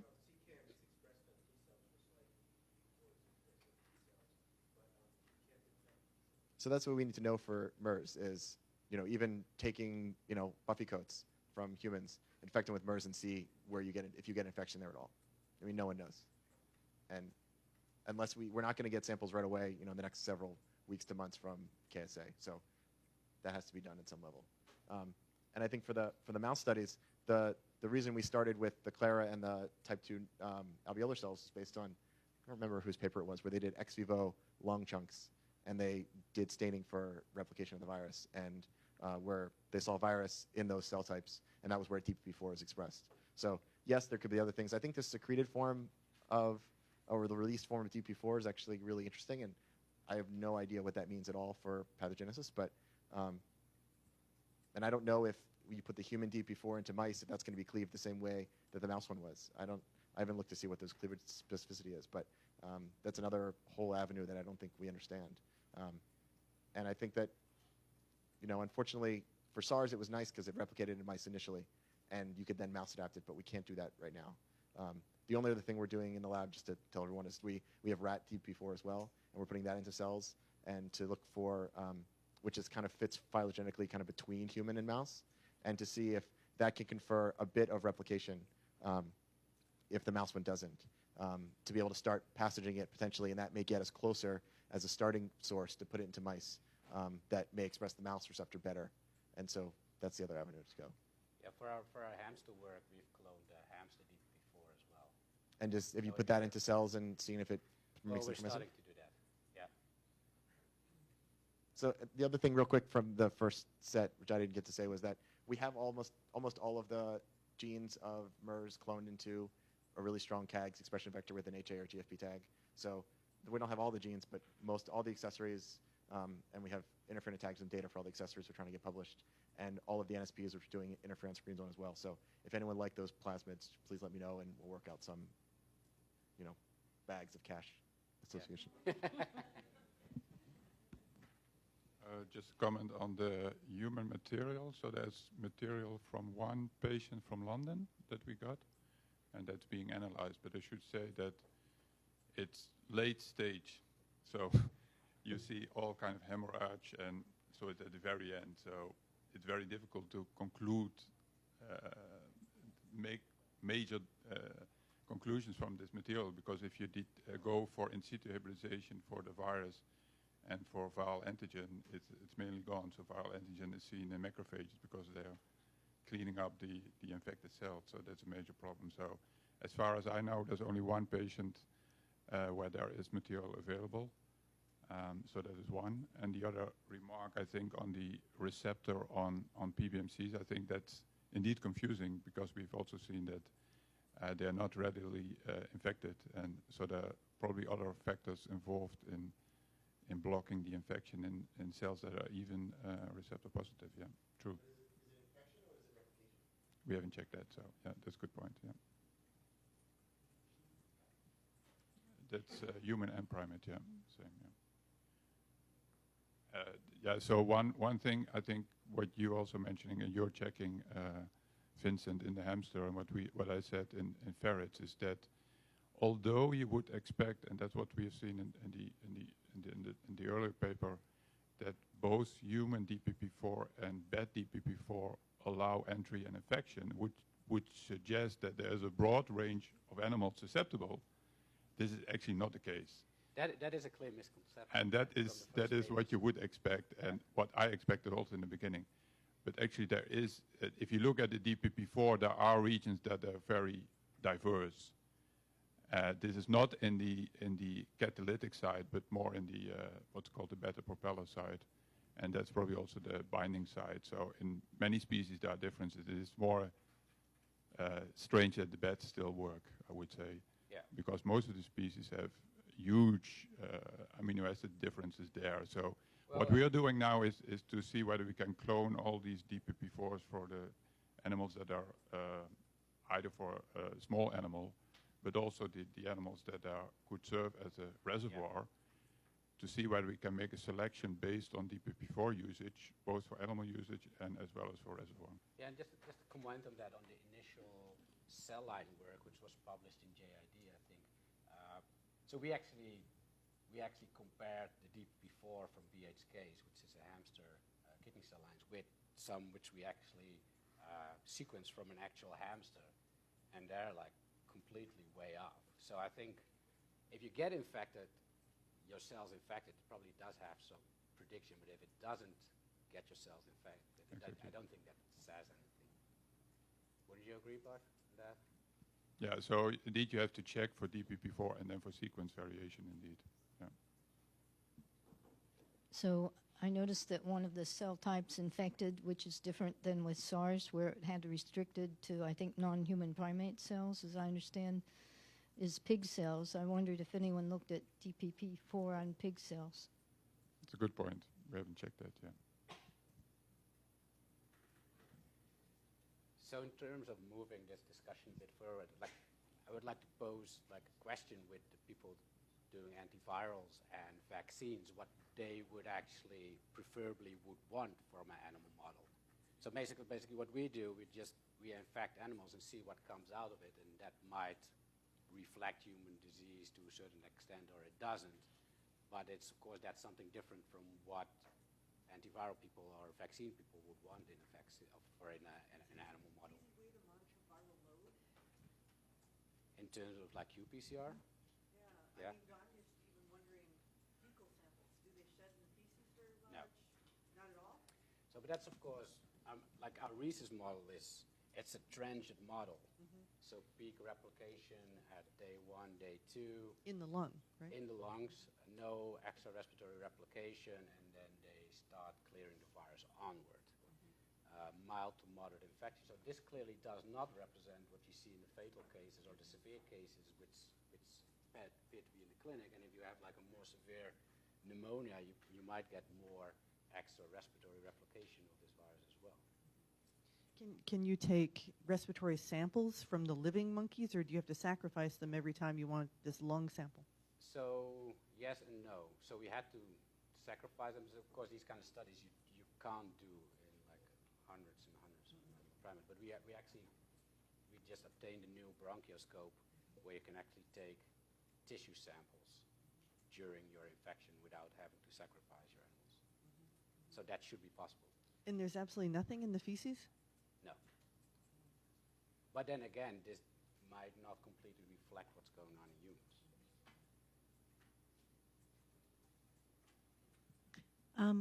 Vincent, from my standpoint, from having tried to develop animal models for SARS for vaccine purposes, can't speak to the antivirals so much.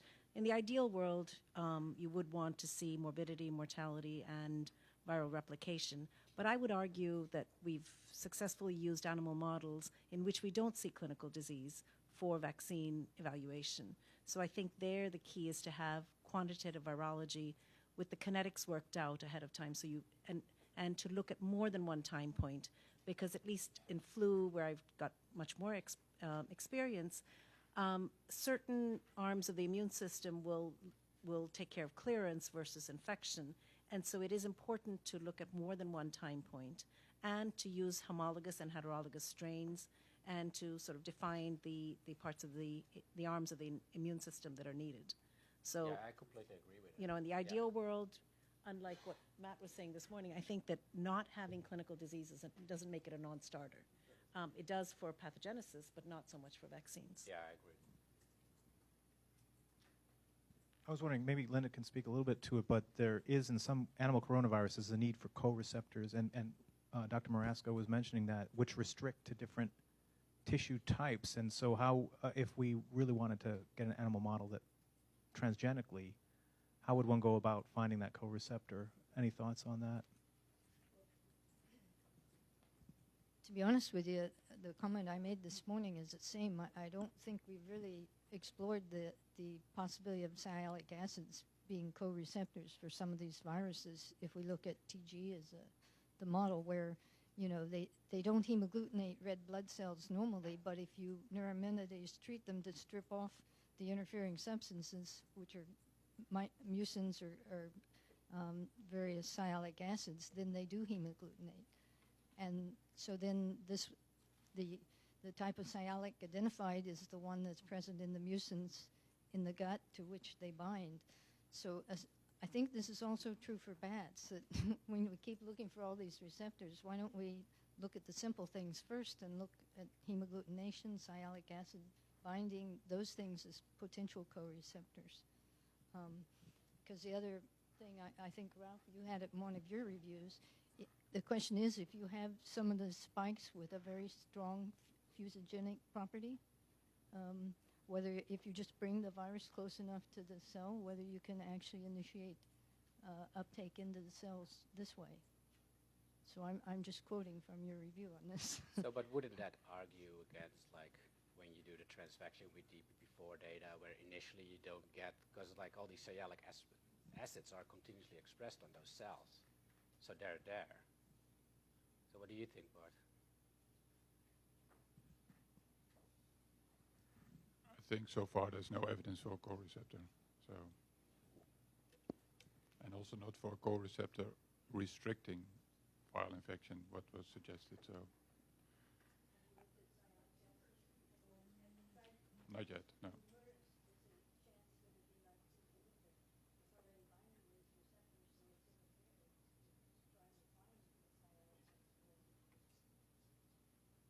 Haven't checked that.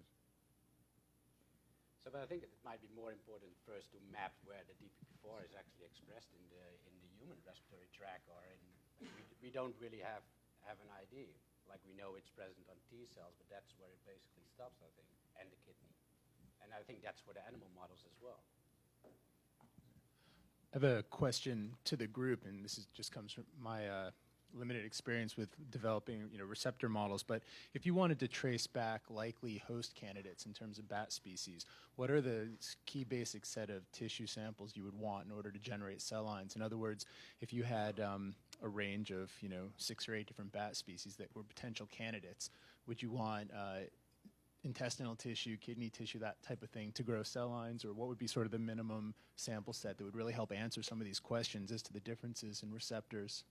So I think partly to address that is you first want a cell line which you can actually work with, which is, it's actually not that easy. So if you have, for instance, primary cell lines, not all of them work that well.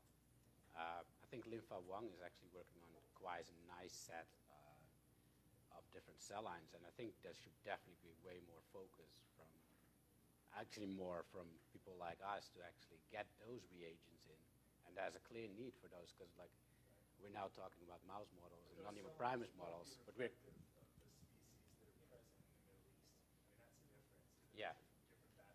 No, I agree.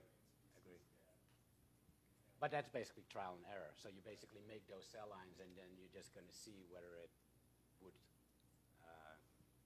allow propagation of the virus or not. But I think that should definitely be a priority. They're also very heterogeneous. Some sort of immortalization vector, and then whatever comes out will push through that. Say with that virus and indicator gene, you'll see a small percentage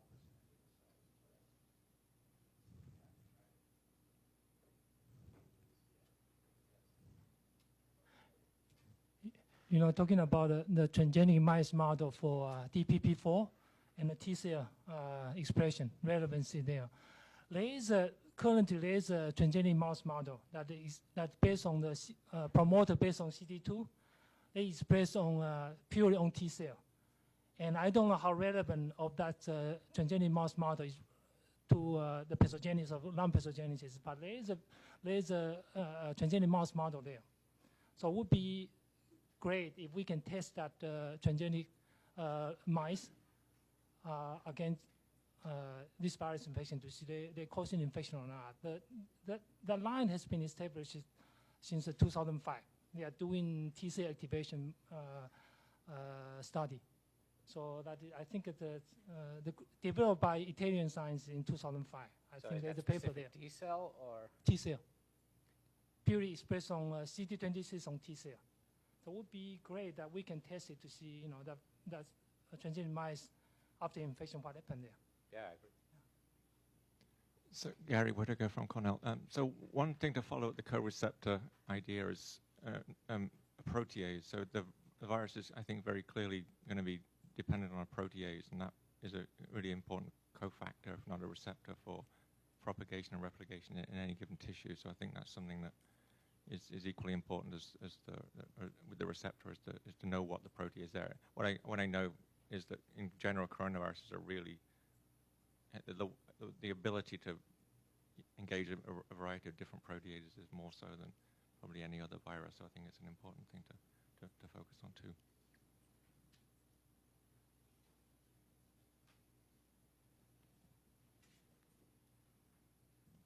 Yeah, I just wanted to respond a little bit to something Kanta said about the animal models, because and also reinforce the thing you started with, the statement you made. It really depends what you want your animal model to do. And what I'm concerned about is if you use a vaccine or an antiviral in a situation where you're measuring virus replication or a disease that's so much less severe than the human disease, that you may get a result that is actually gives you misinformation rather than strong information, rather than positive or negative.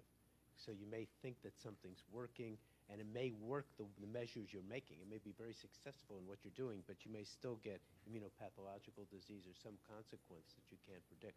So I don't want to disagree with what you're saying, because you have to go with what you have, and that's all we have right now. But what I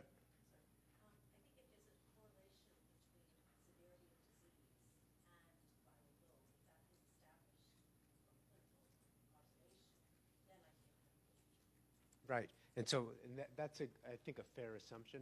It's more the subtle parts of the response that you get, and I think the thing that is impressive to me with both of these infections is, why do humans get such worse disease than any other species that we know? Even mice, we use mice that are with a mouse-adapted virus. The disease is certainly very severe, but it's not really the exact same disease. It has a lot of similarities. So why do humans get the disease that they have? What about the human immune response that's so different that leads to this kind of pattern of disease?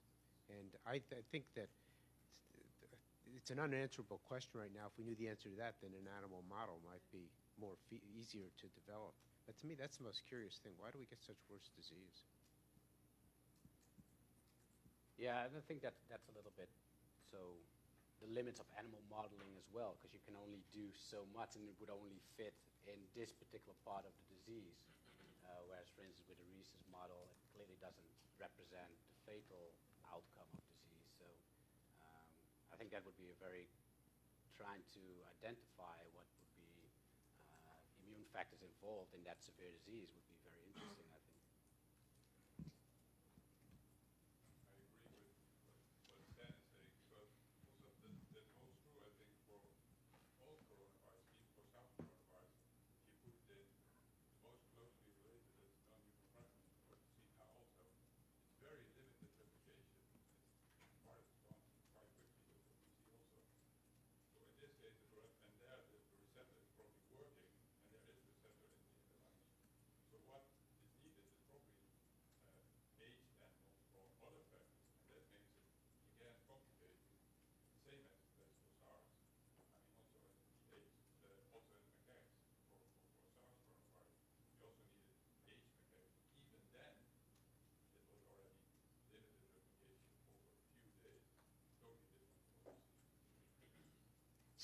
So I would agree with these comments too about the potential for immunopathology to be playing a role in the disease progression and severity. So I don't know where this falls, but we still don't understand very much about the ecology of these coronavirus or pathogenesis in bats to understand how do they control the infection. Is it indeed subclinical? Is it clinical in younger bats? Is there a period when they're more susceptible or shed higher titers? What's the influence of hibernation on the shedding and on these viruses? I mean, I think the bat ecology coronavirus interactions would be very interesting. Let me make a quick comment about that. It's quite interesting that the bats that there's been a huge effort to build cell lines for and get in the lab have all been around Hendra Nipah virus, so they're the wrong bats completely, very distant phylogenetically. These bats, if it is well, we don't know yet, that's one thing. Let's not forget that. But if it is a pipistrelle or something like it, you can use North American pipistrelle bats, and we've got this closely related coronavirus in Mexico from pipistrelle bats. So you could have pretty easily, you wouldn't have to worry about winos. Those things aren't on the extinction list. So you could build a model to work on the bat, some cell biology around that fairly easily, a live animal model in the lab, I think. And they're easy to look after this small. So a couple of comments on that. I think working with animals in high containment is never really easy. Working with bats in high containment is definitely not really, but it's doable. But we're looking ahead here from a public health perspective. So we're looking at mice who breed like every 6 weeks. You have a litter, you have inbreed colonies, all really nice. Macaque, it's a little bit more difficult, but still very easy as compared with bats. Only get like one pup a year. For me, like I'm trying to push to start a lab of a bat colony at RML. I'm already pushing 3 years to actually get it started, to get everything in place. But I definitely, this needs way more attention than it has been given, recently, and I know you guys agree. But it's really not moving fast. Let's take one last comment. No, okay. And then we'll move over to Susan. No, just short.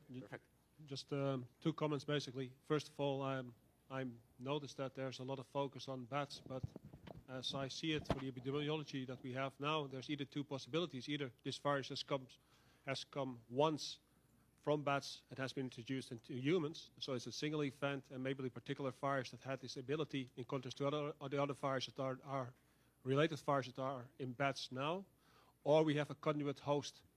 So maybe we should not focus too much on bats, but either ask, what is the conjugate host? And what is so special about this conjugate host? So that's one. And the other thing is that the point that Stan raised, and he did it very eloquently. I had the same thing in mind, and I didn't know how to say this politely. But the question is, given the limitations that we know animal models will have, particularly for vaccine development, what do we want to do with them? How really are they needed? Well, if you want to get your vaccine approved, they're needed. So, I think clearly there's problems with every animal model, right? But what's the option? I'm open. I think we're all open to any other options other than being able to do it in the animals. Rhesus have issues and mice have issues, but you have to build what you can build and engineer in as best you can, knowing especially everything we know from SARS for the last 10 years. So one more comment. Let me respond to that. I think it's good, but I was not trying to advocate bats. I would like to respond to your remark about if you want to. You mentioned something like if you want to get your vaccine registered. Well, the thing is that if you would make such an animal model, artificial animal model, and you would try a vaccine, you would get good results. As Stan pointed out, the question is what these data are really worth. If you go to the RSV field, where they had a good model in chimps, and they had good vaccines that were protective in chimps, when they took the same vaccines, went into humans, the predictions that were made on the animal model were worth nothing. And this was a good model system. So the question is what these artificial model systems will be worth for vaccine trials. I have my doubts. Yeah, I think of a good question, and I don't know if anybody of the vaccine crowd want to respond to that. Maybe we can continue that. Yeah. When we get the vaccine. Thank you very much.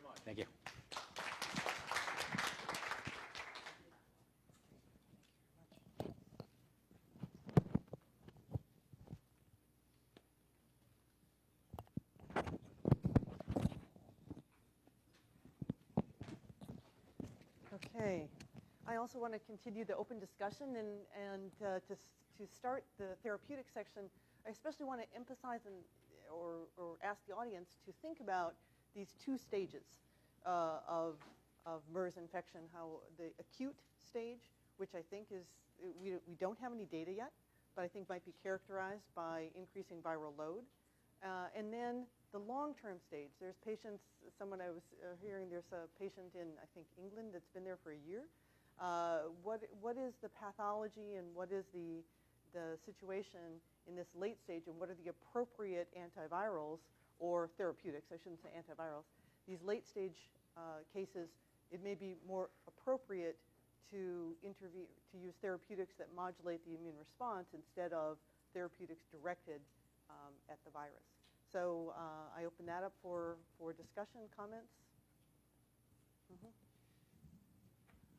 Yeah, Michael Cates, University of Washington.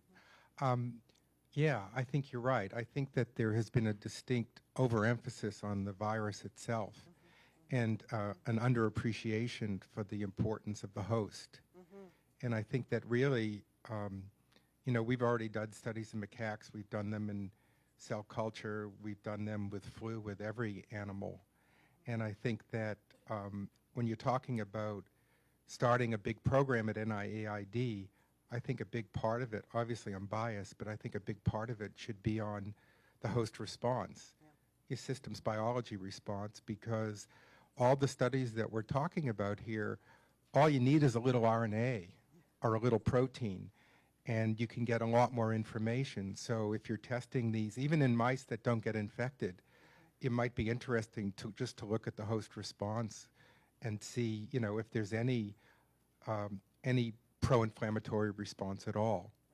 Because with almost all viruses, the ability to cause disease is correlated with the inability to resolve the pro-inflammatory response.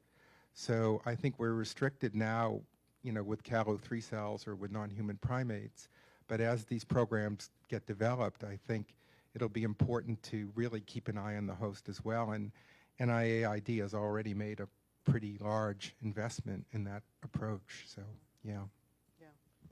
No, I think it's really critical. And, yeah.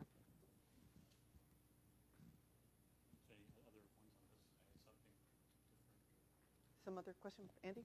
So I just wanted to kind of get a status of the union on small molecule antiviral compounds that target SARS in general. And do we have a gold standard or a benchmark of performance of a small molecule compound that has been put through cell culture and animal models that we can have as a benchmark? Where are we in the world with that right now for SARS before we even get on to MERS?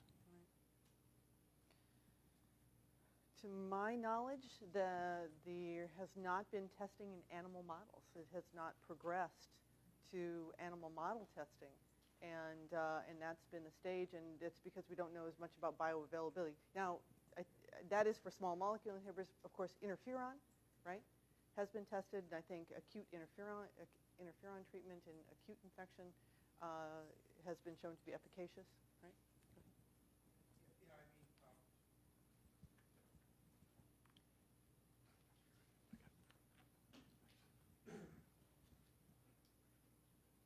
There are many studies going on in the vaccine world where people are looking for agonists in, let's say, of the RIG-I signaling pathway or the MDA5, the innate immune pathway. So there's a lot of studies going on for small molecules which activate the innate immune system, which I think are pretty far along. I don't know if they're in clinical trials yet. Are you talking about iridiran, particularly this small molecule inhibitor for that was just shown in influenza? No, I'm talking about just general molecules that are in a screen, let's say, for RIG-I or MDA5 activation, with the thought being that those will be not only good, make good adjuvants, but they'll also enhance the antiviral response. So I think there are a lot of studies going on. I don't know if other people from NIAID could comment on that, but there's sure a lot of interest in activating the innate response. I think there's a lot of nervousness about it because of the potential toxicity. I think there will be lots of data coming out about the factors in coronaviruses that antagonize the innate immune response. And that may be the knocking out those innate immune antagonists might be an approach to resolving and developing an appropriate, shall we say, immune response. Mark Dennison from Vanderbilt. I wanted to go to the opposite side and say it's all about the virus, Okay. just to be controversial, because Michael's far enough away and I don't understand host immune response anyway. Ralph, don't leave. You don't have to leave. Ralph, whose side are you on? That's the question. He's trying to decide who he has more joint grants with, I guess. Yeah. I guess it's sort of a fool me once, shame on me, or on you, fool me twice, shame on me, in terms of understanding of different targets. And I think that thinking about this in terms of broadly, as we think about MERS, we think about what we've achieved with SARS and what we know, and in terms of continuing to look for broad targets that could be either be used for therapeutics or could be used for vaccines and attenuation. I was just thinking of the work that's been done in Europe and here in the United States and other places, looking at the different proteins, for example, NSP16, right, as a target that makes it more sensitive, may make it more sensitive to interferon. NSP14 with more sensitive to nucleoside analogs. NSP12, NSP10, who no one would have expected, is a cofactor for NSP16 and NSP14 with no known enzymatic function. NSP8, NSP7, there's multiple of these proteins, in addition to the ones that have to do with interferon-stimulated genes, that I think it's important to look at these broadly. And I think this comes back to a point this morning about the issue of broad applicability. We looked at SARS, we've got some hits. SARS went away, and so it kind of lost that impetus, but here's another one coming around again. So the chance to sort of apply these things to broadly applicable things that wouldn't just be for SARS, but for MERS, but also for the next coronavirus that might come along in exactly 10 years from now, right? And so I'd like to do that. And that also comes to the issue of drugs that have been used in other systems that may have been put back on a shelf, may be useful, but may have been put on a shelf because in HIV or in Hep C, they had unacceptable toxicity profiles when they've been given over 3 months or 6 months or a year. Whereas what you have is an acute infection. They might be nucleoside analogs or other analogs of some kind, small molecules that may actually be very efficacious, but were never considered because of their pharmacodynamics or their toxicity profiles. So I think that looking at those in a broad way would be a very useful strategy right now in terms of potential hits and potentially understanding broadly applicable strategies. Thank you, Mark. Yeah, Matt? I was going to bring that up also. I think there's kind of two levels to the discussion. The first is the immediate screening of all FDA-approved drugs, knowing whether they work, or European Union drugs, or and then looking at synergies. And then the second part is this definitely longer term, where you make targeted drugs to PLP and 3CL-Pro and replicase proteins that will take longer to develop. And if there's any evidence of what we know from SARS, then we don't know if it's going to stick around longer or not. But at least the initial screening can be done, and since we know that they are already approved, they can be used for off-target approvals and immediately used. Again, you have to develop an animal model where you know that there won't be any side effects that are be detrimental, but at least if there's a lot of pharmacokinetics of these already approved drugs, that will get us halfway there. Ralph, or actually Raul first and then Ralph. No, just want to add to that I think indeed it would be smart to go for antivirals that are broadly applicable, so that you have a set of tools that you can take from the shelf whenever there would be a need for it. And the other thing why I think that might be helpful is that you have, if these things could be used for different coronaviruses, you could also use particular coronavirus models, not necessarily the viruses you're dealing with now, but other viruses that can be dealt with in, as you mentioned, in BSL-2 environment, all for which the natural history has been worked out quite well. I mean, there are good mouse hepatitis virus models, transmission models, and also feline coronavirus models, just to name a few. So once you know the natural history of Raul's these... making really, I think, an important point about if we can get broadly reactive antiviral, broadly inhibitory antiviral drugs and in terms of broadly inhibitory, I mean that these inhibit coronavirus enzymes. I've been involved in some study sections where the request is for broadly reactive antivirals, where you're supposed to stop everything from influenza to Ebola, and that's this is not going to in my opinion, this is not going to happen for SARS, but there could be antivirals that could inhibit a broad range of coronavirus, and then those could be tested in these appropriate animal models. In feline infectious peritonitis virus is a particularly appropriate model system because the cats have an acute stage, and then some cats go on to this immune pathology. And so you can imagine that animal model could be appropriate for studying antivirals and immune modulators. Eric? I think this is exactly the philosophy behind the Silver project that I mentioned. Having something on the shelf for what we call neglected and emerging RNA viruses. I actually wrote a website on the wall there. It might be good to mention a few developments. So I think at the Boston Plus RNA virus meeting there was a poster describing a compound that blocks formation of replication structures and might do so in a coronavirus-wide fashion. So this was work from Volker Thiel, I believe. It might be good to draw attention to cyclosporin A, which has been described as a broad inhibitor of coronavirus. Of course, it's which is available online in Journal of General Virology. I'm sorry, I missed that. No, it's okay, but it of course has side effects you don't want in a infection situation. But for hepatitis C virus, this has been worked out quite nicely using structure-based drug design, basically, to make compounds that lack the immune suppressive side effects, and came a long way in clinical trials. And with regard to targeting the NSPs of coronaviruses themselves, I tend to disagree with Mark that NSP 14 and 16 would be the first targets to choose, because I would say you'd better go for an enzyme that leaves the virus dead when you block it, rather than leave something that's crippled and might keep on replicating and evolving. But maybe you see this differently. Ralph, you had a comment, and then maybe the microphone could go up here. Well, I was just going to mention that the only real therapeutic that I know of that's been rigorously tested in animals is the therapeutic human monoclonals. Yes. Those have been well developed. I guess I'll wanted to make two things. I wanted to echo Michael's point that manipulating the host response is a very powerful approach potentially to manipulate virus disease outcomes that should be considered. And I think there's a variety of targets within the replicase that are good targets for therapeutic design, and there's no reason. There needs to be some prioritization in terms of what's more or less appropriate. I know, for example, that if you knock out, to argue against NSP16, for example, if you knock out the activity of the 2-methyltransferase, that virus becomes very, very sensitive to cell-intrinsic immune responses and is cleared very rapidly, yet induces a very robust immune response. So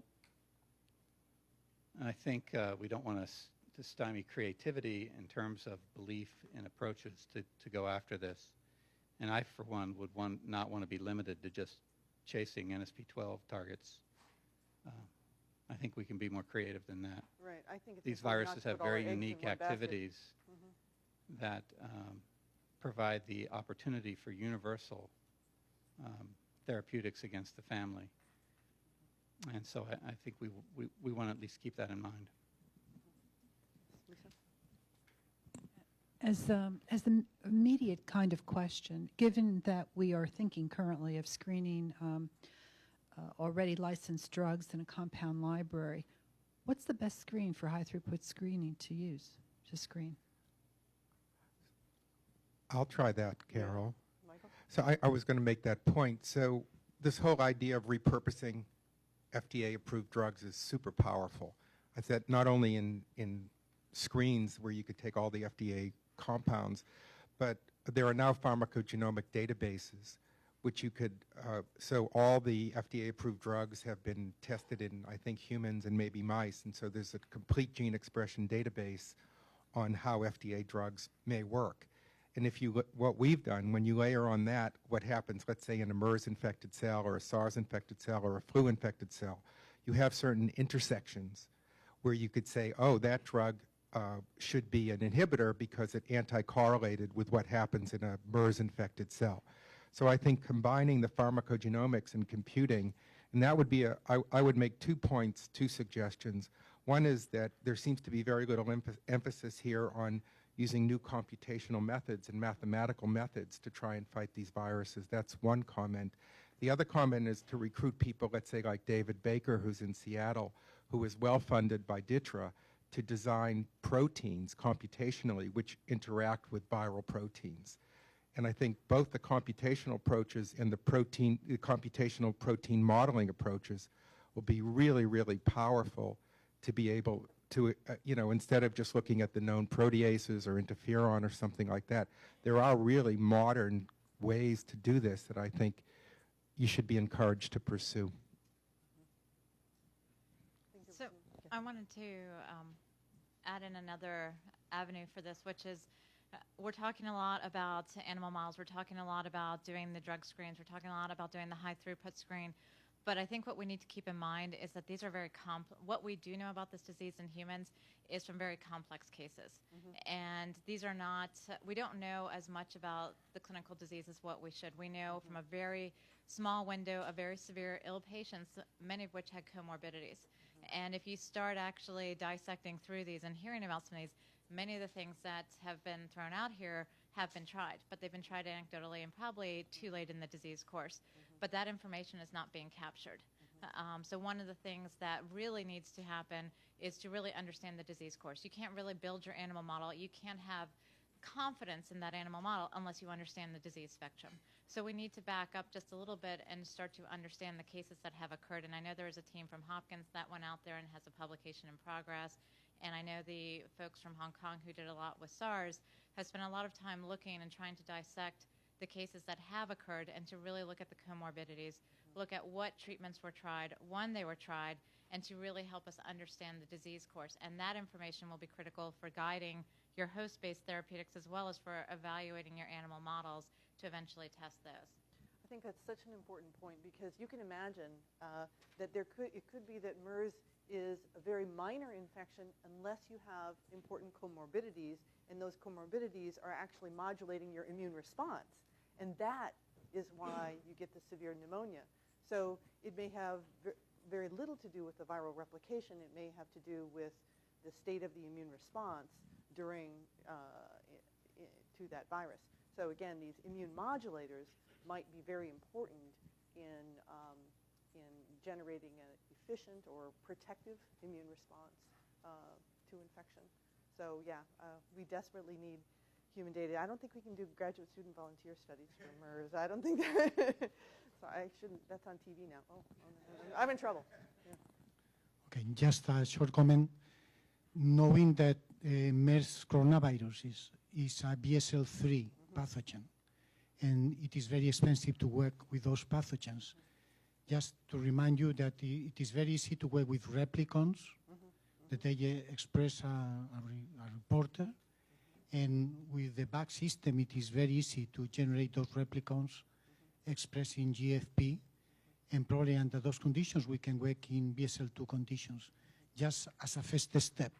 Of course, then we have to move to in vivo or whatever is needed to the virus. So I just comment on another approach that we've been taking in collaboration with Andy Messacar, and that's with NSP5, is actually making chimeric MHV and putting NSP5 from other human coronaviruses into the MHV background. And we have multiple of those. Those viruses grow well. And so we have an isogenic background with the chimeric protease. And so it's possible to potentially screen across, if you're looking for a specific drug against a specific enzyme. And this, I think, is probably something that's possible. It may be clade-specific, but it's something that may be possible with multiple enzymes, that they can support replication in a BSL-2 model background that could be used safely as sort of a combination. If the MERS-3CL Pro is able to be inserted into a model coronavirus, and then that model coronavirus could be evaluated in the appropriate small animal model. And the other thing that we've been able to do is put in reporters in the replicase that are stable for up to 20 or more passages, so a luciferase reporter. So I think a combination of something like that can give you a screen and a virus that would be tractable, where there's lots of reagents against it, and you could then use it as a mechanism potentially for screening of BSL-2 before you then move forward into a BSL-3 environment for secondary screening. And I think a tiered screening strategy is one that makes a lot of sense in terms of throughput, combination with structural studies and biochemical studies. That's a very important point. Eric? Or Andy first, and then Eric? Okay, I wanted to let people know going into small molecule and tool compounds, which I think is very important, going back to my question about what do we have that we've taken all the way through in different animal models. So through the NIH Molecular Libraries Probe Development Centers Network, we do have 2 3C probes that are available to the world. You can write to Vanderbilt Specialized Chemistry Center and get ML188 and ML300.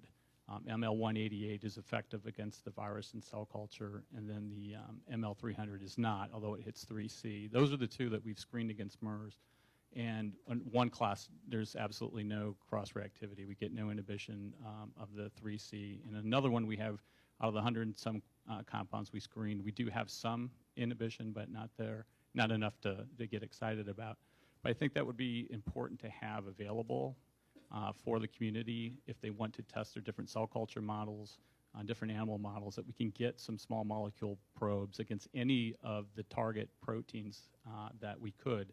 It doesn't really, to me, matter that which target it is at this point, but I think to be able to take the compounds down all the way to efficacy studies is important. Larry, you had something? No? Eric? I have a question / comment to Louise here about the use of replicons. Did you ever do a sort of quantitative or semi-quantitative comparison between replicon systems and infected cells in terms of changes in the cell, in terms of amounts of proteins and RNAs made? Because I wonder whether the replicon systems are robust enough to give a good image of what inhibition in an infection situation would need.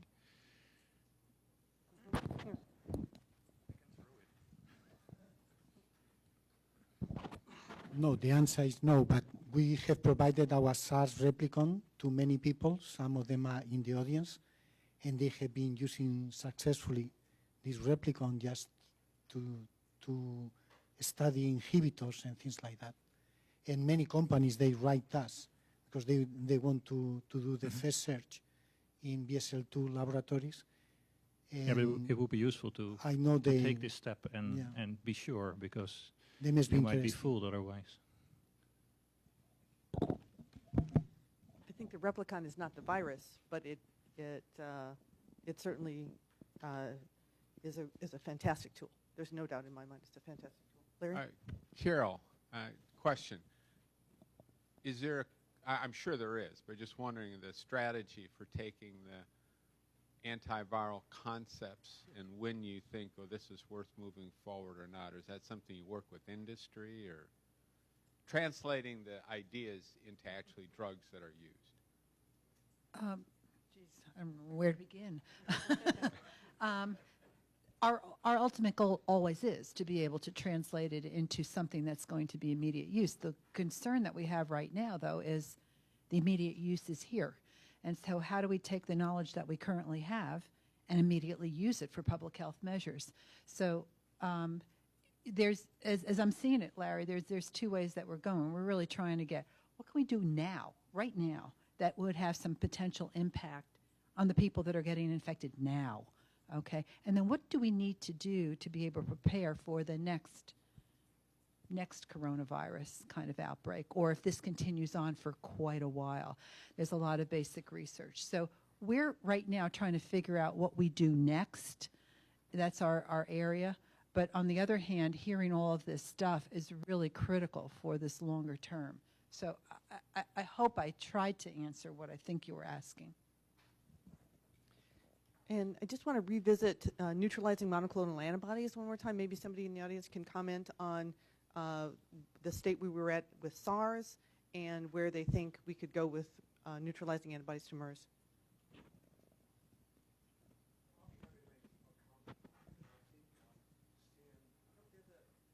Touched on it on his talk. So we put a lot of in the SARS outbreak, 2002, 2003, we used recombinant DNA technology and phage display libraries to pull out, the first one was the ADR antibody, which was directed to the receptor binding domain, and that was pretty potent and, essentially neutralized all human and animal viruses of that particular outbreak. But we were fooled because on the mini outbreak, the mini transmission in 2003, 2004, which was from a separate zoonotic transfer, it was actually inactive because of a single amino acid change. And Ralph and I have spent a fair amount of effort working together on sort of mapping neutralization escape pathways, and I think it's pretty clear because of the plasticity of the heads of the S1 domains that you can certainly get very potent neutralizing antibodies, but you don't know what their durability is. In this particular case, if you look at the MERS virus, it actually, the stem domain is not that highly conserved between HKU4, 5, and MERS. So it's not like the influenza viruses where we were able to really nail it and get class-specific epitopes. So I think it's going to be a little bit more challenging. Having said that, we've got some pretty good candidates at this point that have to go through additional screens. But, I think that there's a number of ways to make human monoclonals.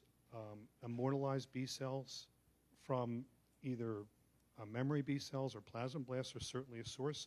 It's not the only source. Large libraries, if they're large enough, but just by combinatorial chemistry, can tend to pull out highly potent antibodies to targets that they've never seen before. I do think that what we did learn from the SARS outbreak is to be able to set up a bunch of tools so we have tool chests that we can rapidly go from binders to neutralizers to be able to get the candidates without having to go into BSL-3. So I think the discovery process has been streamlined, dramatically since that point.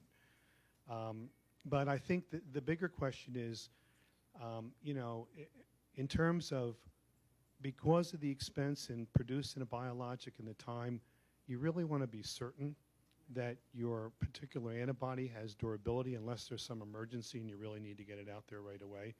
And I think that's where the bottleneck will be. Not so much getting the antibodies, because that's pretty much, just another target. But it's trying to epitope map. We know now that not all epitopes, some are more resistant to neutralization escape than others. So I think it's the downstream biology in the monoclonal antibody field that'll be the time-consuming part of it, not generating the antibodies. In my opinion, from working in this field for a while. Thank you for that. That's very helpful. Looking for a durable neutralizing monoclonal. So I think we'll move to vaccine development now, and thank you very much.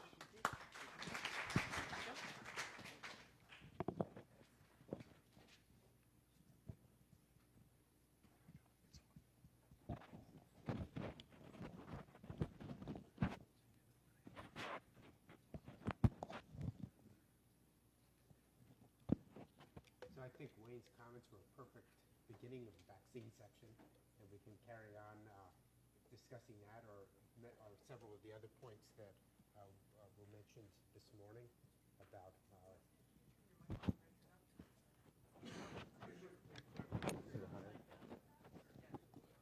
oh, that would help too. That's why, thanks, Mark. Mark used to help me. He's been helping me like this for 30 years, so.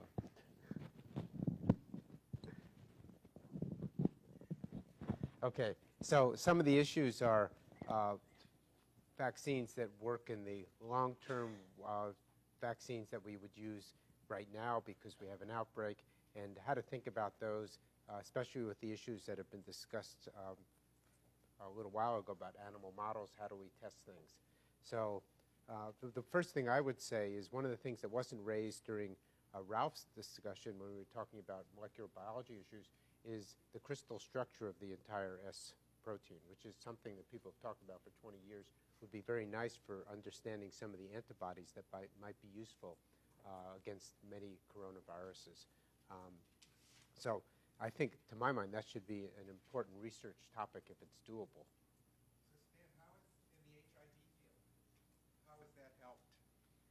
Well, I think that it's been there so people could then take their antibodies and see what they were doing, and maybe at the end they say, well, we knew that anyway, but we can't even do that. So, you know, at the end, maybe it won't help, but we have to find out that it won't help. Could I just ask a general question to see whether or not we can get this off of the agenda completely or not? Is there anybody that thinks that we can get a vaccine that could be used during this particular epidemic, let's say, even if it lasts 3 years? Or is that completely off the radar scope? Because I want to know if we want to focus in on the long-term science, basic science issues around developing ultimately coronavirus vaccines. But is there any human vaccine that we could actually get out to the public in the next, I'll say, 3 years that we should be focusing our attention on?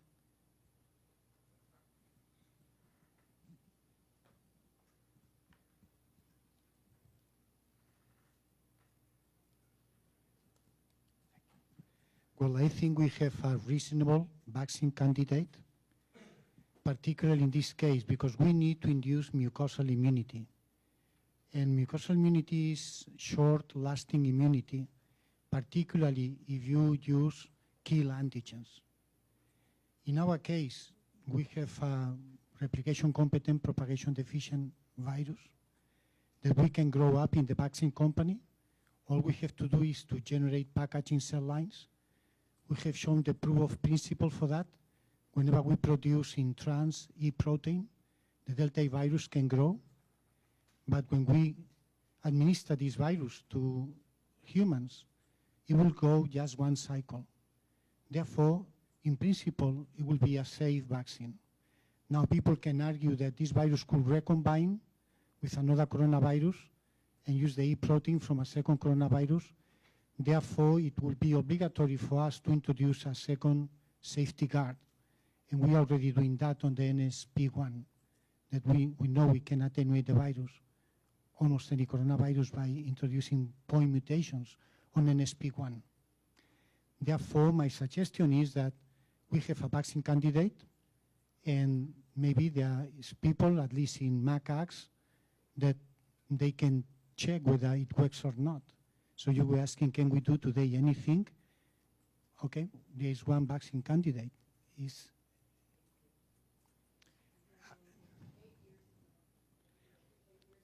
Another comment on this is many people is using kill vaccines, but always is a danger on that.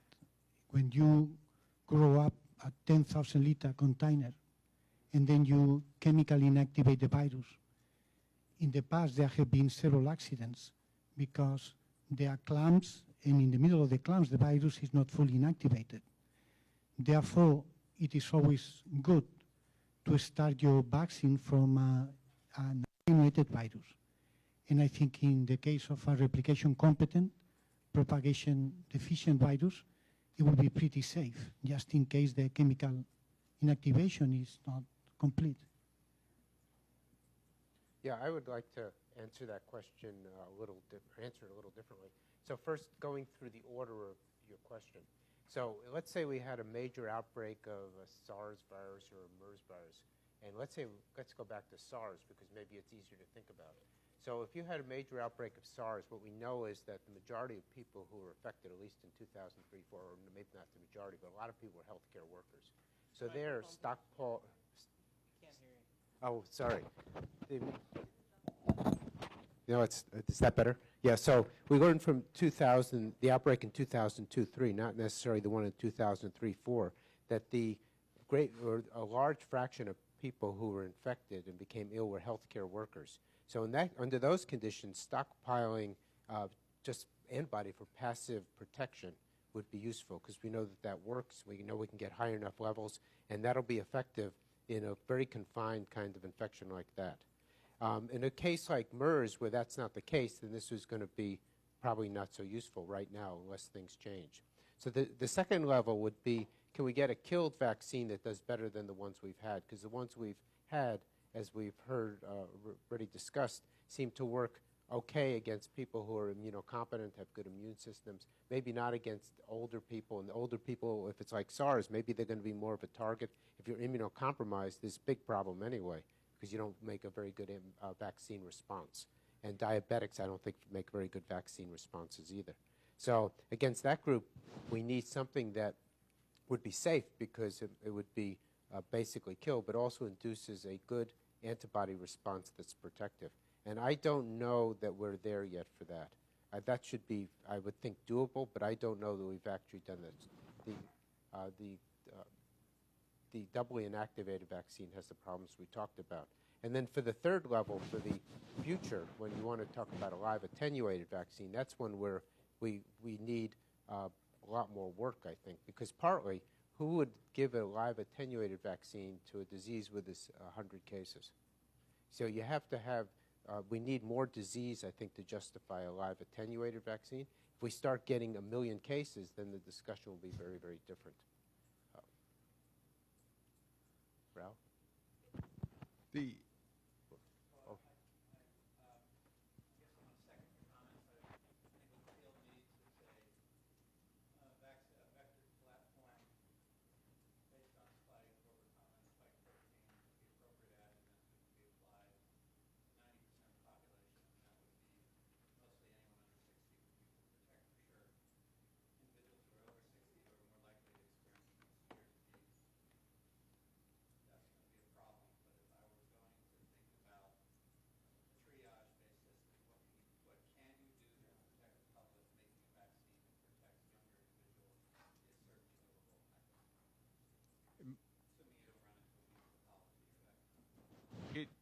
The experience with SARS suggests that, I believe, inducing good neutralizing antibodies or giving monoclonal antibodies prophylactically protects. And I think a subunit S protein vaccine probably would be at least partially effective in terms of treating disease. And that strategy, I think, has a better chance of being used in the short term versus long term. Subunit vaccine tested in healthy adults first. Animal models and then approach. Yeah. I mean, I don't know what it would take, how many years, but that at least is conceivable that that could be done on an urgent basis much quicker than certainly a live virus vaccine. So.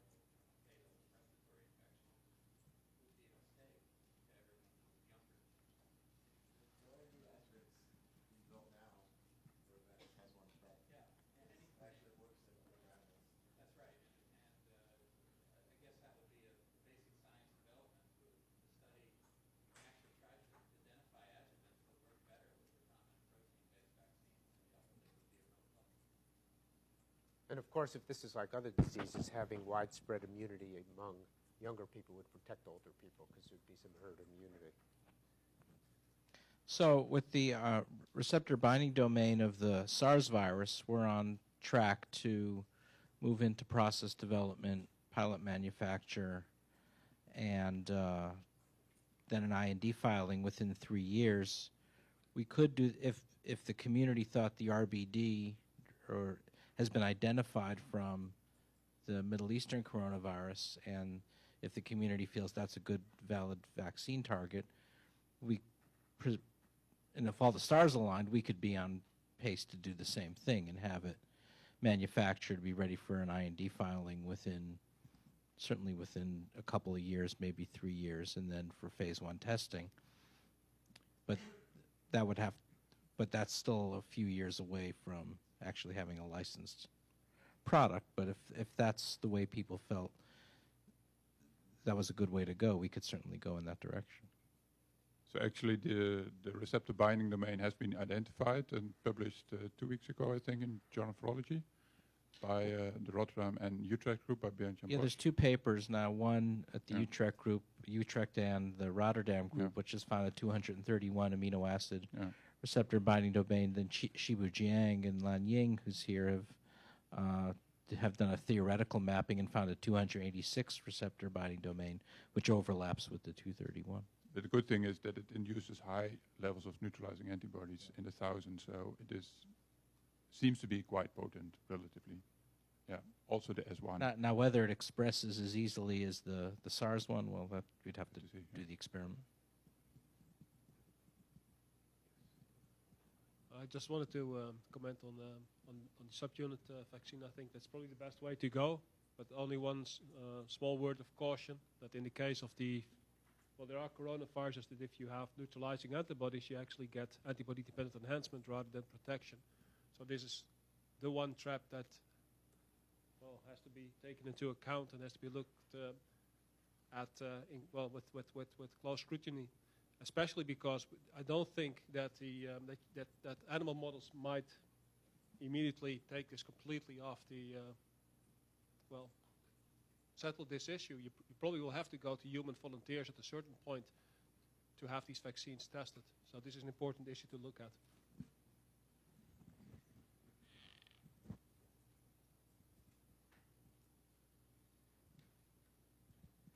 So a question I had was, is this a moving target like influenza? So if it takes 3 years to develop this, will if it gets widespread in humans and you already have antibody selective pressure, is that going to change your target in the 3 years?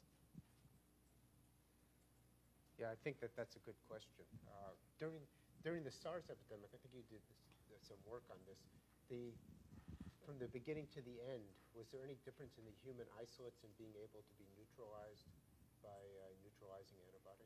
Yeah, there's a huge difference. So if you make human monoclonals to a late phase SARS epidemic strain, 4 out of 30 that we tested that Antonio Lancevecchia made were able to neutralize all of the strains from the early human isolates to the late human isolates. There are 18 amino acid mutations within the receptor binding domain, if I remember, give or take 1 or 2.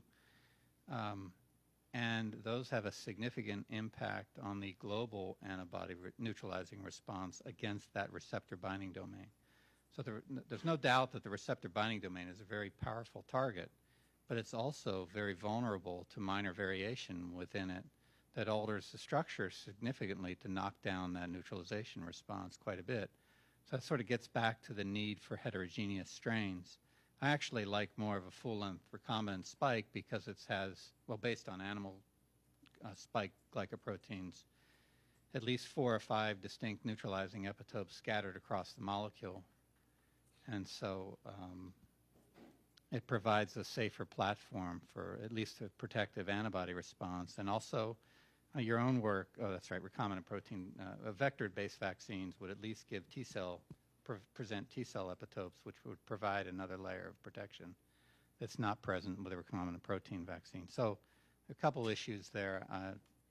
Those are policy decisions, but the idea of a vector-based platform for coronaviruses in general that we can shuffle things into for rapid vaccine development or recombinant protein-based approaches, I think would be very valuable to protect the overall public health. Yeah, and I think the other thing I would add to that is because of the way the SARS epidemic occurred, so late in the infection, or during the infection, you're having adaptation, I think as much as anything else, to the receptor and to being a better virus. But with time, we don't know if there'd be enough population immune pressure to taking what might be by then an ideal receptor binding domain for the human target and changing. That's what happens in flu, of course. It's complicated how it happens, but it does happen. Other viruses, it doesn't necessarily. So I don't know if we know for sure, but I think it's certainly a concern. Just trying to get a better understanding of the enhanced disease. So if we give people a vaccine, when are they likely to get the enhanced disease? If they encounter another human circulating coronavirus, or are they too diverse to actually cause enhanced disease, or is it only if they encounter the exact same virus again? When does one expect enhanced disease? Do you want to answer that, Raul? I don't think there's no evidence at all that there will be enhanced disease. I'm only mentioning that in one particular case of coronavirus, this feline infectious peritonitis virus, that's a special case where if you have neutralizing antibodies, these antibodies do not protect, but rather help the virus to get into macrophages and monocytes, so that because the virus binds to these target cells with higher efficiency and can find the receptor then more easy. So here you have a case where the antibodies do the opposite of what you hope to achieve. And there's no indication that this will happen for MERS, but it is something to be aware of if you go and design a subunit vaccine based on S. So it's something that has to be looked at quite closely in the development process. So that was the only point I wanted to make. And it is associated with inactivated vaccine. So in FIP, if you give an inactivated vaccine, you vaccinate the cat, you then challenge with FIP, the cat will develop disease and die within 12 days, even within 7 days if you vaccinate with a spike. Normally, it will take at least 21 days before the cat succumb. So the disease process is dramatically shortened and the infection is more fulminating. But there's no evidence either that it makes the cat more vulnerable to attracting the infection. I just wanted to make a point that this is something to have in mind when you use the spike as the target. And that's the other point is that I think that the illustration you gave and what Raul's talking about may be a little different. So what Raul's talking about is a case where you basically target the virus into macrophages at higher levels. So you get more cytokine production, and that's why you get a lethal infection in a shorter number of days. The eosinophilia and increased infiltrates and other problems in the lungs may be a different mechanism. Then it wouldn't be disease enhancement. I would think it would maybe just a dysregulated immune response of some sort. I just had a comment that was, I guess Carol stepped out. The question was about whether we could achieve something in 3 years, get a vaccine into people.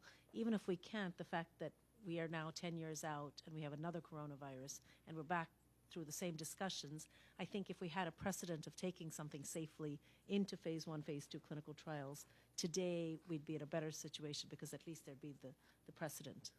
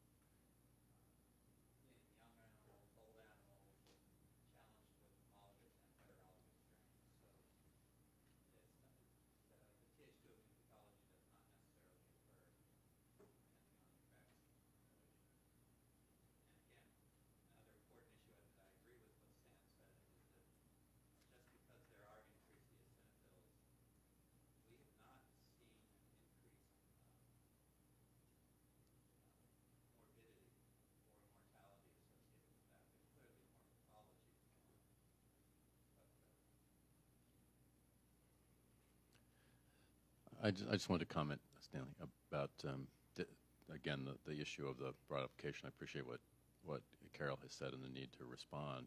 But I think it's an opportunity, again, from what we've learned from SARS, with so many different strategies that are, in fact, independent from immune determinants and that could be combined. And that we've many, many times talked about that, but really the opportunity or the timing or the resources haven't been there to think about combining multiple independent attenuating strategies using synthetic genomics, reverse genetics, that could be then combined with issues related to systems biology to try to understand how those are responding, what their stability is over time. And I think we'd be in a position to do that sort of work in terms of fundamentally pretty quickly in terms of identifying what we thought those key ones were and combining them and seeing how they worked in a SARS background and in a MERS background. And that puts us in a position to think long term about this virus, about SARS, and about the future. So I'd like to see that as well as thinking about the acute, immediate event. Quick question to Ralph primarily. Is there evidence that intact S actually confers a sufficiently strong protective response?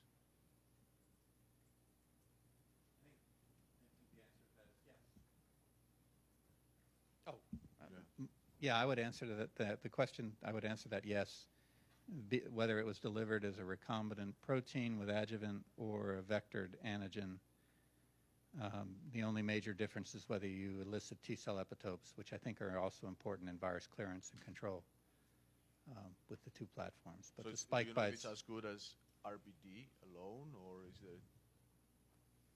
Well, the RBD seems to be the primary target for neutralizing epitopes in the full-length spike, but it's not the only target for neutralizing epitopes. In fact, we really haven't mapped all of the neutralizing epitopes on the SARS spike glycoprotein, primarily because the initial screens that were done were focused on identifying receptor binding domain antibodies.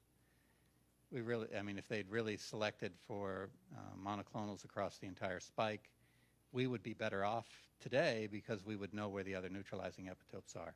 There's clearly a cluster in the S1 domain near the N-terminus. There seems to be a cluster in the middle of the molecule and then a cluster at the C-terminus, but not well characterized.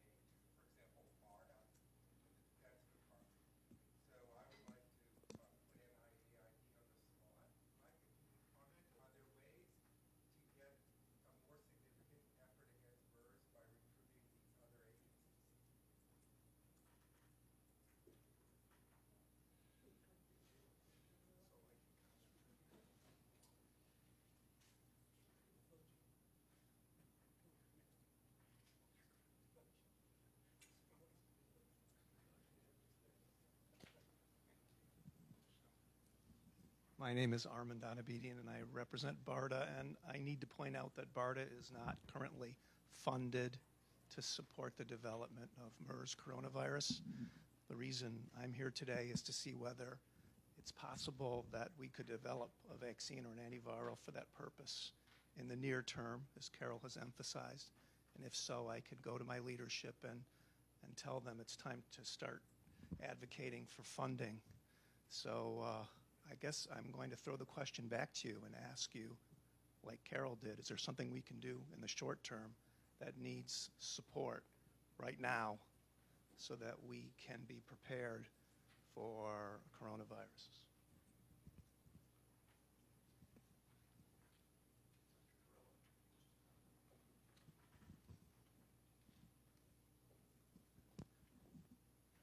Yeah, so I think as Carol had mentioned earlier, this is a high priority issue within HHS, and BARDA, HHS, CDC, and FDA do have regular consultations and trying to determine the optimal path forward on all the various things that we could do. As BARDA related, their activities are primarily more in the advanced development once there are clear-cut candidates, certainly after they've gotten into clinical development. So it's fairly well down the lane in terms of what needs to get done. The other major funder in this area being DITRA, I was meeting with the Department of Defense just last week on a number of ancillary issues. They're still sorting out within that, within their leadership as to whether this has risen to the level that they need to actually have a focused program. So they haven't yet really decided on the level of commitment they wish to place. They're clearly looking at it from a research standpoint, but whether they wish to develop and apply funds towards translational and development is still under discussion. Right now, I mean, it's still a matter of trying to figure out, which is the purpose of this meeting, as to what are the critical next steps that we can take both from a short-term and a long-term perspective to get moving on addressing the issue. And until we have a better concrete idea of what those are to be, then the appropriate funding sources will be able to respond.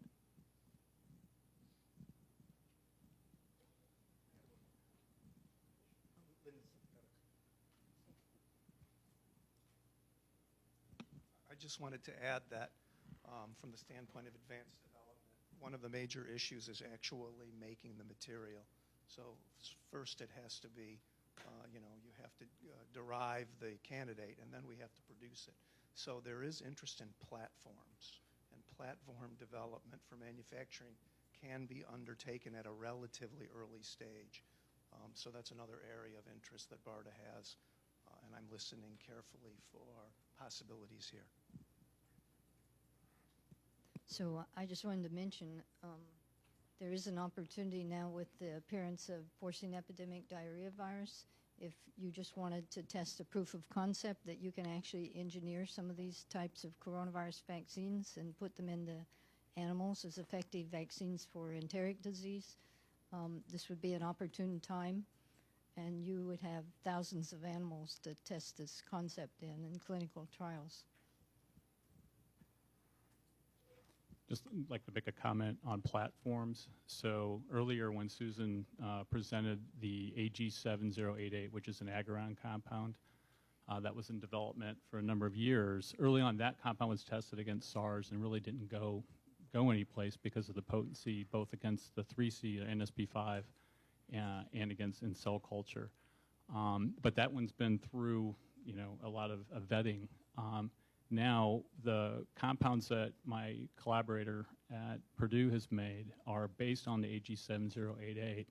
The reason why we were able to do that so fast is because the platform chemistry has all been worked out. I mean, Aaron Ghosh has got a compound for HIV protease that's marketed, darunavir. It's worldwide. So that's the sort of thing that we can rapidly scale up and make compounds for testing in the general community. But I also think because of all the PK, ADME-tox has been done on that particular group of compounds, and because right now, at least biochemically, it's a lot more potent than SARS in our hands against the enzyme itself, that's something that could potentially within, we'll have data within a couple months we could share, and then get it to that production phase. I mean, those kind of chemistries can be done. It's all worked out, it's published, and it can be tested and distributed to the community so that we can evaluate all the different models. I wouldn't say that had not, I've been testing a lot of compounds over the past 7 or 8 years, but right now in our hands it's more potent than I've seen against any of the NSP5 inhibitors. So just one comment, we're almost finished here.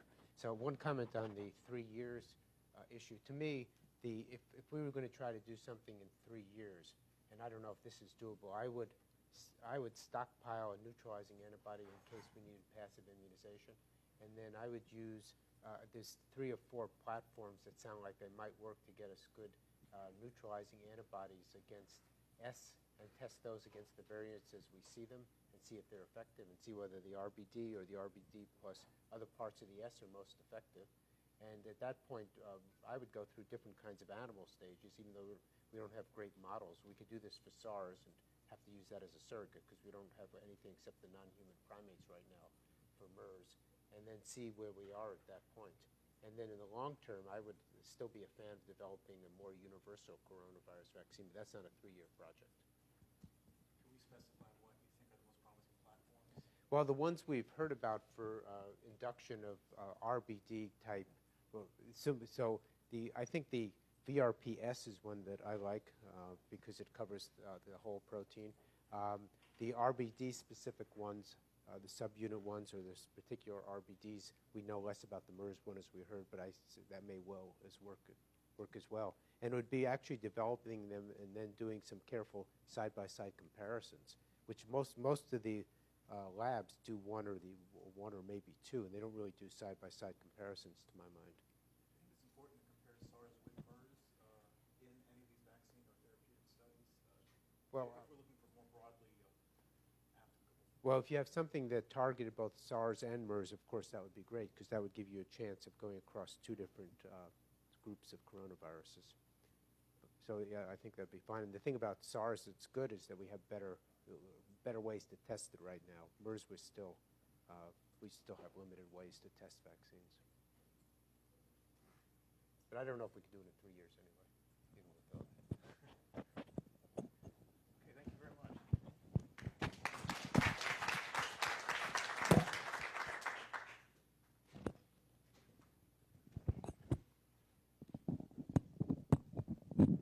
All right, let's see. People here with that?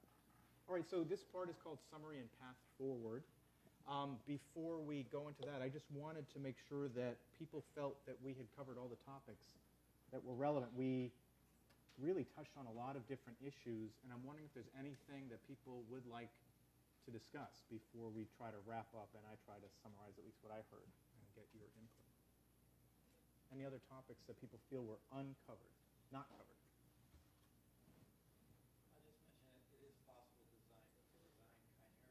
Spike glycoproteins that protect against strains, multiple strains within a specific genocluster. So you can build Designed informatically? Yeah, it's basically structure-based antigen design and luck. Probably a lot more luck than structure-based antigen design because we don't have the structure of the spike yet. If we had the structure of the spike, it would certainly help. But you can blend S components, neutralizing epitopes from strains all the way around an arm of the phylogenetic tree together to provide a broader protective response against isolates within that cluster. But the conserved areas, are they known to have neutralizing? The only thing that's known is that there are neutralizing epitopes that cross the entire spike. You're basically scrambling them and mixing them together so that you can provide broad protection against the entire genocluster. I don't know if you can mix components across two different genoclusters, like a group 2C, group 2B mix. So you think within 2C? Or Within 2C, I think it could be done. Within 2B, I think it could be done. Well, in 2B, I know it can be done, so that's the difference. One issue is not clear to me is that I have heard from people that they have difficulty getting virus. And we really haven't discussed that today. And are there obstacles that are in the way of getting virus? Are people getting the virus that they need? And what are potential obstacles? Would it help to have a central repository for viruses that could be given out? So I wonder if people could discuss that and let us hear their experiences with getting viruses and what kind of delay are we talking and what are some of the problems?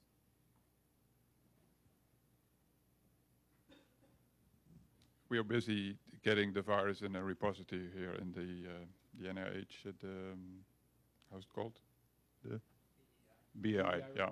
So hopefully that is arranged in short time, so then everything here in the US goes through that. And if there are any problems getting the EMC virus, just let me know. It's mainly MTA related, but this is sometimes problematic. I apologize for that, but... Now, the virus that will be in the NIH repository, will that have MTA-associated issues, or will that purely be available according to freely available?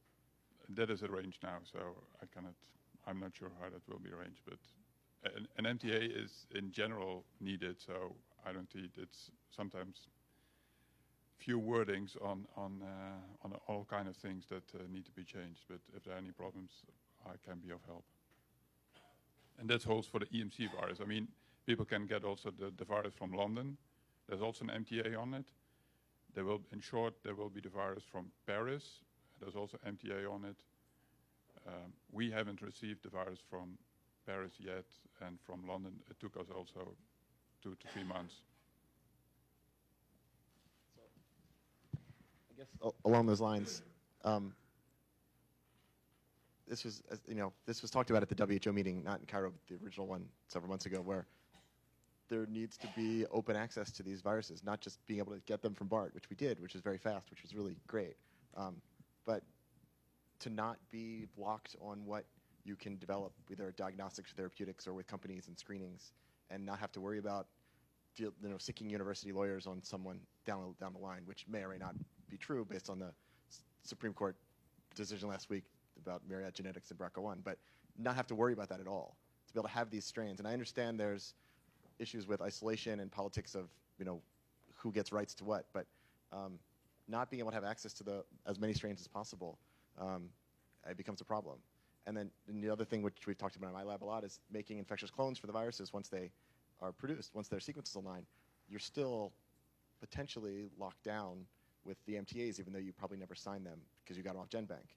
And I don't know what issues there are and if NIH can work us through those issues, but I think that is a problem that needs to be developed, especially for testing antivirals and vaccine design and animal models to see how the viruses that spread as they go through this epidemic change and the roles the differences they have in pathogenesis. That's only if they are commercialized, and then you have to contact the Erasmus. But that's a general issue if there's a patent on something. So commercialization in the sense that the thing that someone's going to ask me to screen for them, I have to use a virus to do that screen. So is using the virus in that screen for them, and then them using their therapeutic that came out of that screen.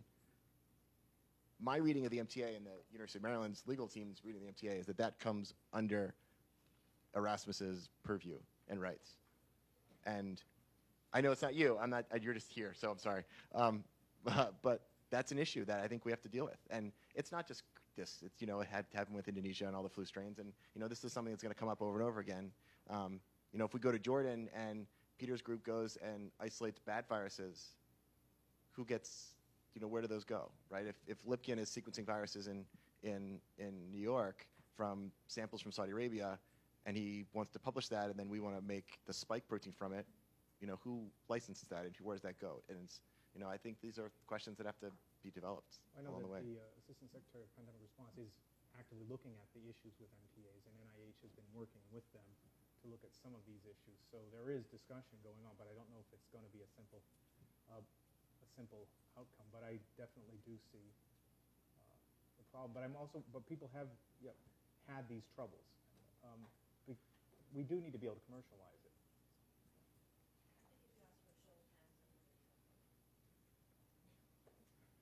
There's issues amongst ourselves. I mean, there are export control committees at universities that have to go to Commerce, and they generally have a very restrictive attitude on passing these things around. And it's not because any of us want it. We'd like very much for most of this to go away like it once was. If it's a restricted item, clearly Commerce has the right to restrict the distribution of some pathogens. There's a list, but it goes way beyond that, and it doesn't allow you to send reagents to collaborators.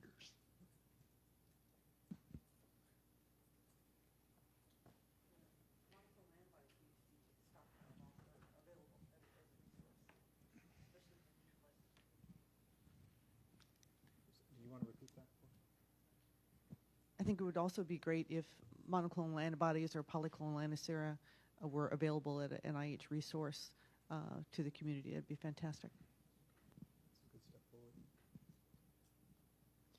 I'll just mention we synthetically resurrected the virus about the same time it came from Erasmus. So the truth of the matter is, the way the technology is going, this is a limited problem that we're going to be facing. In the near future, it'll be easier to just reconstruct viruses in your own laboratory that you want to study. They can actually even be the natural isolate, identical at every base. That's not going to be a long-term technological problem. And do you think that'll be, almost any lab will be able to do that, or does that really take a lot of technical expertise? I don't think just any lab will be able to do it, but coronaviruses especially are much more complex, but an alpha virus at 10 kb is much more simple. So I just wanted to mention that. You keep that in mind. But so this is kind of a short-term problem. The second issue is the MTAs with the Health Protection Agency out of London are a nightmare as well. We have actually not completely signed ours yet because they're demanding the right to refuse publication of data if it's somehow at odds with their position. And no university that receives NIH money can sign that MTA. Otherwise, they default with their agreement with NIH. So these MTA agreements are a real problem, and that's going to require a political solution and health agencies around the world working together. So it's an important objective, I think, that you need to deal with.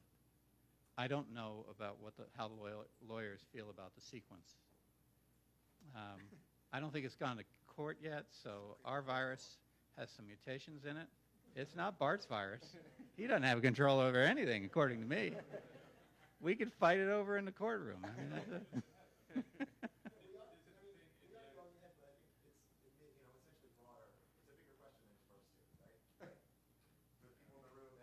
For the people in the room and for the companies that want to work with us, any of us in the room, to either animal model development or testing whatever they want to test, it's something that we have to think about. That's all. I mean, I don't think anyone in here, I don't think anyone here is worried about lawyers coming and knocking down the door and stealing all the virus, put a padlock on the BL3. But it's something that needs to be thought about, and it's going to be, just like Ralph said, for the synthetic biology side, it's not trivial to make the infectious clone, but it's not a 1,000-mile hurdle that you have to jump over to get there. And be able to synthesize the virus off of sequence off GenBank, and in, I don't know, how long did it take you? 3 weeks to get clones back from? No, we didn't Wuhan? rush order it. It took us 3 months. Oh. So if we'd rushed ordered it, we could have had it in 2 Right. weeks, but I You didn't have could've- enough money. I would have bet that you could. Right. We could have done the Gibson reaction and gotten and synthesized and ordered oligos, and no one would have been the wiser. No one would have screened them against any database, and we would have gotten. You could make the clones themselves that way, and it's not.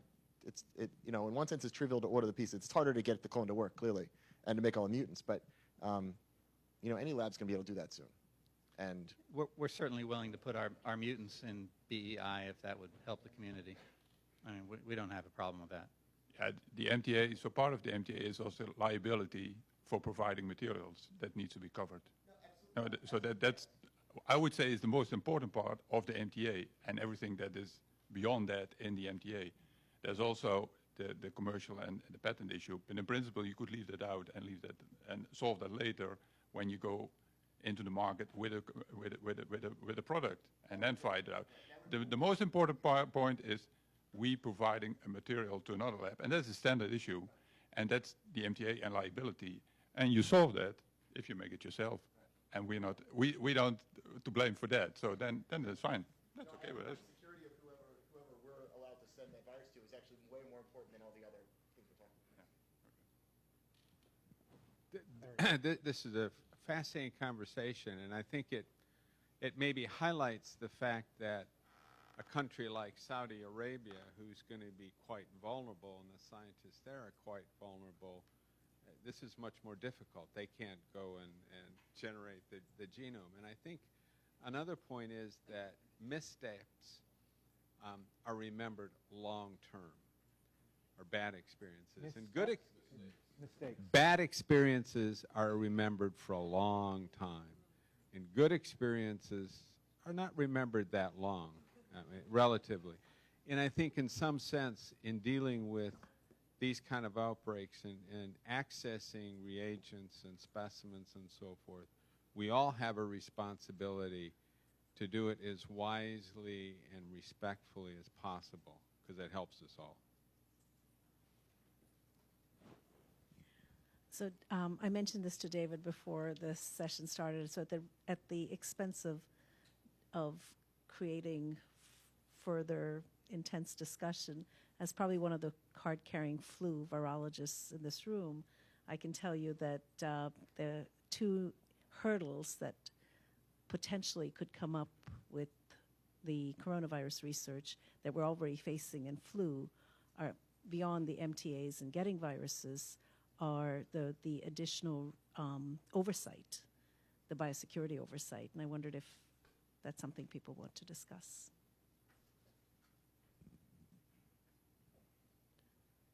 Well, I think when we say that anybody, in a few years, anybody will be able to make this, it's a little, I don't know that that's honestly actually true. I mean, it's still complicated to make a virus, and it doesn't always react the way you want it to. It doesn't respond that easily, and it does take the kind of expertise that exists in Ralph's lab or in Luis's lab to really do that. Otherwise, we all would have done it the day it was out, right? I mean, it isn't. It's not one click. It isn't that easy, and then I think an important component is this is I think we will all the hidden elephant is is SA, right? We don't want this thing to go to become. I didn't say it because it's a circulating virus. It's an important human component, and it's very important to be able to let the research on this expand in a competent and appropriate and safe manner. That is important right now, and if it's suddenly being looked at already as something that would be more, I don't know if it is, but if something that would be more of a concern and would restrict or limit the ability to do this, and we're in the middle of, we don't know if this is smoldering and going to burst into flame or smoldering and going to die out. We don't know that, and so I think whatever can be done to facilitate making sure that there's open ability to continue to do this research in a safe manner, then that's what needs to be done. So I'd like to be more blunt and mention the S word. And make a plea for restraint in terms of putting MERS coronavirus on the select agent list. And I'll give you two good examples. The first sits next to me. We have collaborative grants together. When SARS went select, our capacity to apply systems-based approaches on that RNA from both animals and cells stopped dead in its tracks until he has a select agent facility. I don't know if there's a select agent facility for proteomics or for transcriptomics or for deep sequencing that is available in the U.S. that can handle the samples that would come from the labs, which would provide critical information for controlling and developing strategies to limit the spread of the virus and develop vaccines and therapeutics. Those samples are critical. They transfer between labs, and they allow groups with very different technologies and expertises to work together in a complementary fashion to allow the research to go forward very, very fast. NIH has moved to and put a lot of money behind the concept of building teams of researchers through U19s and those types of mechanisms that allow collaborations and expertises to come together. The sharing of samples is critical for that. So if you want fast movement forward and you restrict it with select agent status, then that will have a very chilling effect on productivity. So I think somebody had to say it, I guess. You refuse to say the S word.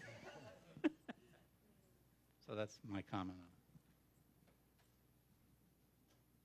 Could I just be sure that everybody is clear that NIH does not make those decisions? Okay? I just want to be really, really clear on that one. And NIH really does recognize the problems that occur when decisions are indeed made. But a lot of this goes to the researchers. Again, you can read a lot of this in the newspaper that occurred, but I think it would be very prudent, and you are a very prudent group, to just be sure that you moderate the enthusiasm that you have when you discover things associated with MERS. And, you know, again, balance is always very important. Getting all your papers in Nature and Science is not the most important thing on this. So I think there's a lot of lessons about good stewardship and responsible writing of publications that would be very helpful to help us help you. Thank you.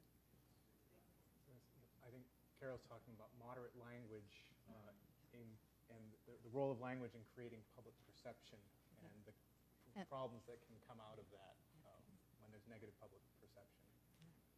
So just to follow up on this, then too, the issue will be where do you draw the line on this? If these viruses have indeed come from bats and they're very similar to bats, if you're screening bats and you find these, then what do you do with them? You know.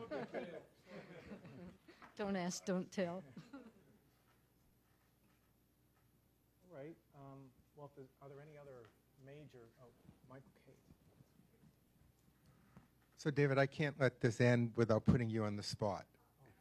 Great. I'm going to look at Carol, you know.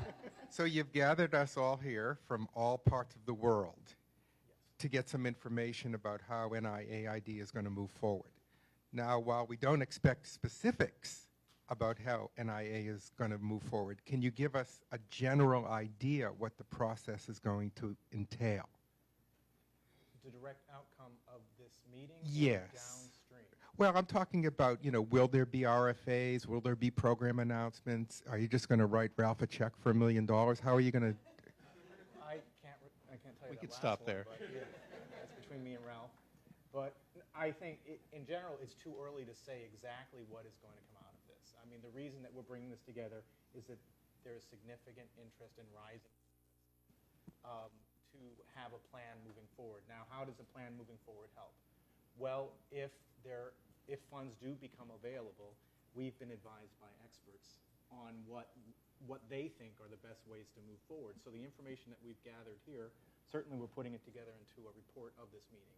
And out of this meeting, we will try to coalesce and get what we saw as the major priorities and recommendations moving forward. So that can act as a blueprint for us moving forward, depending on the funds that become available.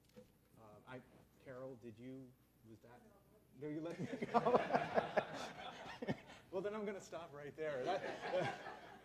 That's the best that I can get out of it. Yeah. Okay, so I think it's too much to summarize everything that went on today, and I wouldn't even try.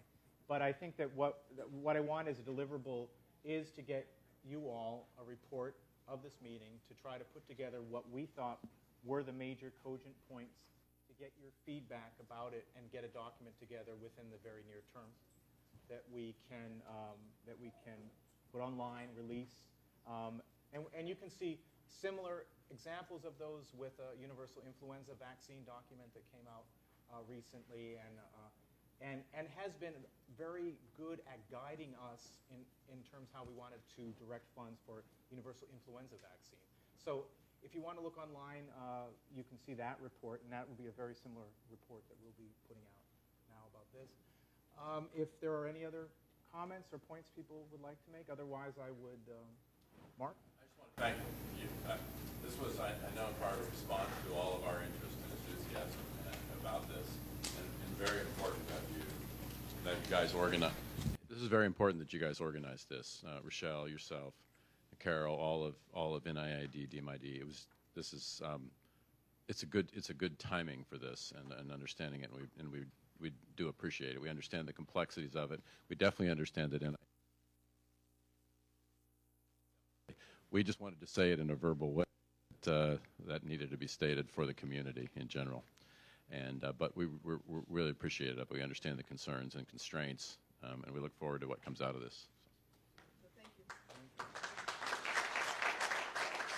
And thank you for all the amazing progress that you all have made, and we hope that we can help you facilitate that in the future. And thank you for coming in on such short notice and long distances. Thank you.